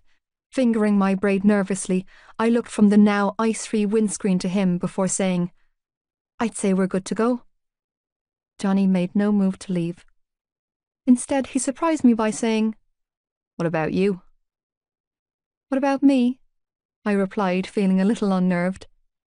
Are you a skilled camogie player? He shot me a grin, since it clearly runs in your family. Ah, no, I replied, flushing bright red. Definitely not. I was never any good at it, but I love watching. I love the physicality of the game. Johnny nodded, absorbing everything I was telling him with perfect politeness, only to surprise the hell out of me when he said, I think you'd like rugby. My brows rose up at the odd statement. I think what you meant to say is I might die playing rugby, I corrected, gesturing to my body. If you haven't noticed, I'm kind of on the small side. A huge smile spread across his face, dimples emerging. Yeah, I've noticed. He chuckled. I meant that I think you'd enjoy watching rugby. If you enjoy GAA so much, you'd love the physicality of rugby. I do enjoy it, I reminded him. When Ireland are playing. Not that I have a bull's clue what's going on, I skipped adding. What about local teams? School rugby, provincial sides? Ever been to any games before last week? He was firing off questions quicker than I could respond. I attempted to answer him as best I could. No, I don't follow any team aside from the international squad, and I've never been to any other games. Johnny nodded again, taking in everything I was saying like it was important. I play, he finally said. For Tommen, yeah, I know, I quipped.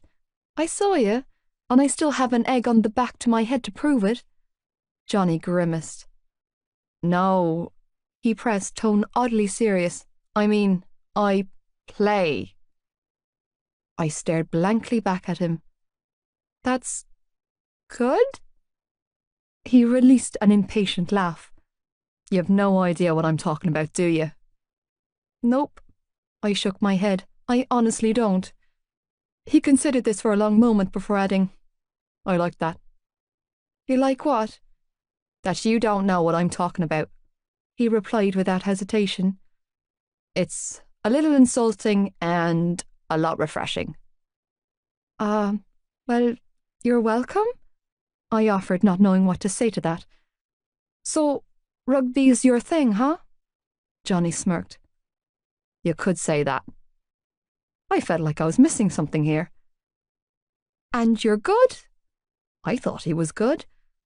I thought he was the best out there last Friday, but I didn't have a clue about the sport.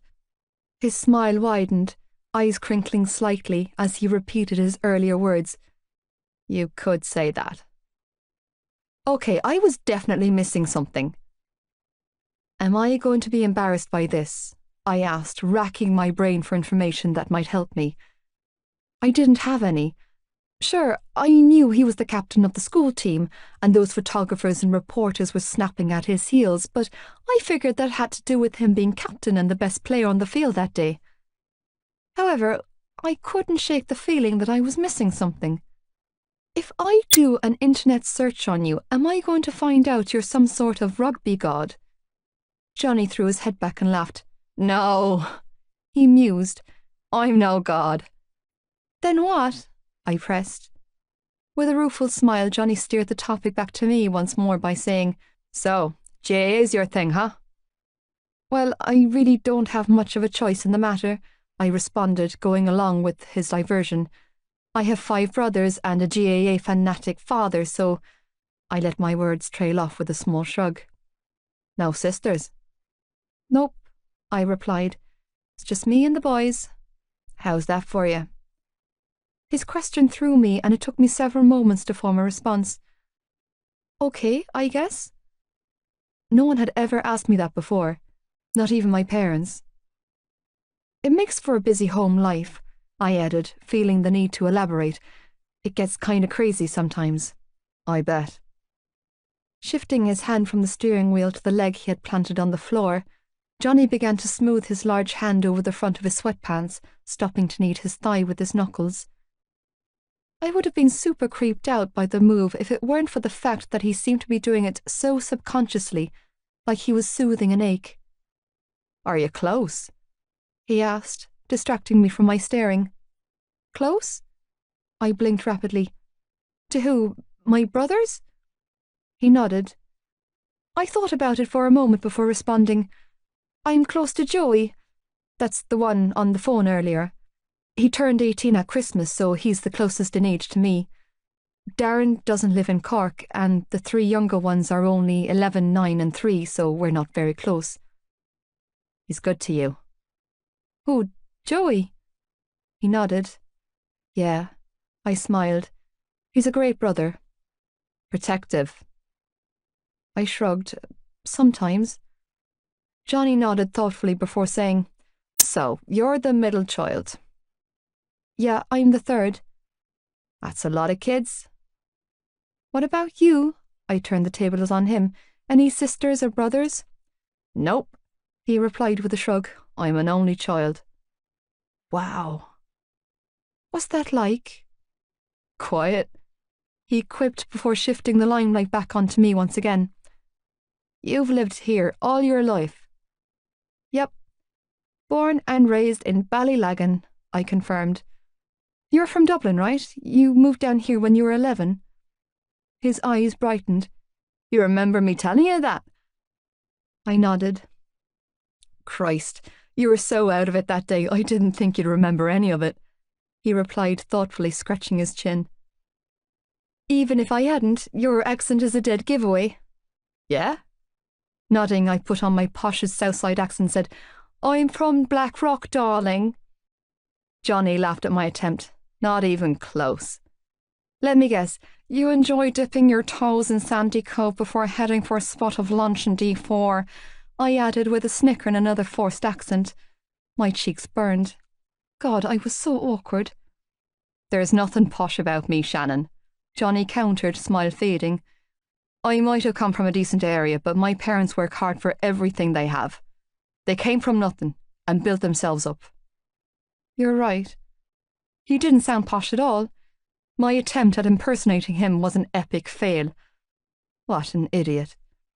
Embarrassed by my rare and poorly executed joke, I fiddled with my braid and mumbled, "I'm sorry." "Don't be sorry," he replied dismissively, smiling again. Now, my ma, on the other hand, has a really thick north side accent. My eyes lit up. "Like in Fair City?" Johnny scrunched his nose up. "You watch soaps?" "I love them," I admitted with a smile. "Fair City's my favourite." "Well, if you heard my ma, you'd be in your element," he chuckled, oblivious to his weird hand-to-thigh movements. "My dad was born and raised in Ballylagan, so he's a Cork native like yourself." Shrugging, he added, "I suppose I sound like a fucked-up mixture of both?" He wasn't. He didn't have an ounce of Cork accent in him. He was 100% dub, but I decided to skip telling him that and ask, "Why did your family move here instead?" "My dad's mother was sick," he explained. "She wanted to come home to, so we moved down to take care of her." Dropping his hands in his lap, he fiddled with his thumbs. "It was supposed to be a temporary thing. I was enrolled in Royce College for the following September. We were supposed to go home after the funeral." "But you didn't go back to Dublin?" He shook his head. "Nah. The rents decided they liked the quiet way of life down here, so they put the house in Dublin on the market and made the move a permanent one." "How was it, moving at that age?" I had no idea why I was asking these questions. I couldn't remember ever talking to a random person for this long before. But it was nice, and Johnny was interesting. He was different. I was stunned at how easy it was to actually talk to him. It must have been hard. "It was a pain in the hole," Johnny muttered, clearly thinking back at the memory. "Coming into a new school halfway through the school year, changing clubs and finding my feet in a new squad, taking some other fella's spot on the team, and then dealing with the fallout." He shook his head and ran his hand through his hair. "I had to repeat 6th class over the move. Some shit about policy or something." "Where?" "Scoil Owen," he offered with a grimace. "The all-boys Catholic primary school." My brows shot up. "Same as Hughie Biggs?" He nodded, smiling. "Yeah, that's where I met Hughie, Gibbs and Feely." "Those guys are your friends?" He nodded, grinning now. "Unfortunately." "Did you mind," I asked then, "having to repeat 6th class at Scoil Owen?" I was raging, Shannon. "You were?" I asked, ignoring the way my inside shivered up when he said my name. In fact, I was desperately trying to ignore the electric current of heat pulsing through my veins.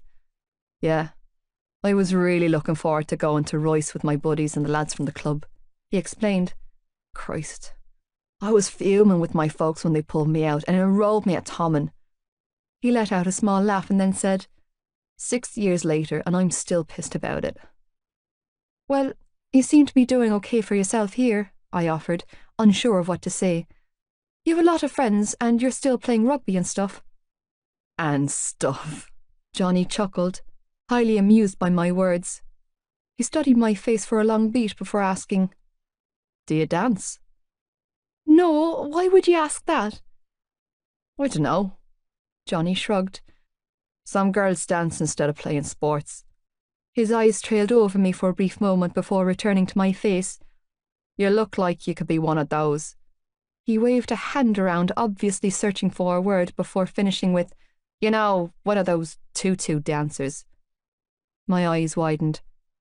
"You think I look like a ballerina?" He nodded and a laugh tore from my lips. "What?" He grinned sheepishly. "You're small." He motioned to my body with his hand before adding, "It's not that far of a stretch of the imagination." "Well, I'm not a ballerina," I laughed, "or any other dancer for that matter. I'm just stunted." Johnny cocked an amused brow. "Stunted?" "Have you seen me?" I gestured to myself. "I'm 15, barely 5 feet, and I weigh like 85 pounds. "You're 6 stone," he breathed, eyes widening in disbelief. Meanwhile, my eyes widened in disbelief at how fast he was able to convert pounds to stones. "Whoa. Jesus, I bench twice what you weigh in the gym." Johnny looked me over before asking, "Are you seriously only 5 feet?" "If I stand really straight, I am." "Christ, I'm 6'3". He shook his head. "You're so small." "Exactly." I pulled a face. "Stunted." "Jesus.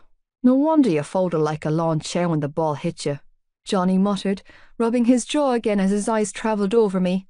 "I could have broken you in half." "That's one way to put it," I replied, scrunching my nose up at the analogy. "Is your mother still raging with me?"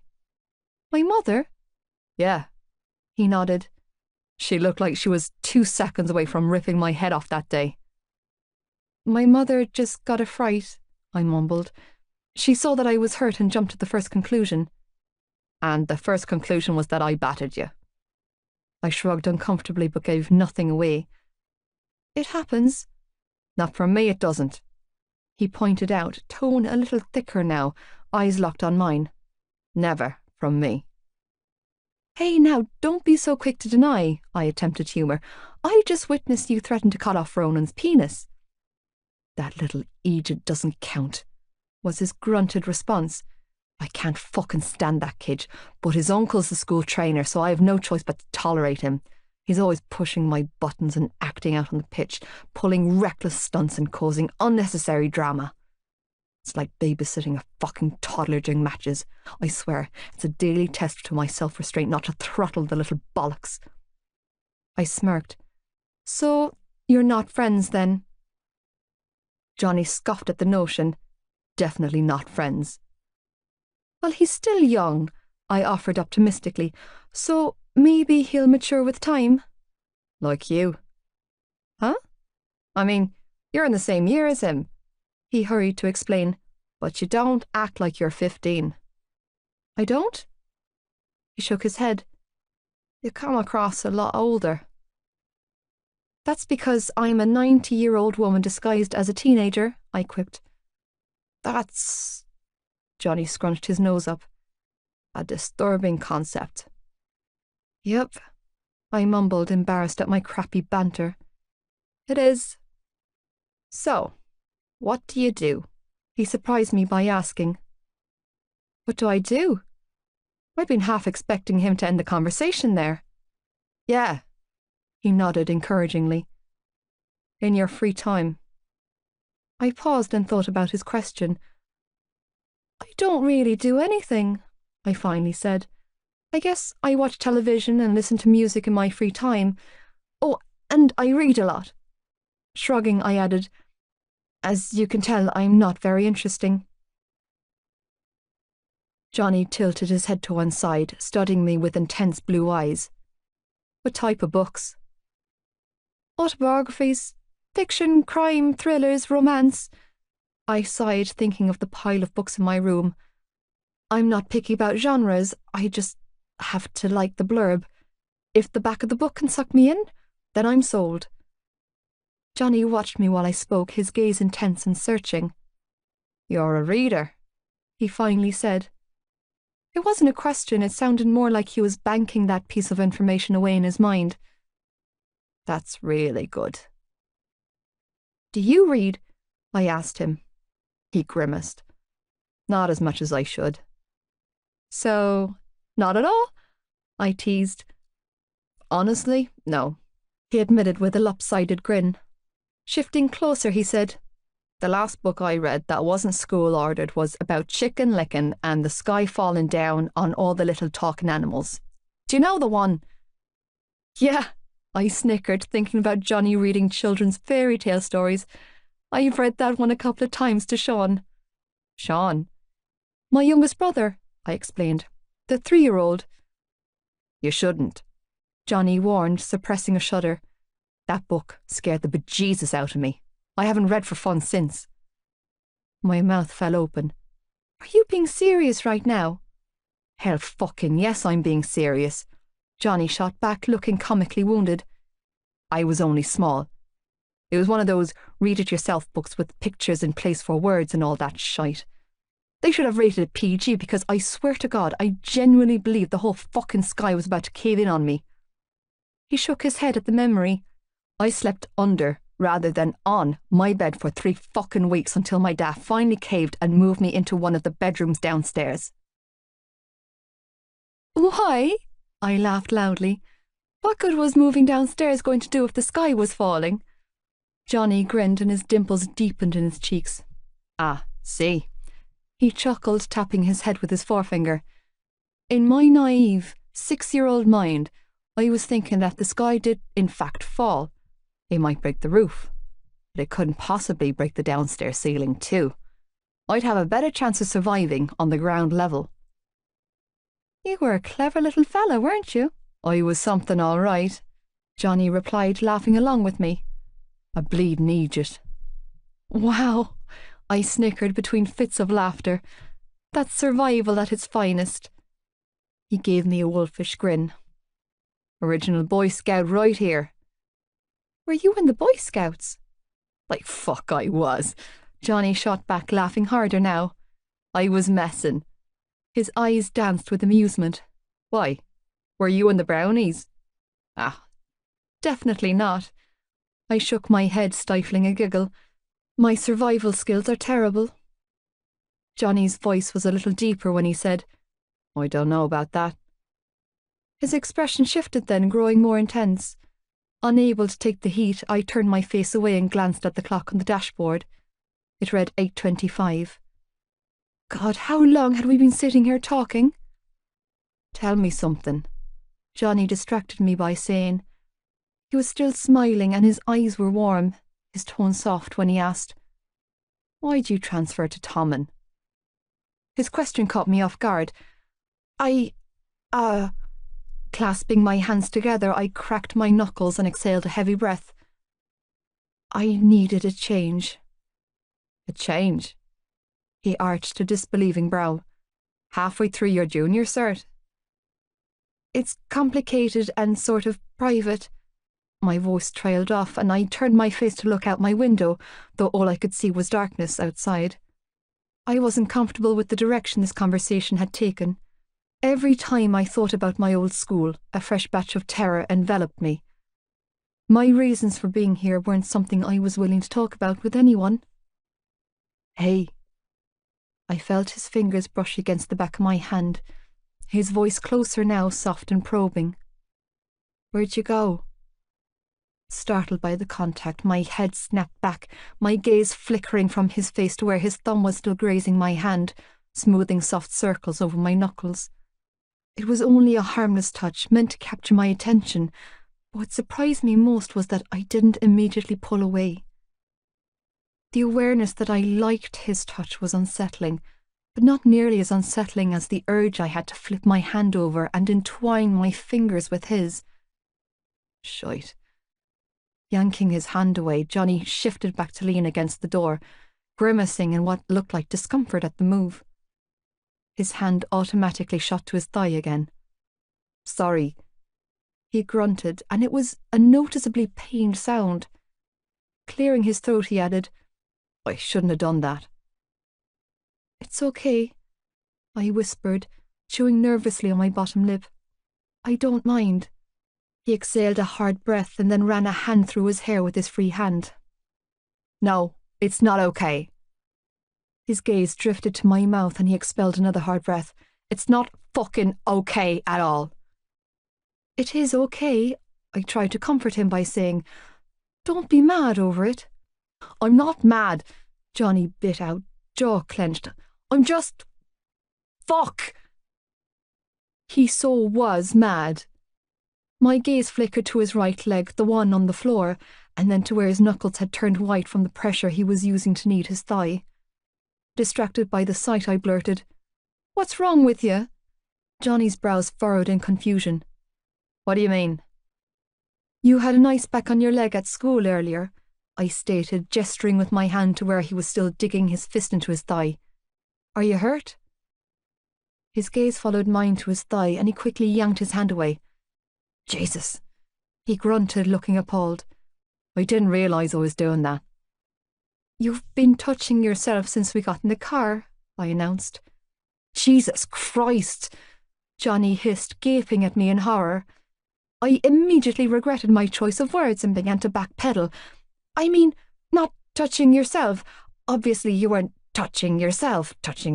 Please stop talking, Johnny begged, holding up a hand. I closed my mouth and nodded. Shifting his body gingerly, he sank back down in his seat, flinching ever so slightly at the movement. I watched in silence as he fastened his seatbelt and inhaled a deep breath, expelling it slowly.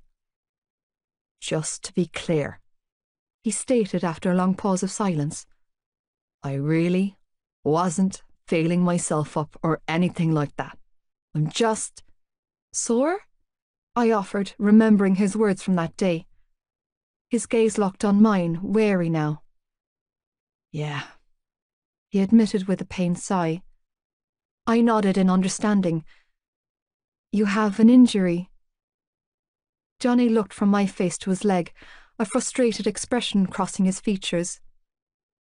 "I have something all right," he muttered under his breath, and then released another agitated sigh before blurting out, "I fucked my adductor muscle when I was 16. It was brutal. Nothing helped, and it was compromising my game. I was in constant pain, Shannon. Constant.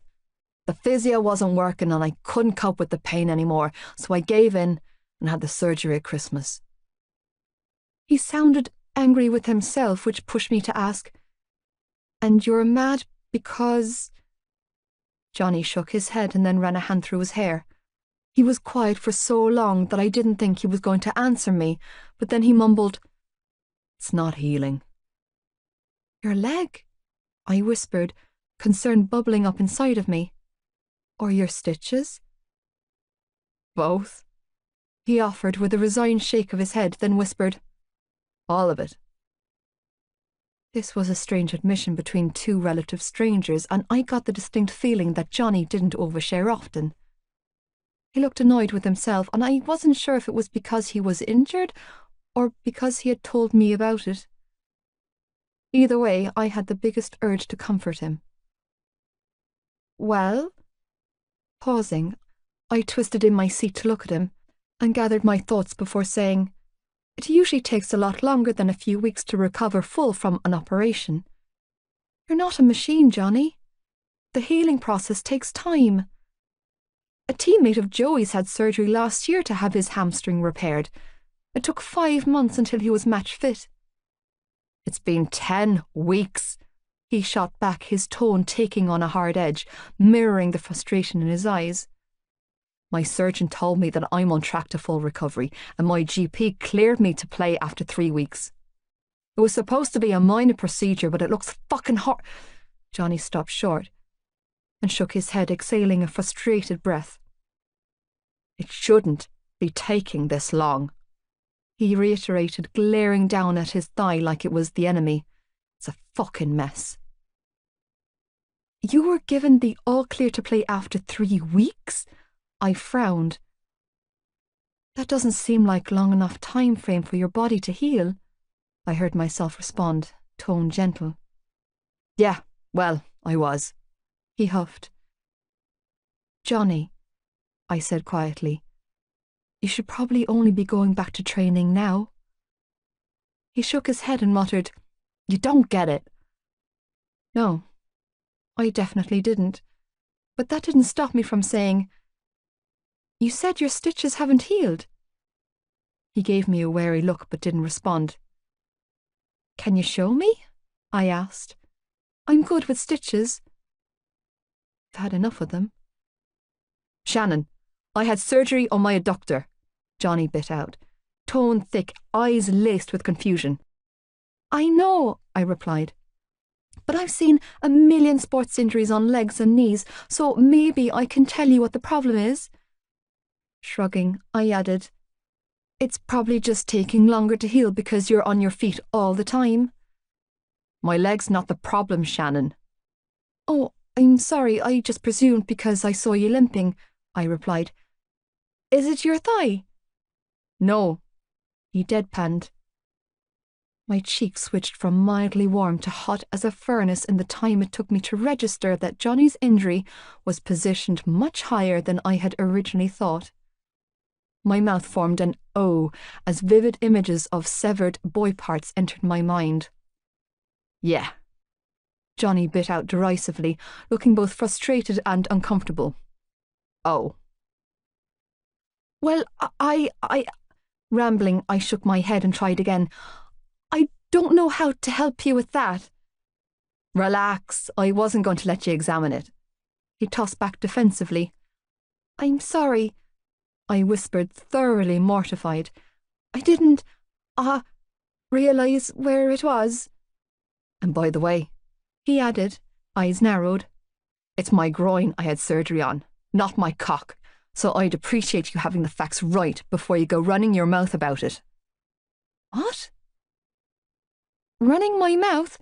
My eyes drifted from his face to his crotch, an unstoppable reaction of hearing the word cock come out of his mouth.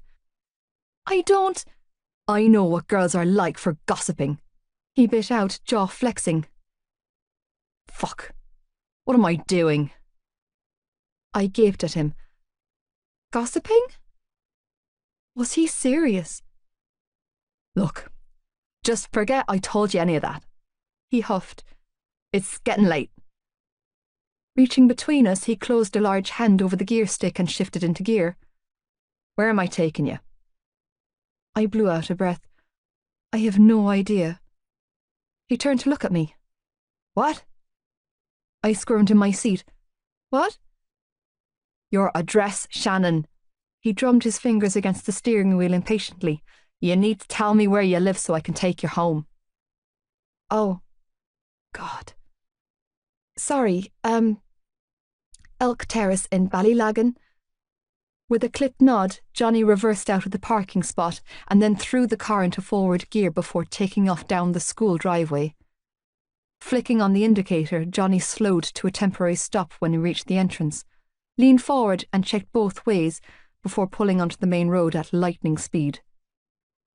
Leaning back in my seat, I raised a hand and grabbed the Jesus handle and focused on counting the cars passing us in a bid to distract myself from obsessing over the speedometer on his dashboard. I could feel the tension emanating from him, his earlier friendliness replaced with stony silence, our conversation obviously the catalyst behind the shift in his mood. The silence enveloping us right now was thick and uncomfortable, and I was irrationally disappointed by this. I was more than disappointed. I was reeling. For the first time in forever, I had been enjoying myself. I had loosened up, bantering back and forth without the fear of, well, backlash. And then he dragged the rug right out from beneath me. I hadn't seen it coming, and I was regretting ever coming out of that bathroom stall. When Johnny reached across the console and started switching out CDs in his swanky car stereo, I had to sit on my hands to stop myself from grabbing the wheel. A few moments later, he settled on a song, track number 5, and the car filled with a familiar guitar intro, providing a temporary distraction from my troubling thoughts.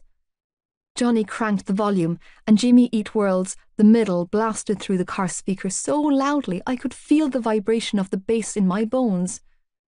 I loved this song, and considered it my anthem. Like, seriously, I drowned myself in the lyrics daily. If music healed the broken-hearted, then the lyrics of this song soothed my soul. It was on a mixed CD Joey's girlfriend made him for Christmas. He obviously wasn't keen on the CD Aoife had made him because I had swiped it from his bedroom last month during a random Sister Snoop Fest spot check, and Joey had yet to discover it missing. It was currently in my portable Discman, where I listened to it on repeat every night before bed. Concentrating on the lyrics of the song I already knew off by heart, I attempted to get a handle on my nerves, but the punk rock beat only seemed to encourage the crazy in my designated driver because the minute we slipped onto the main road, Johnny put the pedal to the metal and floored it. When the speedometer tipped over 120 kilometers per hour, I closed my eyes and stopped breathing. Covering my face with my hands, I peeked between my fingers, groaning when the flash of headlights of cars in the opposite lanes whizzed past us. What's the matter? Reaching over, he turned down the volume on the stereo. Shannon.